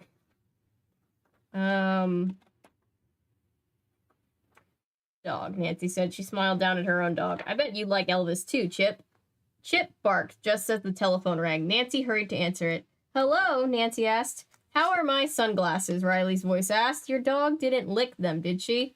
You didn't drop them, did you? They're fine, Riley, Nancy said into the phone. What's up? I'm visiting my grandparents' farm for a few days, Riley said, but I'll be back on Saturday for the contest. Cool, Nancy said. You'll get to see me sing with Eric's sunglasses on. Take good care of them, Nancy, Riley's voice pleaded. Don't wear them if you chew bubble gum. The bubbles might burst and stick all over the lenses. That happened like the one time I actually was able to blow bubble gum.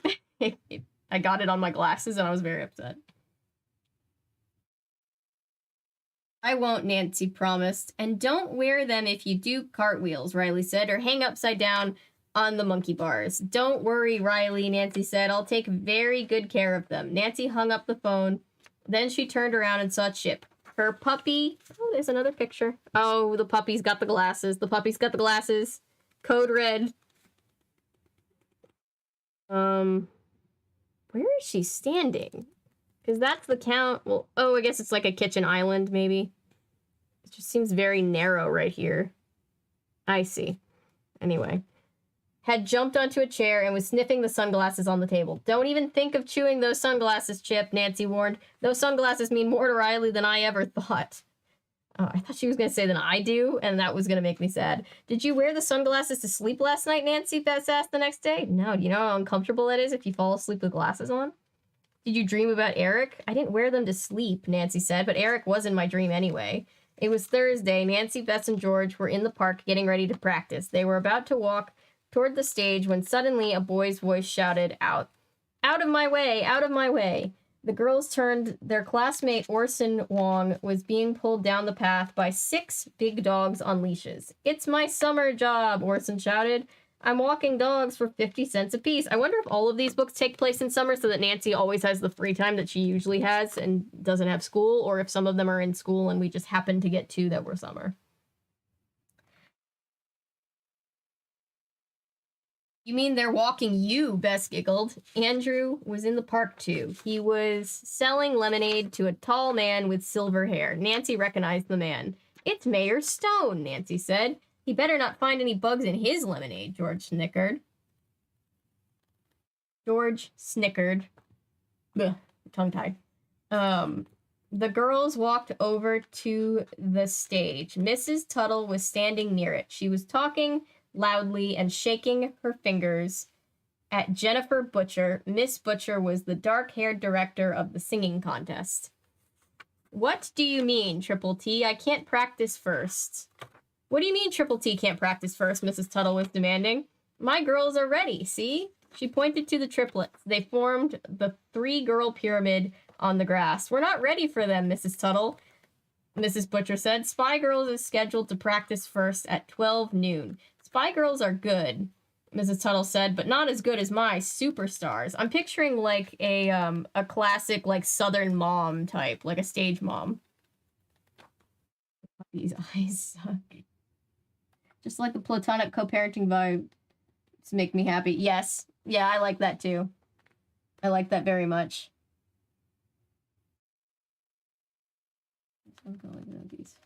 These are the sounds of calling the FBI. Yes.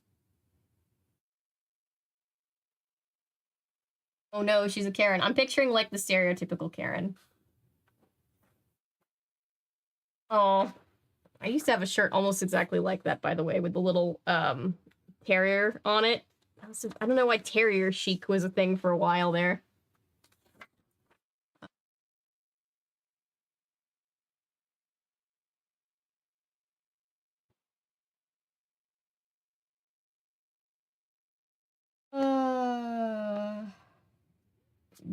Darlie sneezed from the top of the pyramid. All three girls fell in a heap. That's gotta hurt, Nancy whispered. Let's go over and say hi. As they walked over, Mrs. Tuttle handed water bottles to the triplets. The bottles had triple T labels on them. Where are they getting all of this printing equipment? Wow, Carly said. She pointed to Nancy. These are the coolest sunglasses. Those are the coolest sunglasses. Where'd you get them? Marley asked. Nancy gulped. There are lucky sunglasses, George blurted out. We can't sing unless one of us wears them. Really? Mrs. Tuttle asked slowly. Then she smiled at the triplets and said, Darlie, Carly, Marley, Mother has a plan. What plan? Nancy wondered as Mrs. Tuttle whisked her daughters away. She's going to try to steal the sunglasses, or at least that's what we're supposed to think.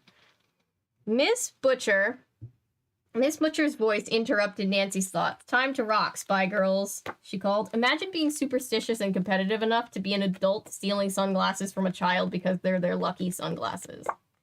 What a sentence. That's a new sentence, I hope. The three friends hurried onto the stage. George handed Miss Butcher the CD of their song. She popped it into a CD player, and the music began to play. We're the Spy Girlz, Nancy sang out. I have no idea what the song sounds like, but each time she did a dance step, the sunglasses slipped down her nose. Better to take them off, Nancy thought, before they fall and break. Nancy finished singing the song, keeping one hand on the glasses so they would not slip. Then she walked to the side of the stage. First, she made sure that the surface was clean. Then she carefully placed the sunglasses down on the stage. Let's run through the song one more time, girls, Miss Butcher called. Miss,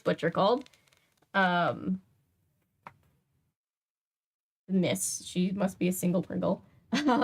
The music played. This time George did a cartwheel in the middle of the song. Best practice yet, girls, Miss Butcher said when they were done performing. Good job. Maybe Eric's sunglasses are good luck, Bess whispered. The sunglasses, Nancy remembered. She ran to the side of the stage, but when she looked down, she froze. Bess, George, Nancy cried. Eric Stanley's sunglasses are gone. Not the missing sunglasses, anything but that. I better wrap these glasses up in a towel. Did you learn nothing from Lauren, Nancy?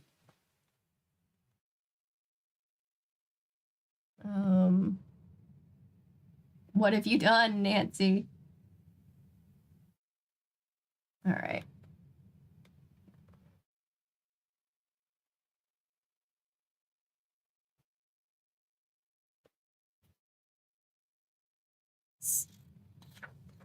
Stephen and the Stevans are gonna make you smile.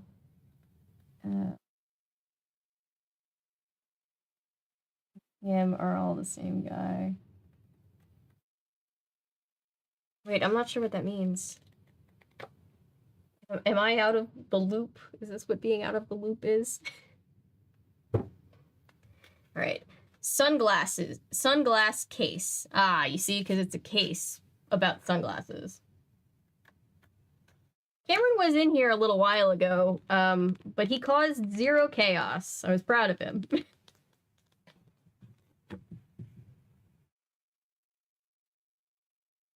Gone, Bess gasped. Are you sure? George asked. Nancy brushed aside her reddish blonde bangs to get a closer look as she saw a wet ring-like stain. None of these girls have... Well, maybe that's Nancy and she has her bangs pushed back because she's in the middle. It would make sense. I don't know. None of them look like they have bangs, but... Semantics. Maybe they fell off stage, George said. Let's check it out. The girls jumped off the stage and looked around. There were no sunglasses. Maybe they fell under the stage, Bess said. She turned to her cousin. Go ahead, George. Crawl underneath and look. Why me? George asked.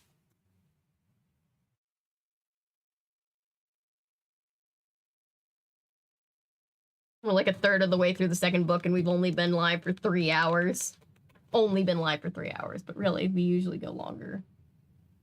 Or no, I guess we've been live for...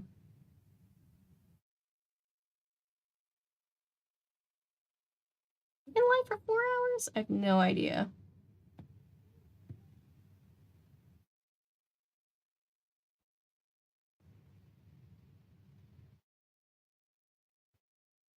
Constantly out of the loop. Happy about it, actually. Sometimes... Oh, it's from Steven Universe. I've actually never seen Steven Universe.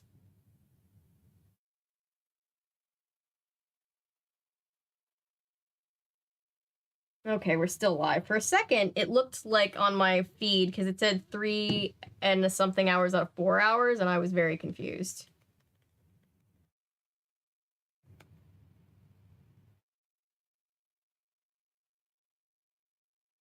Still live, still live.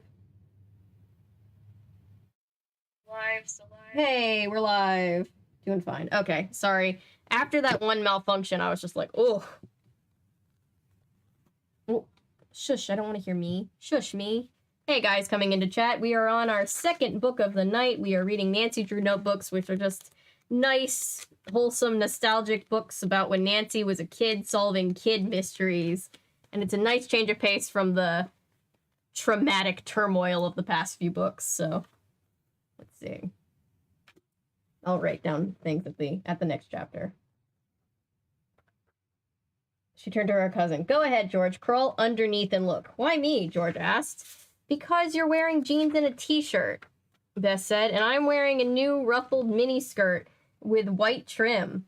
George shook her head, and her dark curls bounced. She got down on her knees and scurried under the stage. After a few seconds, she crawled out empty-handed. No sunglasses, George said, standing up. Just a lot of dirt. Nancy leaned against the stage and shook her head. I promised Riley I'd take care of Eric's sunglasses, she said. What could have happened to them? You guys, you didn't wrap it in a towel. You guys, Bess said, maybe somebody stole them while we were singing. We were too busy singing to see anyone, George said, but maybe Miss Butcher did. The girls raced over to Miss Butcher. When they asked her about the missing sunglasses, she shook her head. I was too busy watching you perform to see anything fishy, Miss Butcher said. Nancy, Bess, and George walked back to the stage. Somebody must have stolen them, Nancy said. They couldn't disappear. If you ask me, George said, this smells like a mystery. A mystery, Bess said. Her blonde ponytail swung back and forth as she jumped up and down. Are you going to solve it, Nancy? When has Nancy not solved a mystery? Never. I have to solve it, Nancy said. If I don't find those sunglasses by Saturday, Riley will never speak to me again. The girls... Oh, I'm so stupid. It just hit me. She has the blue notebook because it's the Nancy Drew notebook series. Okay, I'm fully caught up. It only took 3 hours of reading for that. Hailed Karen appeared. Also a change from the more adult-themed Monday streams. Right, to be clear, I never tried to gear the Monday streams towards the more adult themes. That's just a byproduct of having Maddie on stream. And we've been trying to tone her down the past couple of weeks.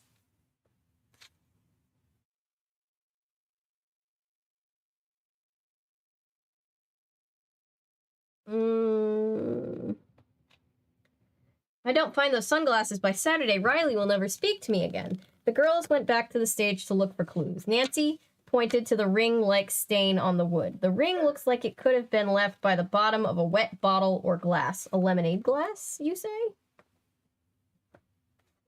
But it wasn't there when I put the sunglasses down. Whoever took the sunglasses could have been drinking water, George said.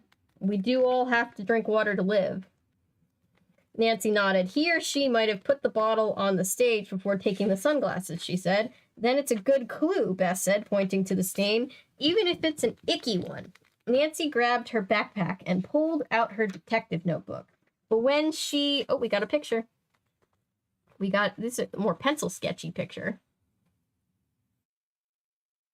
I just straight up cannot see. There we go. They're all looking at the stain. I wonder why she specifically thinks that the stain came from the culprit.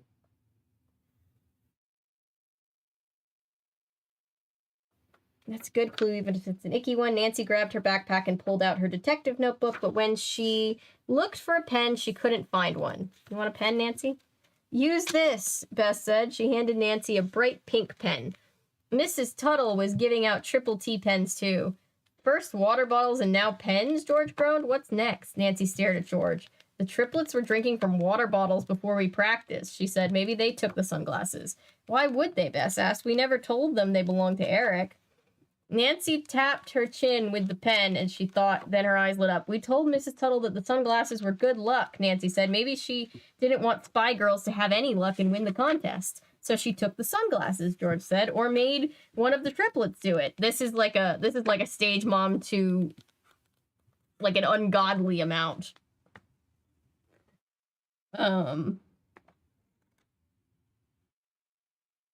And that could be the plan Mrs. Tuttle was talking about, Nancy said. That's mean, Bess said with a scowl, especially for a mom. Yeah. If only being a parent meant that you had to be a good person.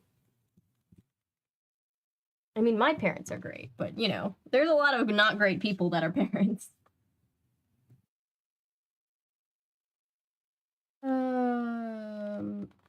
Nancy didn't like that their suspect was a mom either, but Mrs. Tuttle had a motive.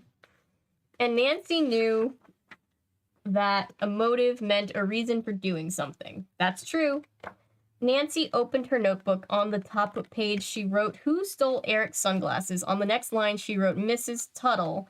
Underneath that, Nancy wrote all the reasons she was a suspect. I'm going to write down what Nancy writes down, just for the realism.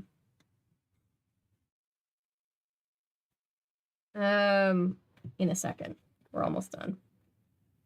Mrs. Tuttle, underneath that, Nancy wrote all the reasons she was a suspect, the plan, the water bottles. She wants triple T to win more than anything. Who else would want the sunglasses? Bess wondered out loud. No one knows. They belong to Eric Stanley. Except Mindy Spinoza and her whole fan club, George scoffed. Mindy, Nancy exclaimed. She wouldn't stop looking at the sunglasses. And you told Mindy we'd be practicing in the park today, Bess said. Me and my big mouth, Nancy said. Nancy always has had a problem giving too much information away to the potential suspect. Well, to the potential culprits who are all suspects. Write it down, Nancy, George said, pointing to the notebook. Nancy added Mindy's name to her notebook. Then she wrote, "She wants Eric's sunglasses more than anything." Don't forget to write Jason, David, and Mike, too, Bess told Nancy. Why would they steal a pair of sunglasses, Nancy asked. Because they're bad news, Bess said with a nod. Nancy didn't think the boys had done it, but she wrote down their names anyway. Now let's find the thief, Nancy said, shutting her notebook and the missing sunglasses. The girls looked for Mrs. Tuttle and the triplets, but their search turned up empty, so they decided to question Mindy Spinoza instead. Mindy lives on Bird Street, Bess said. I once sold Pixie Scout cookies to her mom. Pixie Scout cookies. Was anybody a Girl or Boy Scout? The girls walked a few blocks to Mindy's house. There were no cars in the driveway, no one at the front yard either. Are you sure Mindy lives here, Bess? Nancy asked. Does that answer your question? Bess asked. She pointed to a tree in the yard. Carved into the trunk were 3 big hearts and the words, "Mindy loves Eric." The treehouse up there must be Mindy's clubhouse, George said. Who has a treehouse and doesn't brag about it? Who just calls it a clubhouse? It's a treehouse. The clubhouse was only 6 feet off the ground. It had a ladder leading up to a wide door. Maybe the sunglasses are up there, Nancy said. Let's sneak a peek. Bess climbed up the ladder first. George followed her. Nancy was about to climb up when, "Cheese and crackers," Bess cried. That's a good one. She stood at the top of the ladder, staring into the clubhouse. Oh my gosh. Bess backed away from the treehouse. "Climb back down," she cried. "Go, go." The girls scrambled back down the ladder. "Give me a break, Bess," George said. "What did you see in there? A ghost? A snake?" Nancy asked. Bess shook her head. Then she smiled a big smile and said, "I just saw Eric Stanley." Eric Stanley? Hi, Misfiring.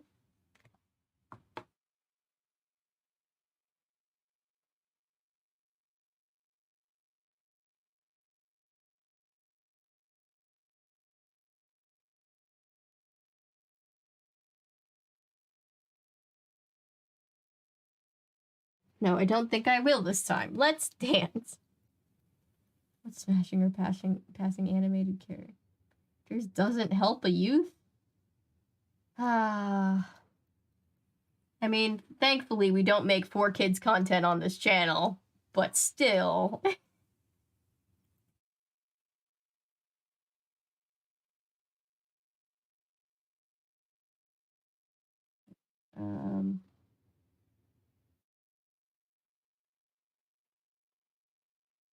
Hate inclusive language for no reason. Why do people hate inclusive language? I don't understand. He's dead. Oh my god, can you imagine if it took that dark of a turn? Look away from chat for 5 minutes and I come back to chaos. Wait, what happened? Men in tights. Weird. You know what's sad, Ellery? I didn't even notice any chaos. I was like, this is just chat.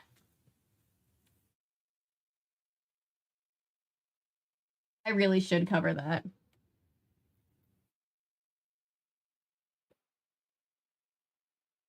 We are halfway through the second book. I like short little kids' books. It makes me feel like a professional reader. I mean, technically, I guess I sort of am, but it makes me feel like a great reader. Cobble Street. I never read Cobble Street books.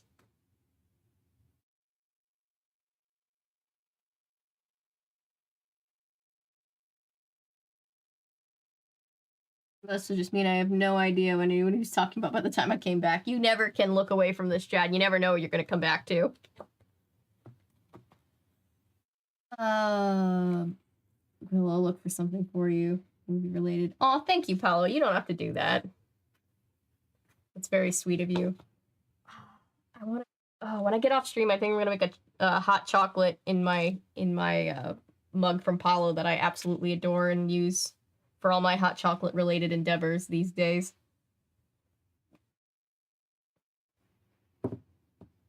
Avery, professional reader. Yes. Hey, Avery, what do you do for a living? I cover kids and family content mostly. Not all the time, but mostly. I cover nostalgic, obscure, and otherwise strange content on the internet, and lately that's been dealing with a lot of the media that I've covered is books. Kids' books. I want to write down what she wrote. I don't know why.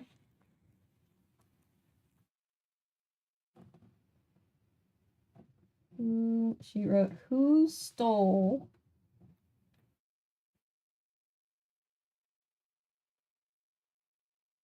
When I was a kid, maybe I did it because of this. Maybe I did it because of Jigsaw Jones. But I kept a little notebook that was separate from my journal, separate from my diary, where I would write down clues to imaginary mysteries that I came up with. Pretend like I was solving cases, like Nancy Drew. This is Tuttle.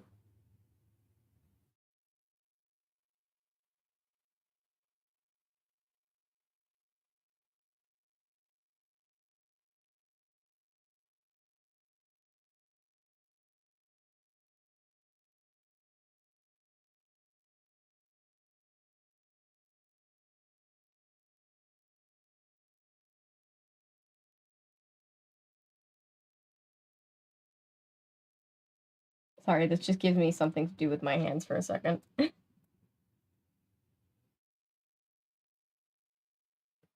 Oh no, you know I love getting all of the mail and letters from you. Oh shoot, it was my turn to write a letter, wasn't it? I completely fell off the letter wagon.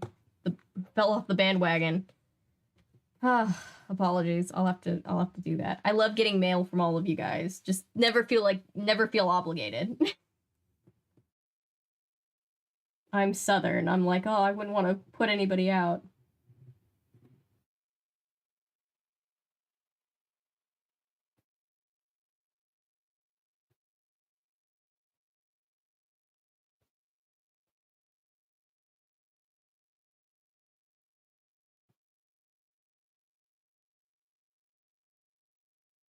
This is like how I always say, like, this would make a decent ASMR video with the reading and the writing.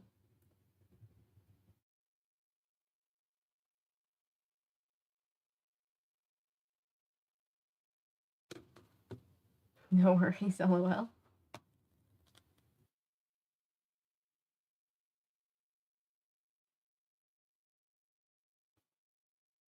Mustard. I didn't know where that was going.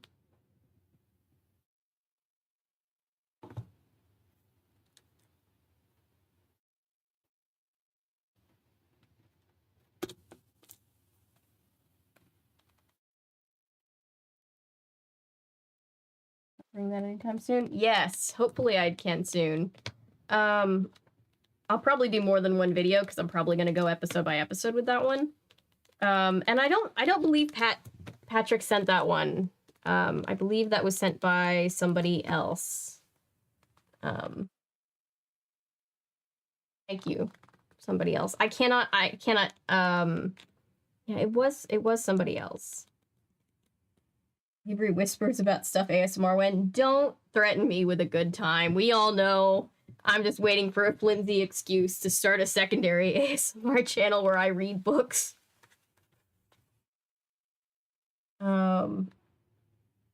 Accent sounds. All right. Chapter 4, Cyber Clue. Ooh, we're going into cyberspace, guy. Did I just say guy? That was, I didn't mean to do that. I meant to say guys. My head is apparently hurting too much now for me to think clearly. Eric Stanley. Yes, it's great. Thank you to whoever sent it. I loved that show. Yes, Paulo's been telling me to cover that for a while. And then it showed up, and I was like, this is fantastic.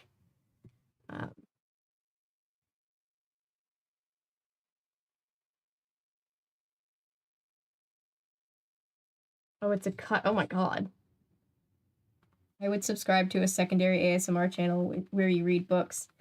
Just like pleasant, like softly or whispered reading of like kids' books. I feel like that would help people sleep. Just calm. Eric Stanley, George cried. Now I know you're losing it, Bess. It is Eric, Bess hissed. Get up there and see for yourselves. Go ahead. I'll do it, Nancy said. I know Mindy has Eric Stanley's souvenirs, Nancy thought as she climbed the ladder. But I didn't know she had Eric Stanley himself. She kidnapped him. Oh my god.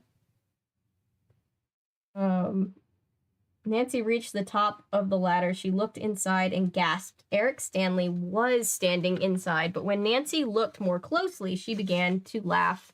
It's a cardboard cutout of Eric, Nancy called back, not the real Eric. Bess and George joined Nancy in the treehouse. They tapped the cardboard cutout. I think I saw this in the music store, Nancy said. That's probably where Mindy and her fan club got it. Did they steal it? Phooey, Bess said. Apparently phooey is a thing with Bess in this iteration. I was hoping it was the real Eric Stanley. Is that why you almost flew down the ladder, George teased. Nancy, Bess, and George got to work looking for Eric's sunglasses. They found some fun things, like Eric's guitar pick. They also saw a few gross things, like a clear box with a tissue that Eric had blown his nose in. Ugh. But they did not uncover Eric Stanley's black sunglasses. They still could have stolen them, George said. Mindy's sister could be stashing them in her pink backpack. Just like that dollar bill Eric signed, Bess said. Maybe, Nancy said, but we'd better go now before Mindy catches us snooping around in her treehouse. We've got a picture. It's them looking for clues in the weird stalker clubhouse treehouse. What a horrible waste of a treehouse. Nancy, Bess, and George headed for the open door. They looked down and Nancy gulped. A big golden retriever was standing at the bottom of the ladder, barking up at them. Oh, he's the goodest boy. It's just a golden retriever. Woof, woof, woof. I can bark, and here's howling. Nice doggy, Nancy called. I have a doggy, too. A much smaller doggy. Bess started to shake. What do we do? She whispered. Are there any Eric Stanley dog biscuits up here? George whispered back. Nancy heard a car motor as a silver minivan pulled into the driveway. Busted, George said. Mrs. Spinoza stepped out of the minivan first. She pulled open the side door and Mindy jumped out. So did Ella and the rest of the fan club. Here, Erica, Ella called to the dog. Here, girl. Here, girl. The big dog ran toward Ella, and Mindy ran toward the treehouse. Hey, hey, Mindy shouted. That clubhouse is for members only. We don't want to join the club, Mindy, Nancy called down. We just want to find Eric's missing sunglasses. Nancy, Bess, and George scurried down the ladder. I didn't know they were missing, Nancy said. You don't think we took them, do you? I don't know, Nancy said. Where were you all at 12 o'clock today? She just, like, pulls out, like, the overhead light, and it's just, like, an 8-year-old doing, like, a stereotypical interrogation scene. We just came back from Cedarville, a girl with Eric Stanley stick-on tattoo said. Eric was signing autographs at the mall there. The line was so long, Mindy said. He left before we saw him.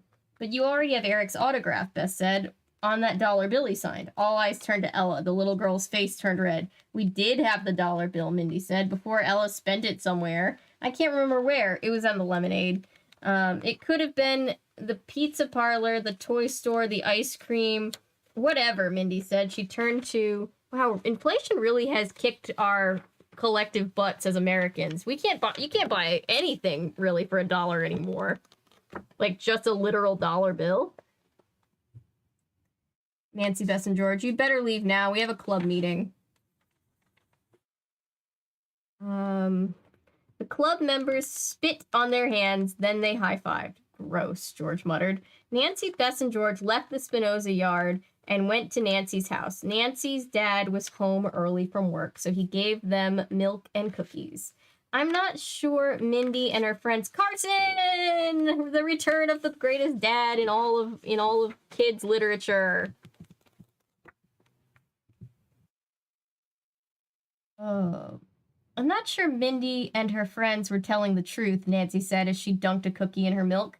Yeah, Bess said, licking off a milk mustache. How do we know that they were in Cedarville, or if Eric was signing autographs at some mall? Need any help, Mr. Drew asked? I'm pretty good when it comes to mysteries. He's a lawyer. He's a badass. We love him. Nancy smiled at her dad. He was a lawyer and often helped Nancy with her cases. That's cute. I know how you can help, Mr. Drew, George piped up. You can give us permission to use the computer. Why the computer? Nancy asked. George swallowed a chunk of cookie. Then she smiled and said, You'll see. Mr. Drew led the girls to the computer in the den. Nancy and Bess watched the screen as George went online. Just what I'm looking for, George declared. Eric Stanley's official blog. Ooh, not the official blog. George clicked on the website. Soon, a picture of Eric filled the screen. Cute, Bess exclaimed. Can I kiss the screen? Ugh, Bess. Don't make me gag, Bess, George said. I want to find Eric's schedule. After a few more clicks, the girls were staring at Eric's summer schedule. Look, he did go to a mall in Cedarville today, George said. He signed autographs from 12 noon until 1 o'clock. Nancy remembered going to Cedarville with Hannah once. Cedarville is about a half hour away, Nancy said. Mrs. Spinoza probably left River Heights at around 11:30 this morning. And the sunglasses were stolen from the park at noon, George added, which means Mindy was probably telling the truth, Nancy admitted. The phone in the den rang. Nancy picked up the receiver and said, Hello? Nancy, Riley's voice said, Are Eric's sunglasses okay? Oh, Nancy gulped. She turned to her friends and mouthed Riley's name. George slapped her forehead. Bess bit her nails. Your dog didn't bury them in the yard somewhere, Riley asked. Did she? No, Nancy said. I've got to go, Riley. We have work on our song. But, Riley started to say. Nancy hung up. Then she turned to Bess and George, smooth Nancy, and said, We'd better find those sunglasses, and fast. That night, Nancy could hardly sleep. She couldn't stop thinking about Eric's sunglasses. When Nancy finally did drift off, she dreamed about the missing sunglasses. If it turns out that Eric, swung by and took his own glasses back, I'm gonna lose my mind. I've said that like 3 or 4 times in the stream, but still. Dollar Tree is now $1.25 tree. Daddy Carson. Yes, Carson! Pull the lever, Kronk. Wrong lever!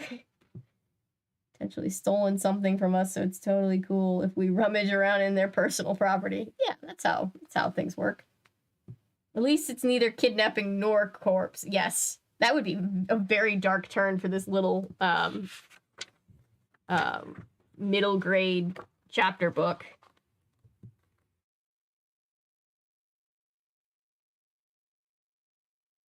to view and like that short you posted last night. Nice singing. My $5 went for singing after all. LOL. Thank you, Paolo.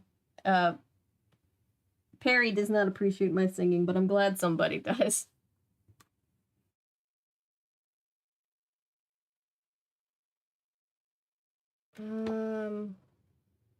She dreamed about the missing sunglasses. Time is running out, you guys, Nancy told her friends the next morning. We have to question Mrs. Tuttle today.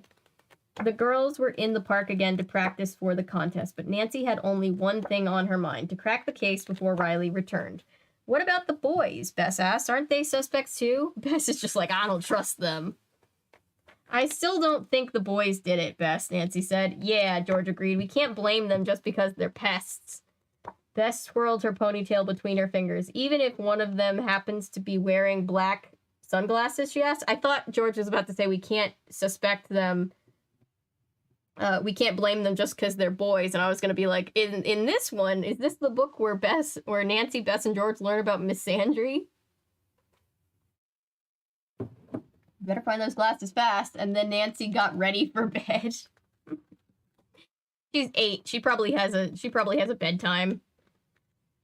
Carson Drew is a good father, so his 8-year-old probably has like a schedule of sorts.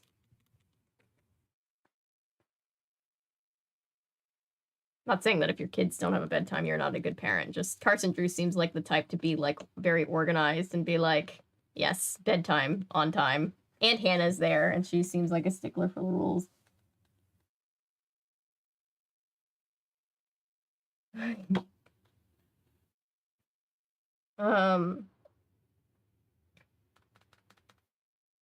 Bess twirled her ponytail between her fingers. Even if one of them happens to be wearing black sunglasses, she asked. What? Nancy and George asked at the same time. Bess pointed to the stage. Jason, David, and Mike were strutting back and forth and singing. We've got gum on our shoes, the boys rapped. That's why we're bad news. Oh my god. They wore baggy pants, loose shirts, and backwards caps. So 90s. But Jason was wearing something else that made Nancy gasp. Jason is wearing black sunglasses, Nancy said, and they look just like Eric's. But let me guess, they're not Eric's. I have a feeling. Chapter 5, Sour Power. I'm gonna take a break and get one of my Sour Punch.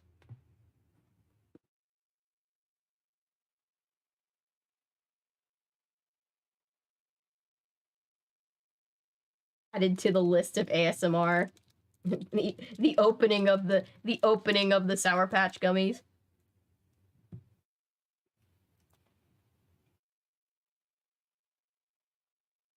That's right, I keep forgetting this is 2005 now.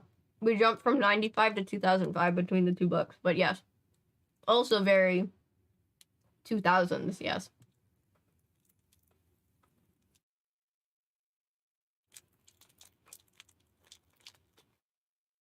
Man, 2000s had some wild fashion, didn't they?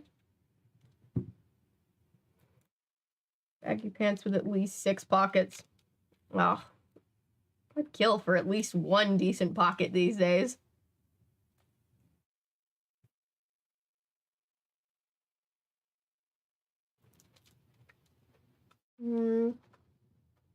Sorry if it looks like I'm staring right into your soul when I read chat now. I swear I'll have it fixed by tomorrow.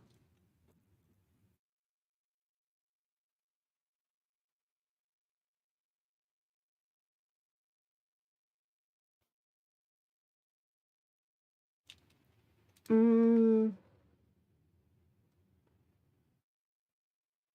on chat. I think I got everybody in chat. I always feel bad when I miss messages because then I'm like, oh no, I'm such a bad streamer. I was working in a movie theater. We once had a customer ask if we carried Sour Patch, and it was not a joke. Oh, I don't even know how you go about answering that question. I love the pockets, the bagging. Not as much, yeah. Oversized clothes, as everybody can tell, but, baggy pants are... I need to know that I need to feel like my pants fit my body, you know? have some time to do and when we get another whodunit episode. I was just thinking about that today. I need to text her. We were talking about hanging out soon. Yeah, because she's been really busy on set, and I've been really busy with the gestures at everything. But hopefully soon. I am thinking about that. We still are trying to plan like something big for the last episode, but this next one will be the next to last episode, so we can film that one soon, hopefully.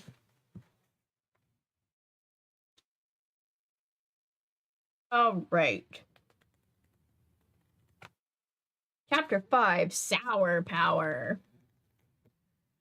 Nancy, George said, I think I see something silver on the side. That was a lot of sisses. I told you the boys took the sunglasses. Bess said, I told you so. Bad News slid across the stage on their knees as they finished their song. Way to go, guys, Miss Butcher said. You're done practicing for the day. Yo, dudes, Jason declared to their monkey... to the monkey bars. I was like, wait, what? I thought it said to their monkey bars, and I'm like, what the hell are you taught? What is that? The boys pounded knuckles, then they raced toward the playground. Follow them, Nancy said, breaking into a run. But then Miss Butcher called, Spy Girlz, you're up next. Nancy skidded to a stop. We can't, not now, Nancy said. We have to go to the playground. Miss Butcher put her hands at her hips. The playground, she asked. How can you play when you have to practice? What if I'm a procrastinator, Miss Butcher? It's not play, Nancy said. It's work. Yes, I'm 8. I have a very important job to do. Miss Butcher looked confused, but then she said, okay, but don't be long. In a flash, the girls were at the playground. Jason, David, and Mike were heading towards the monkey bars. Jason Hutchings? Nancy shouted. You give me those sunglasses right now. Nancy expected Jason to keep running, but he stopped to look at the sunglasses and tossed them to Nancy. Knock yourself out, Jason said. There are tons of these around. Nancy caught the sunglasses. What do you mean, she asked. Nancy, Bess cried, look at the playground. Why am I picturing with the Bad News? I'm just picturing like 3 miniature Vanilla Ices. That's what I'm picturing this group of boys to be. Here's a picture of them on the playground. Here are the girls, and these are the guys, I guess. And some other children in the background that are not important. Well, they're important, but not to our story. Everybody's important.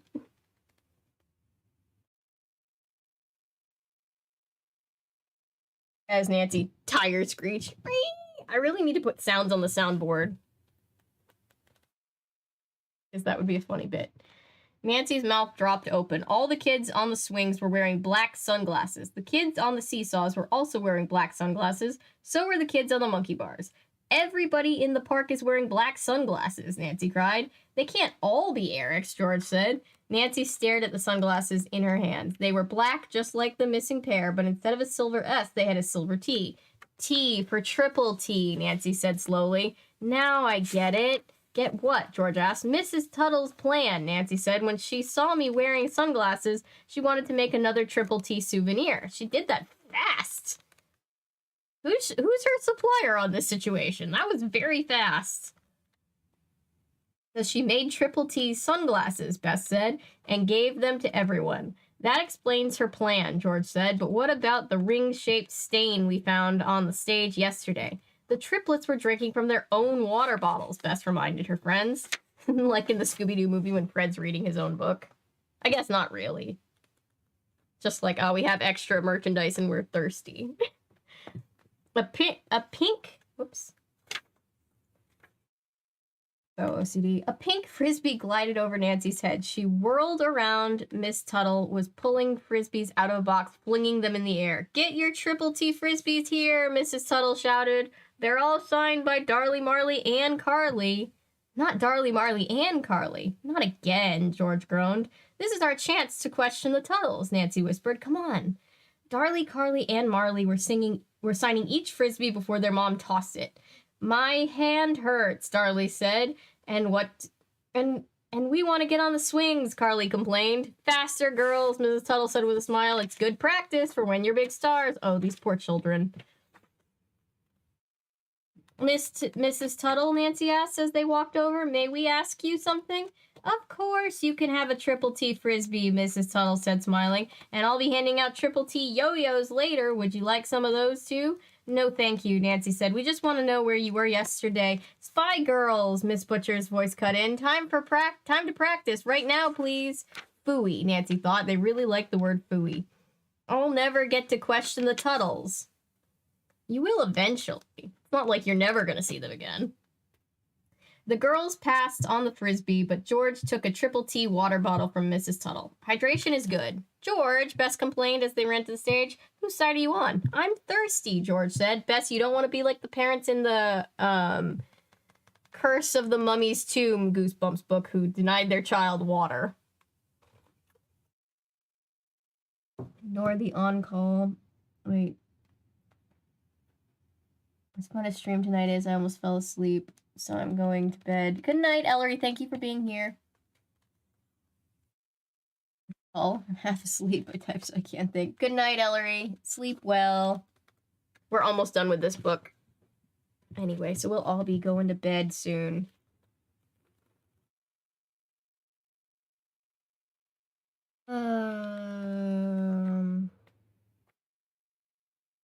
The girls passed on the Frisbees, but George took a Triple T water bottle. Okay, where was I? The girls filed on stage. They practiced their song and dance. When Nancy, George, and Bess were finished, Miss Butcher clapped her hands. Good job, Spy Girlz, Miss Butcher said. I'll see you tomorrow for the big contest. Tomorrow, Nancy thought with a gulp. That's when Riley will be back. The girls climbed down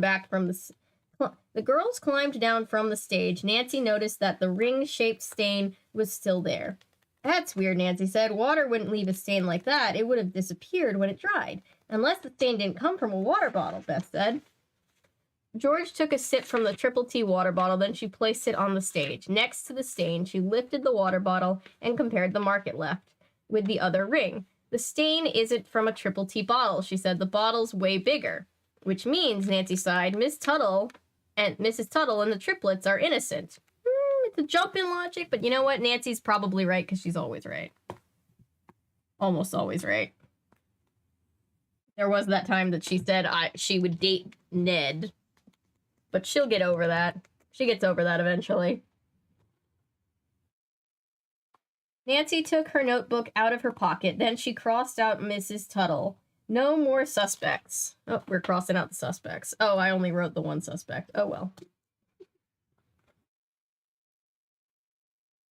Nancy said, what do we do next? How about ice cream, Bess said. Nancy listened. She could hear the bells on the ice cream truck jingling as it rolled into the park. My mother would have, she never let us go to the ice cream truck. She was like, that is stranger danger. You're not gonna run up to a random truck and buy ice cream. And I was like, just like, but Mom. It was Karen. I knew it most of the time. Yeah, except for the time that she was like, yeah, I'll date Ned. She's right most of the other times.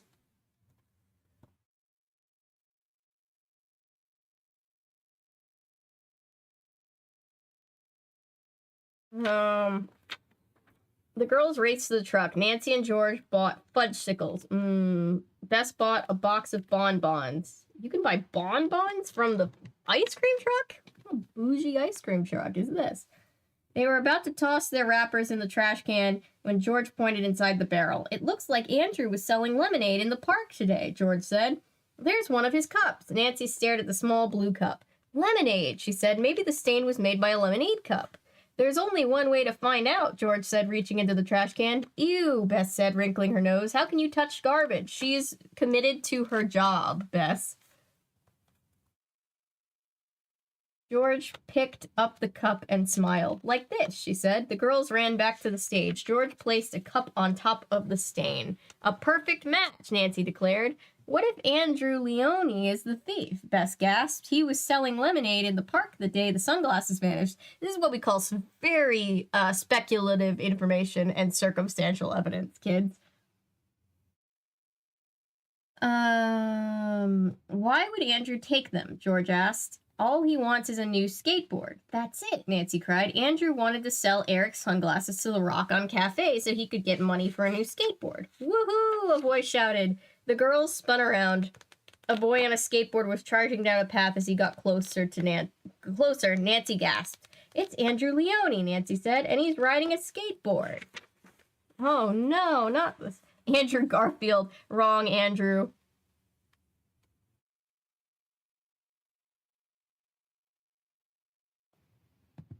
I have a really good friend named Andrew, so I'm just picturing him, but like small child size every time they use the name Andrew.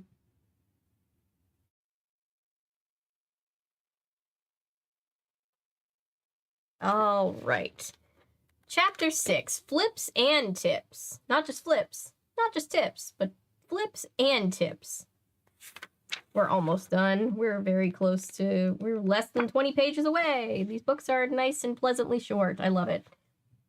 Andrew Jackson. Can you imagine Andrew Jackson skateboarding? I almost want that to be on a t-shirt now. Like a very 90s aesthetic with Andrew Jackson.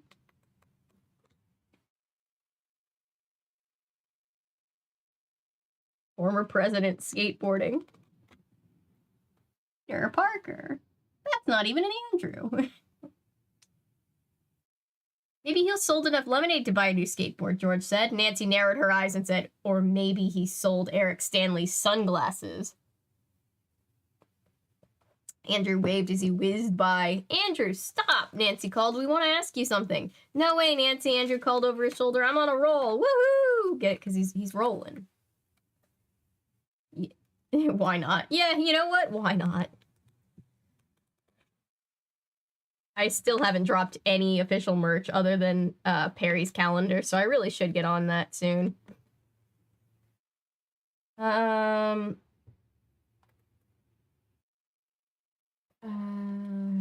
Just then, Nancy saw Orson. He was walking his dogs across the same path. Andrew, Nancy cried, look out!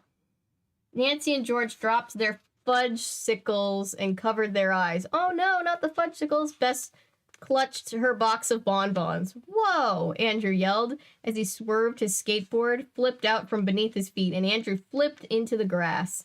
The dogs barked as they pulled Orson over to Andrew. They surrounded him, and began licking his face. Cut it out, you guys, Andrew cried. I was picturing the dogs picking up the other kid and carrying him. Lincoln would skateboard because he's cool. I can see Lincoln skateboarding. And that was a much more terrifying thought than the dogs just running over and the other kid just having nothing to do but just go with them.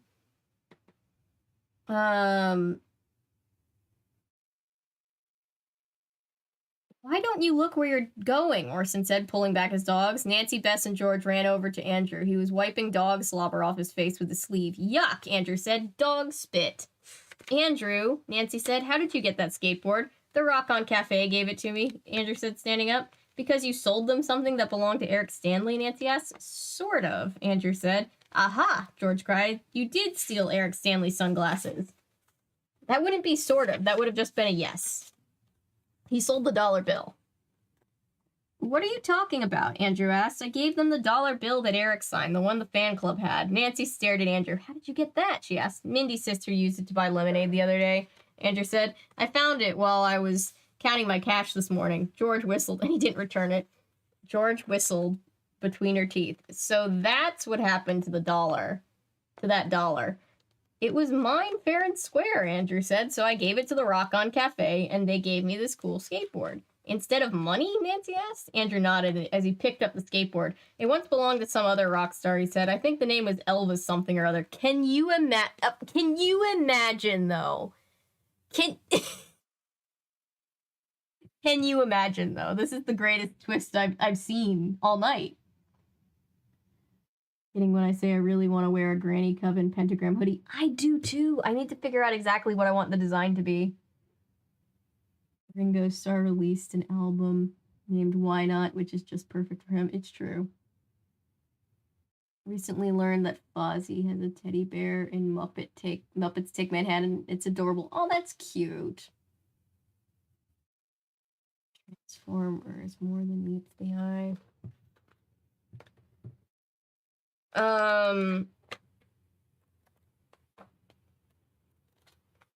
Excuse me, Elvis something or another. I'm still stuck on they gave him Elvis's. First of all, Elvis had a skateboard. That's hilarious to think about. Second of all, they were just like, yes, kid, here is a skateboard by a late beloved country singer. Well, beloved by some circles of people. Not everybody loves Elvis, but you know what I mean. Very famous singer for the $1 bill signed by a heartthrob. That's just very funny.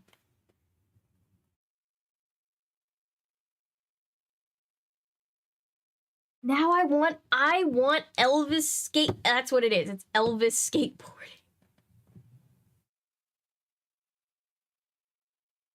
He sang rock and roll, but it was rock and roll country.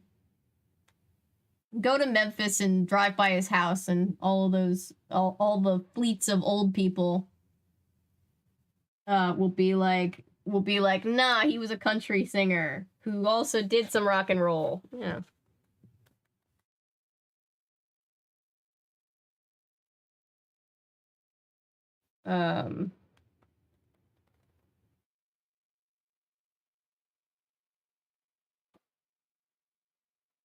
Andrew hopped on his skateboard. He adjusted his helmet and zoomed away. Let's get permission to go to the Rock On Cafe, Nancy told her friends. I want to see this dollar bill with my own eyes.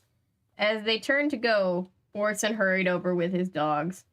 It is true what Ellery says. You can never pin Nancy down to an alignment, right? As far as like D&D rules go, because she's too pedantic. So you're like, okay, she has to be lawful good. But then she's so chaotic. So you're like, what is she?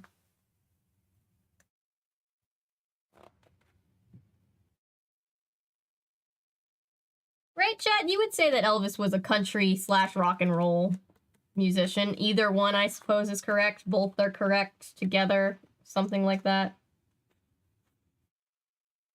I would definitely categorize Elvis at least partially as country. As they turned to go, Orson hurried over with his dogs. Wait up, Orson said. He had all 6. Elvis Presley could do everything, only hated because they don't really know Elvis actually respected and enjoyed black culture. Gospel was his favorite genre. Yeah, there's a lot of contention about, like, him, you know, taking, like, appropriating, taking from black artists of the time. I'm not educated enough on that to really speak on it, but, I mean, it is true that he did cover, like, a lot, but I don't know. I'm not an Elvis Presley, what's the word? Historian? I just know, like, the regular amount you would know growing up somewhat, in the area where Elvis is very popular, especially. At all 6 leashes tightly. I heard every word you said. Bess popped bonbons. It's not a bonbon? Interesting. Into her mouth. It's not polite to listen to other people's conversations, she said. Neither is talking with your mouth full, Orson said. It's not polite to listen. I could open up a thing, but I don't feel like it right now. Look, I have top secret information about the sunglasses. There's a hair. It's bothering me. The missing sunglasses, Nancy asked. What do you know? Not so fast, Orson said. He looked at Bess and held out his hand. Valuable information always comes with a price. You mean bonbons? Bess cried. Give him one, George commanded. Bess frowned as she handed Orson a bonbon. The dogs panted as Orson popped it into his mouth. Oh, I thought for a second he gave it to the dog. I'm like, that's not good for dogs. Yesterday, when I was walking my dogs, Orson said as he chewed, the beagle sniffed out some black sunglasses. They were under a bush near the stage. Maybe they were Eric's, Nancy said excitedly. What did you do with them? Orson held out his hand and said, that will cost you too. Oh, and here's the dogs accosting the, I guess, Andrew on the skateboard. Not Orson Welles.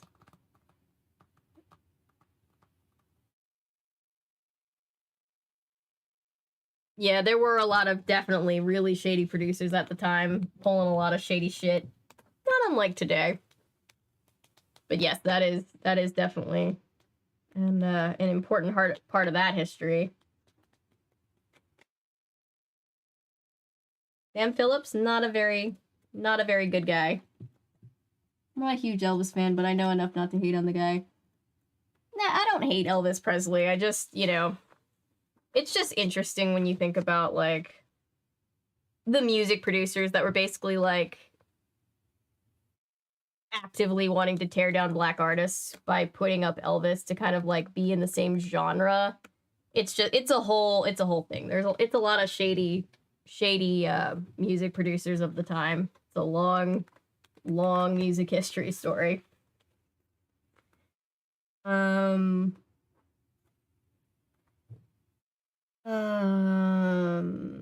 was I? Give me a break, George cried. Okay, Bess said as she tossed Orson another bonbons. It's stressing me out that it's another bonbons with an S. I guess that's correct. Now, what did you do with the sunglasses, Nancy asked. Tell us. And she held him by his collar, and no, just kidding. I did what any honest kid would do, Orson said. I brought them over to the Lost and Found. Did the glasses have a silver S on them? Nancy asked excitedly. Did they? Orson held out his hand again. You want it? George asked. She grabbed a couple bonbons from the box and threw them over Orson's head. Then go get it. The dogs barked and dragged Orson across the grass to fetch. Stay! Heel! You're not supposed to eat chocolate, dogs! Orson shouted. Come on, Nancy said. Let's go to the Lost and Found and see for ourselves. The girls raced to the Lost and Found hut. Mr. Kelly stood at the window. He had snowy white hair and a bright smile. Hey there, girls, Mr. Kelly said. I'm picturing Mr. Rogers. What did you lose today? A jump rope? Roller skate? A tooth? A tooth? Oh, boy. His manager, Parker, was a giant piece of shit. Yes. Pair of sunglasses, Nancy said. Sunglasses, huh? Mr. Kelly said. The pair was turned in just this week. The girls jumped up and down while Mr. Kelly ducked beneath the window. I hope they're Eric's, Nancy said. Mr. Kelly stood up wearing goofy sunglasses decorated with green plastic palm trees. Are these the ones, he asked? No, Nancy sighed. How about these, Mr. Kelly asked. He held up a tiny pair of baby sunglasses. Nancy shook her head. Don't you have a pair of black sunglasses, she asked. Let's see, Mr. Kelly said. He ducked beneath the window again. I think Orson was teasing us, Bess said, just so he could have my bonbons. But then, well, what do you know, Mr. Kelly's voice said. Look what I happen to have here. Black sunglasses. Nancy stared at Bess and George. Could they be Eric Stanley sunglasses? Could they? We don't know. Who's to say? Well, me in a second, because we're about to finish this book.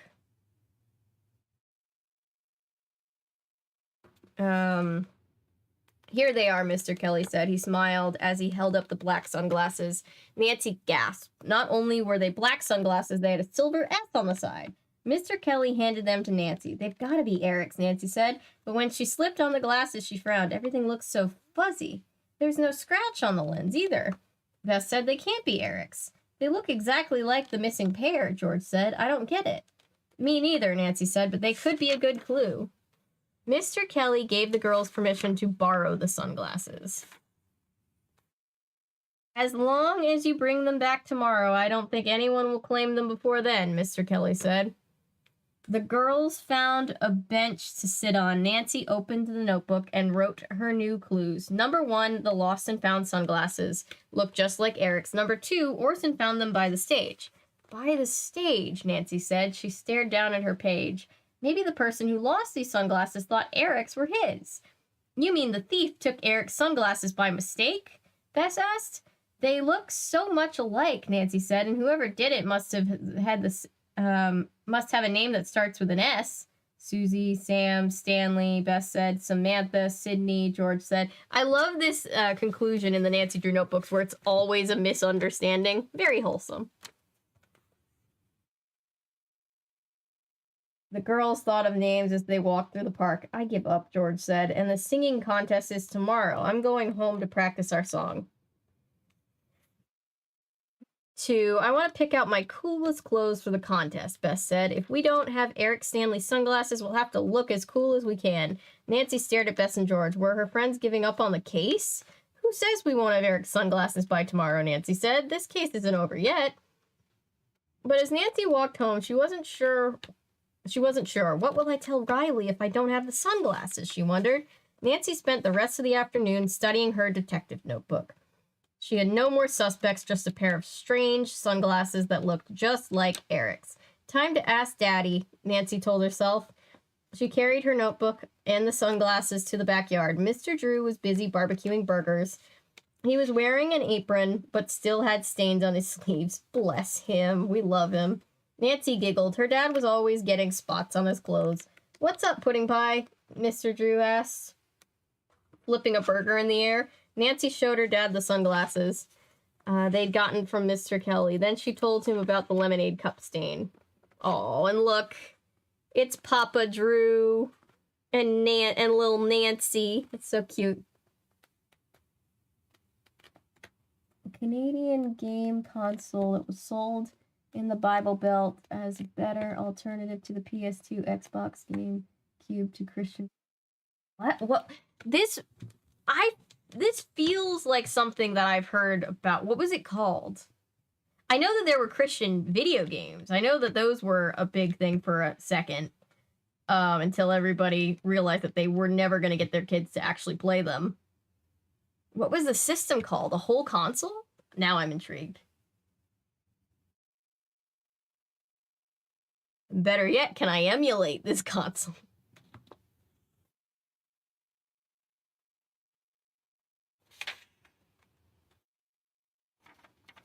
Nancy showed her dad the sunglasses they'd gotten from Mr. Kelly. Then she told him about the lemonade cup stain. It sounds like you're on the right track, Nancy, Mr. Drew said. It's too late, Daddy, Nancy said. Riley will be back tomorrow. She'll see what a big mistake I made and never talk to me again. Everyone makes mistakes, Nancy Drew said. He nodded down at the grill. Look how I just burned this burger. It's Carson having a 90s, or it's in 2005, but it's like a 90s sitcom dad moment. The game wave. I will look into this, I promise. He nodded down at the grill. Look how I just burned this burger. Mr. Drew used the spatula to lift the burger off the grill. Hand me a piece of newspaper, please, he told Nancy, so I can drop this crispy critter on it. Sure, Daddy, Nancy said. She found a newspaper on top of the chair. She was about to lift it up when she saw a picture on the front page. It showed Mayor Stone handing a trophy to the River Heights swim champ. He was wearing black sunglasses that looked just like Eric's. Daddy, look, Nancy said. She ran to her father and showed him the newspaper. When was the last time you saw the mayor? Mr. Drew asked. It's always the mayor. And it was more related to a cheap DVD player than an actual game console. That fits. I hope it's called the Crossbox.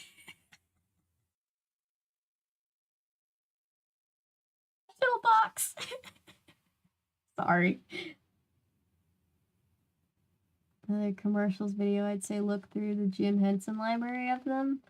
From the classic Wilkins and Watkins to Dilbert. That's a great idea. Thank you, Cameron.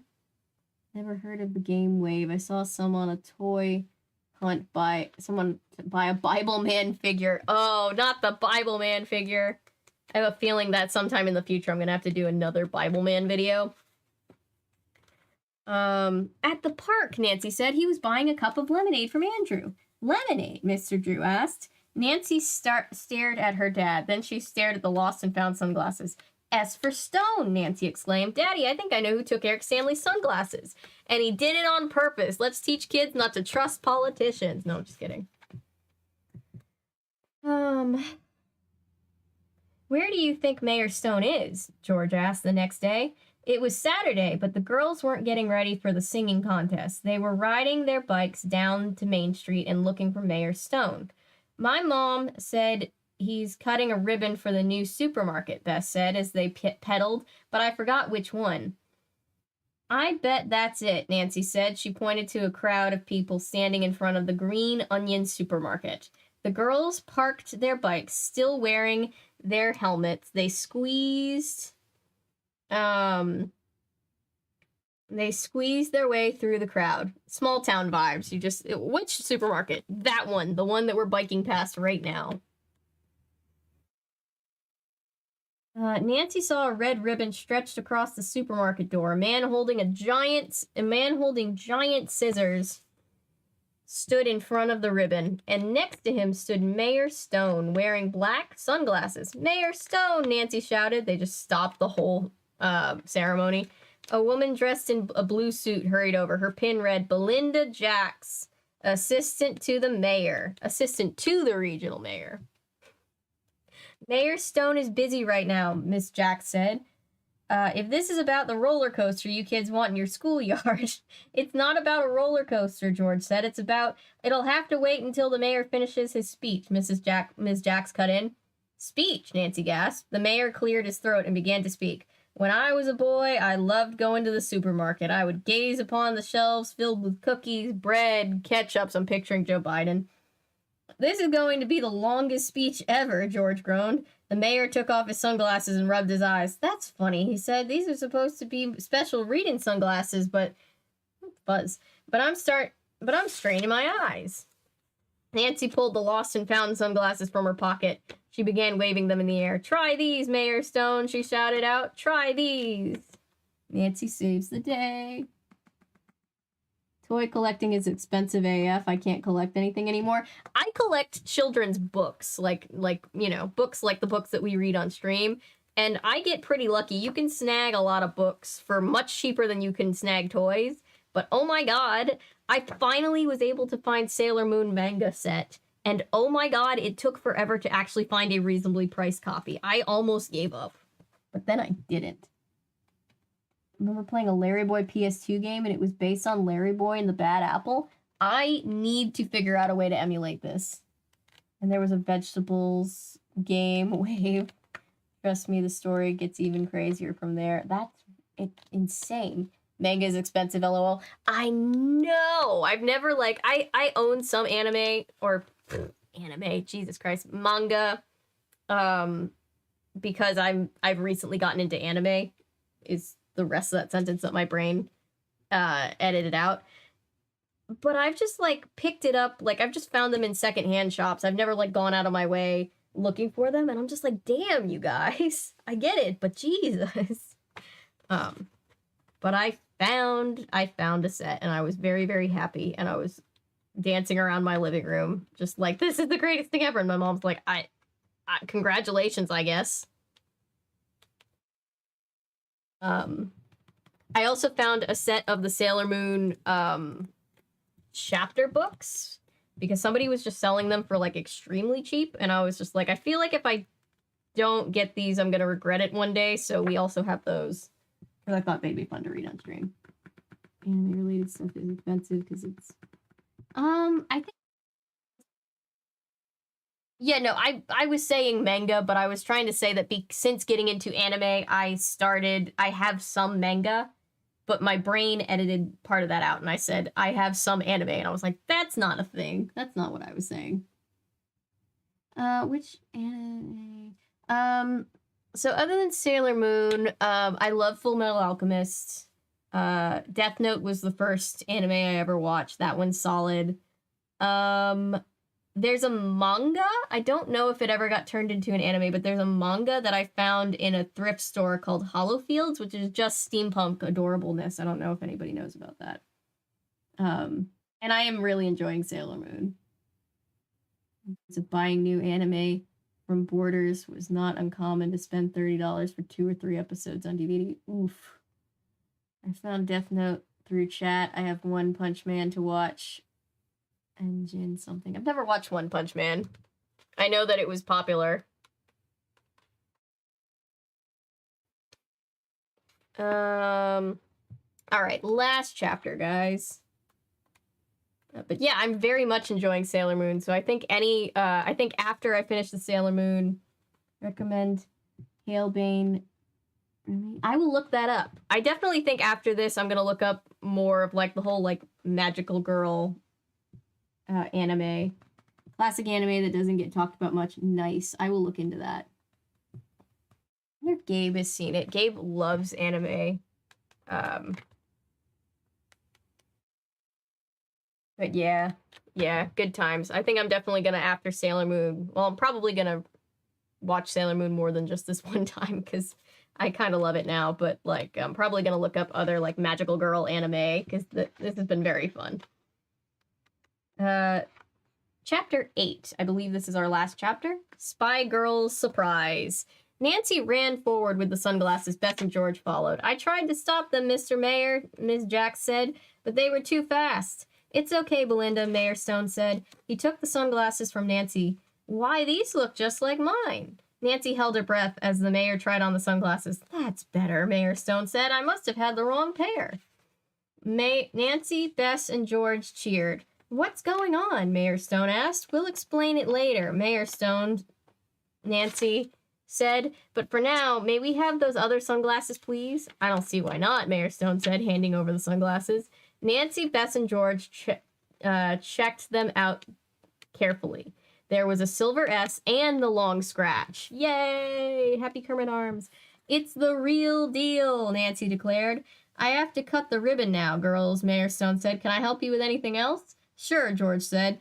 About that roller coaster we won in the schoolyard. Thanks, Mayor Stone, Nancy said, pulling George's arm. The three friends squeezed their way back through the crowd. I can't believe it, Bess squealed. We found Eric Stanley's sunglasses in the nick of time. Speaking of time, George glanced at her watch. The singing contest is in 1 hour. We'd better get ready. Nancy slipped on Eric Stanley's sunglasses. She smiled and said, I am so ready for this contest now. Nancy, Bess, and George rode their bikes to their houses. Nancy pulled on her cargo pants, black t-shirt, and orange sneakers. Then she put the coolest thing of all, Eric Stanley's sunglasses on. Mrs. Marvin drove the girls to the park in her red minivan. They sang their song in the back seat. Then Bess gave Nancy a pink string with clips on both ends. I made it to hold Eric's sunglasses, Bess said with a big smile. I told you I can fix anything. Oh, that's so cute. And not at all nerdy, but I would have done the same thing. That's so cute. For a second, I was like, who's Mrs. Marvin? I was like, oh yeah, for a second I forgot that was Bess's last name. It's Bess's mom. We never ever hear from Bess and George's parents, ever. I guess they just pale in comparison to Carson Drew. Thanks, Bess, Nancy said. Now I'll never lose them. At the park, the girls hopped out of the minivan. They raced to the stage. A crowd of people stood under a colorful balloon arch and a banner that read Stars of Tomorrow's Singing Contest. Nancy saw Mrs. Tuttle. She was handing out triple T caps to everyone. There's Riley, Bess said. Riley ran over to the girls. She pointed to the sunglasses around Nancy's neck and said, You took great care of Eric Stanley's sunglasses.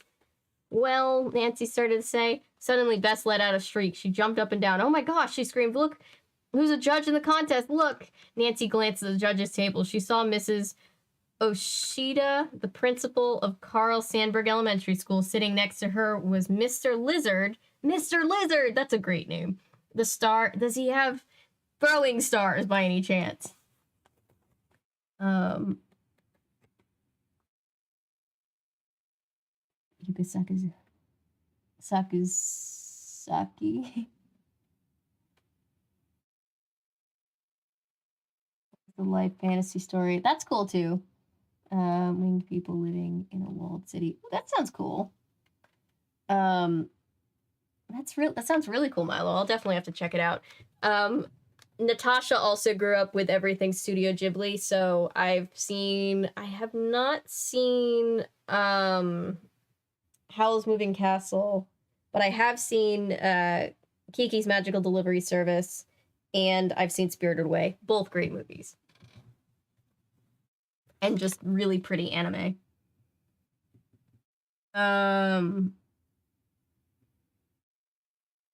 The star of Nancy's favorite kids' TV show.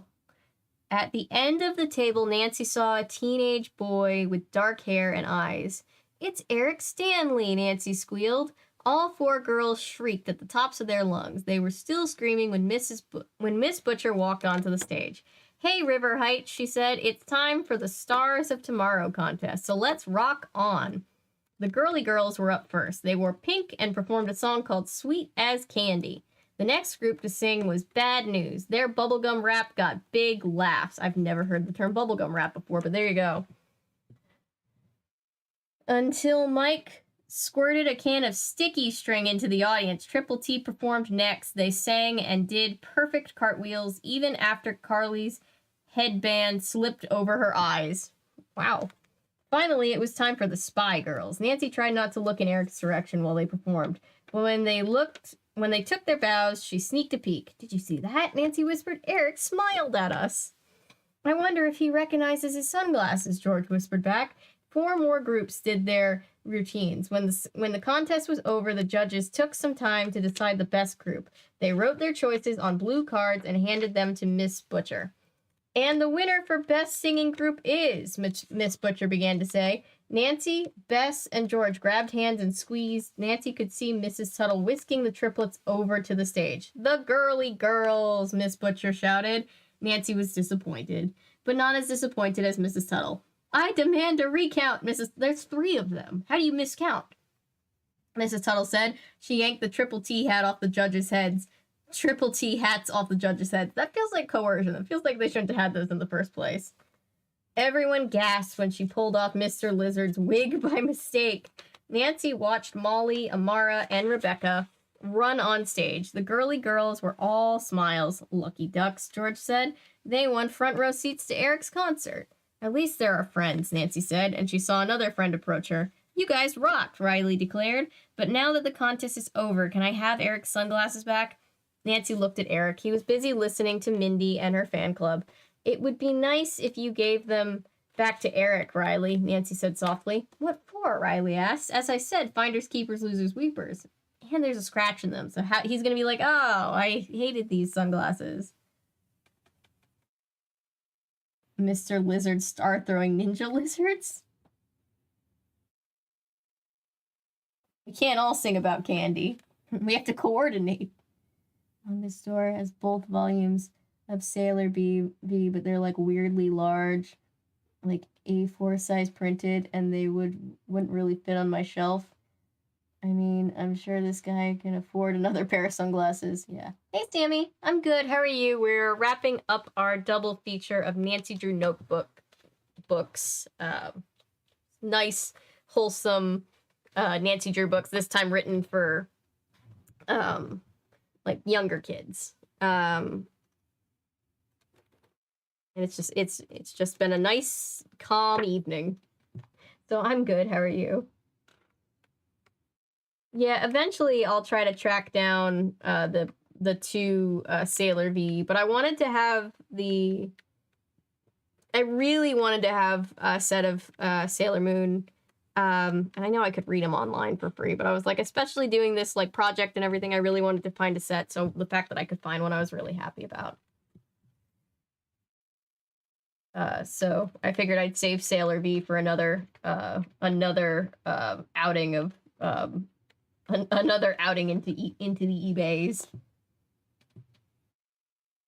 Which I didn't end up actually finding my set on eBay, but you know.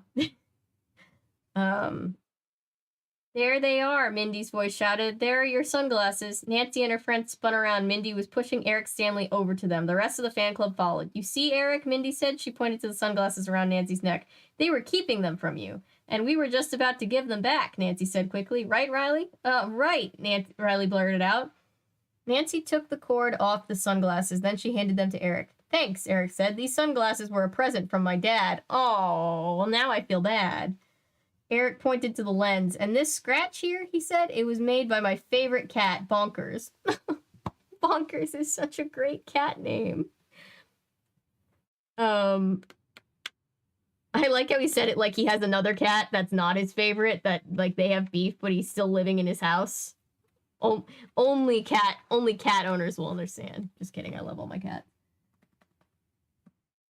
I got my use out of these sunglasses. I think it's time that you return them. Yeah, right. I'm good. Thanks, Avery. Any reaction videos coming up this week? Yes. Haven't posted, haven't let more than 8 days elapse between video streaks since the beginning of the channel, is still going strong, and there's a new video coming out tonight. It'll be late, but it'll be tonight, God help me. And it is a fairy tale theater video, so...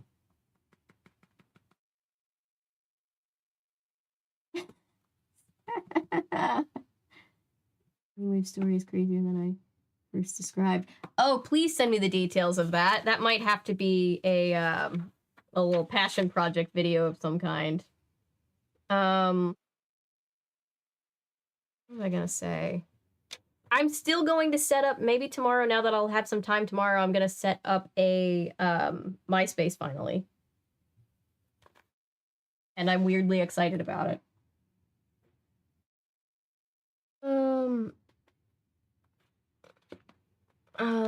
Wow, Nancy thought. Eric missed those sunglasses more than we thought. Do you all have tickets to my River Heights concert next week? Eric asked. No, because you didn't vote for our team, dude. Like, duh, Mindy said, smiling. Everyone in the fan club has tickets. We don't, Bess said. We wanted to win tickets, but we lost the contest. Eric grinned as he reached into his pocket. Then he pulled out 4 tickets. How about first row seats? Eric said, right next to the girly girls. No fair, Mindy cried. They're not even in the fan club. But we're big fans, Nancy said. Mindy turned away. Guess we'll see you at the concert then. Come on, Ella, Mindy snapped. There's a picture. Definitely a Jesse McCartney type. All the girls, all 3 of them. Fangirling. Nancy's handed him his sunglasses back. And he's handing them tickets. Okay, Ella said with a smile. Let's go talk to Mr. Lizard. Nancy, Bess, George, and Riley couldn't stop smiling as they walked to the ice cream truck with their tickets. The triplets skulked by. We didn't win either, Darcy said. I guess your sunglasses weren't so lucky after all. Nancy looked at the tickets. She smiled and said, oh yes, they were. Stealing, it'll always work out for you, I think is the moral of the story. That night, Nancy carefully placed her Eric Stanley concert ticket inside her desk drawer. She sat down at her desk, opened her notebook, and began to write. Like Daddy said, everyone makes mistakes, even important people like Mayor Stone. I figured out something else. You don't need clothes or sunglasses to be cool. Take Riley, for instance. She said she'd never say finders, keepers, losers, weepers again. Now that's way cool. Case closed. Nancy. That she didn't sign her name. And I don't know why I gave Nancy the voice of like a rugrat for a second there, but anyway, it just had that energy. The end. Count at some point was kind of my idea. Yeah, be fun. Glad I came back for the final chapter. You need to rewatch it so you can get the full experience, Patrick, since you've never read this one before. It was cute. They were both very, very cute. Thank you again for sending them. But yeah, we have... Oh my god, it's 1 o'clock in the morning. We read 2 books in 4 hours. That's my kind of reading progress.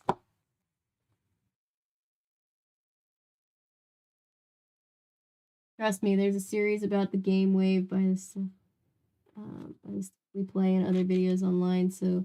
The known info is available on YouTube. Copy. I will look that up. What? The pop-up link is in the Beyond Belief video. Thank you. I'm going to go look that up after I get off of here. Another reaction video suggestion for you is a TV series from New Zealand called William Shatner's A Twist the Tale. That does interest me very much. I have to look into that immediately. I can't wait to mail you my Winnie the Pooh story. Thank you, Patrick. I bet I could put it... I think I can put it on Goodreads. I'll have to double check the rules if it's not published, like, publicly. I think I can still put it on there. That would be kind of fun. You can be a Goodreads published author if I'm allowed to. I'll have to check. But yes, we have read 2 books, you guys. Thank you all for coming along with me.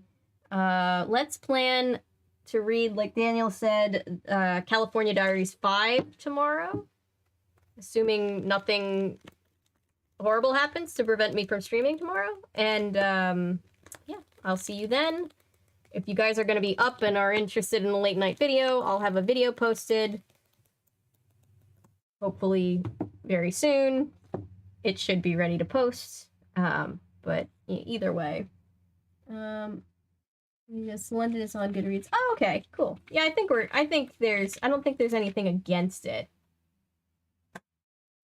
Winnie the Pooh that's more accurate to the book sounds awesome. Yes. Thank you for the video. I hope you have a good night. Thank you for being here, Boots the Cat. I appreciate you. I appreciate all of you guys. We'll see you tomorrow. I'm gonna go look at that pop-off video. And yeah, thank you guys so much for being here. I appreciate you so much. Good night. I will see you hopefully tomorrow. Good morning. Good night. Good morning. Good afternoon in case I don't see you. Good morning, and in case I don't see you, good afternoon, good evening, and good night. Good night.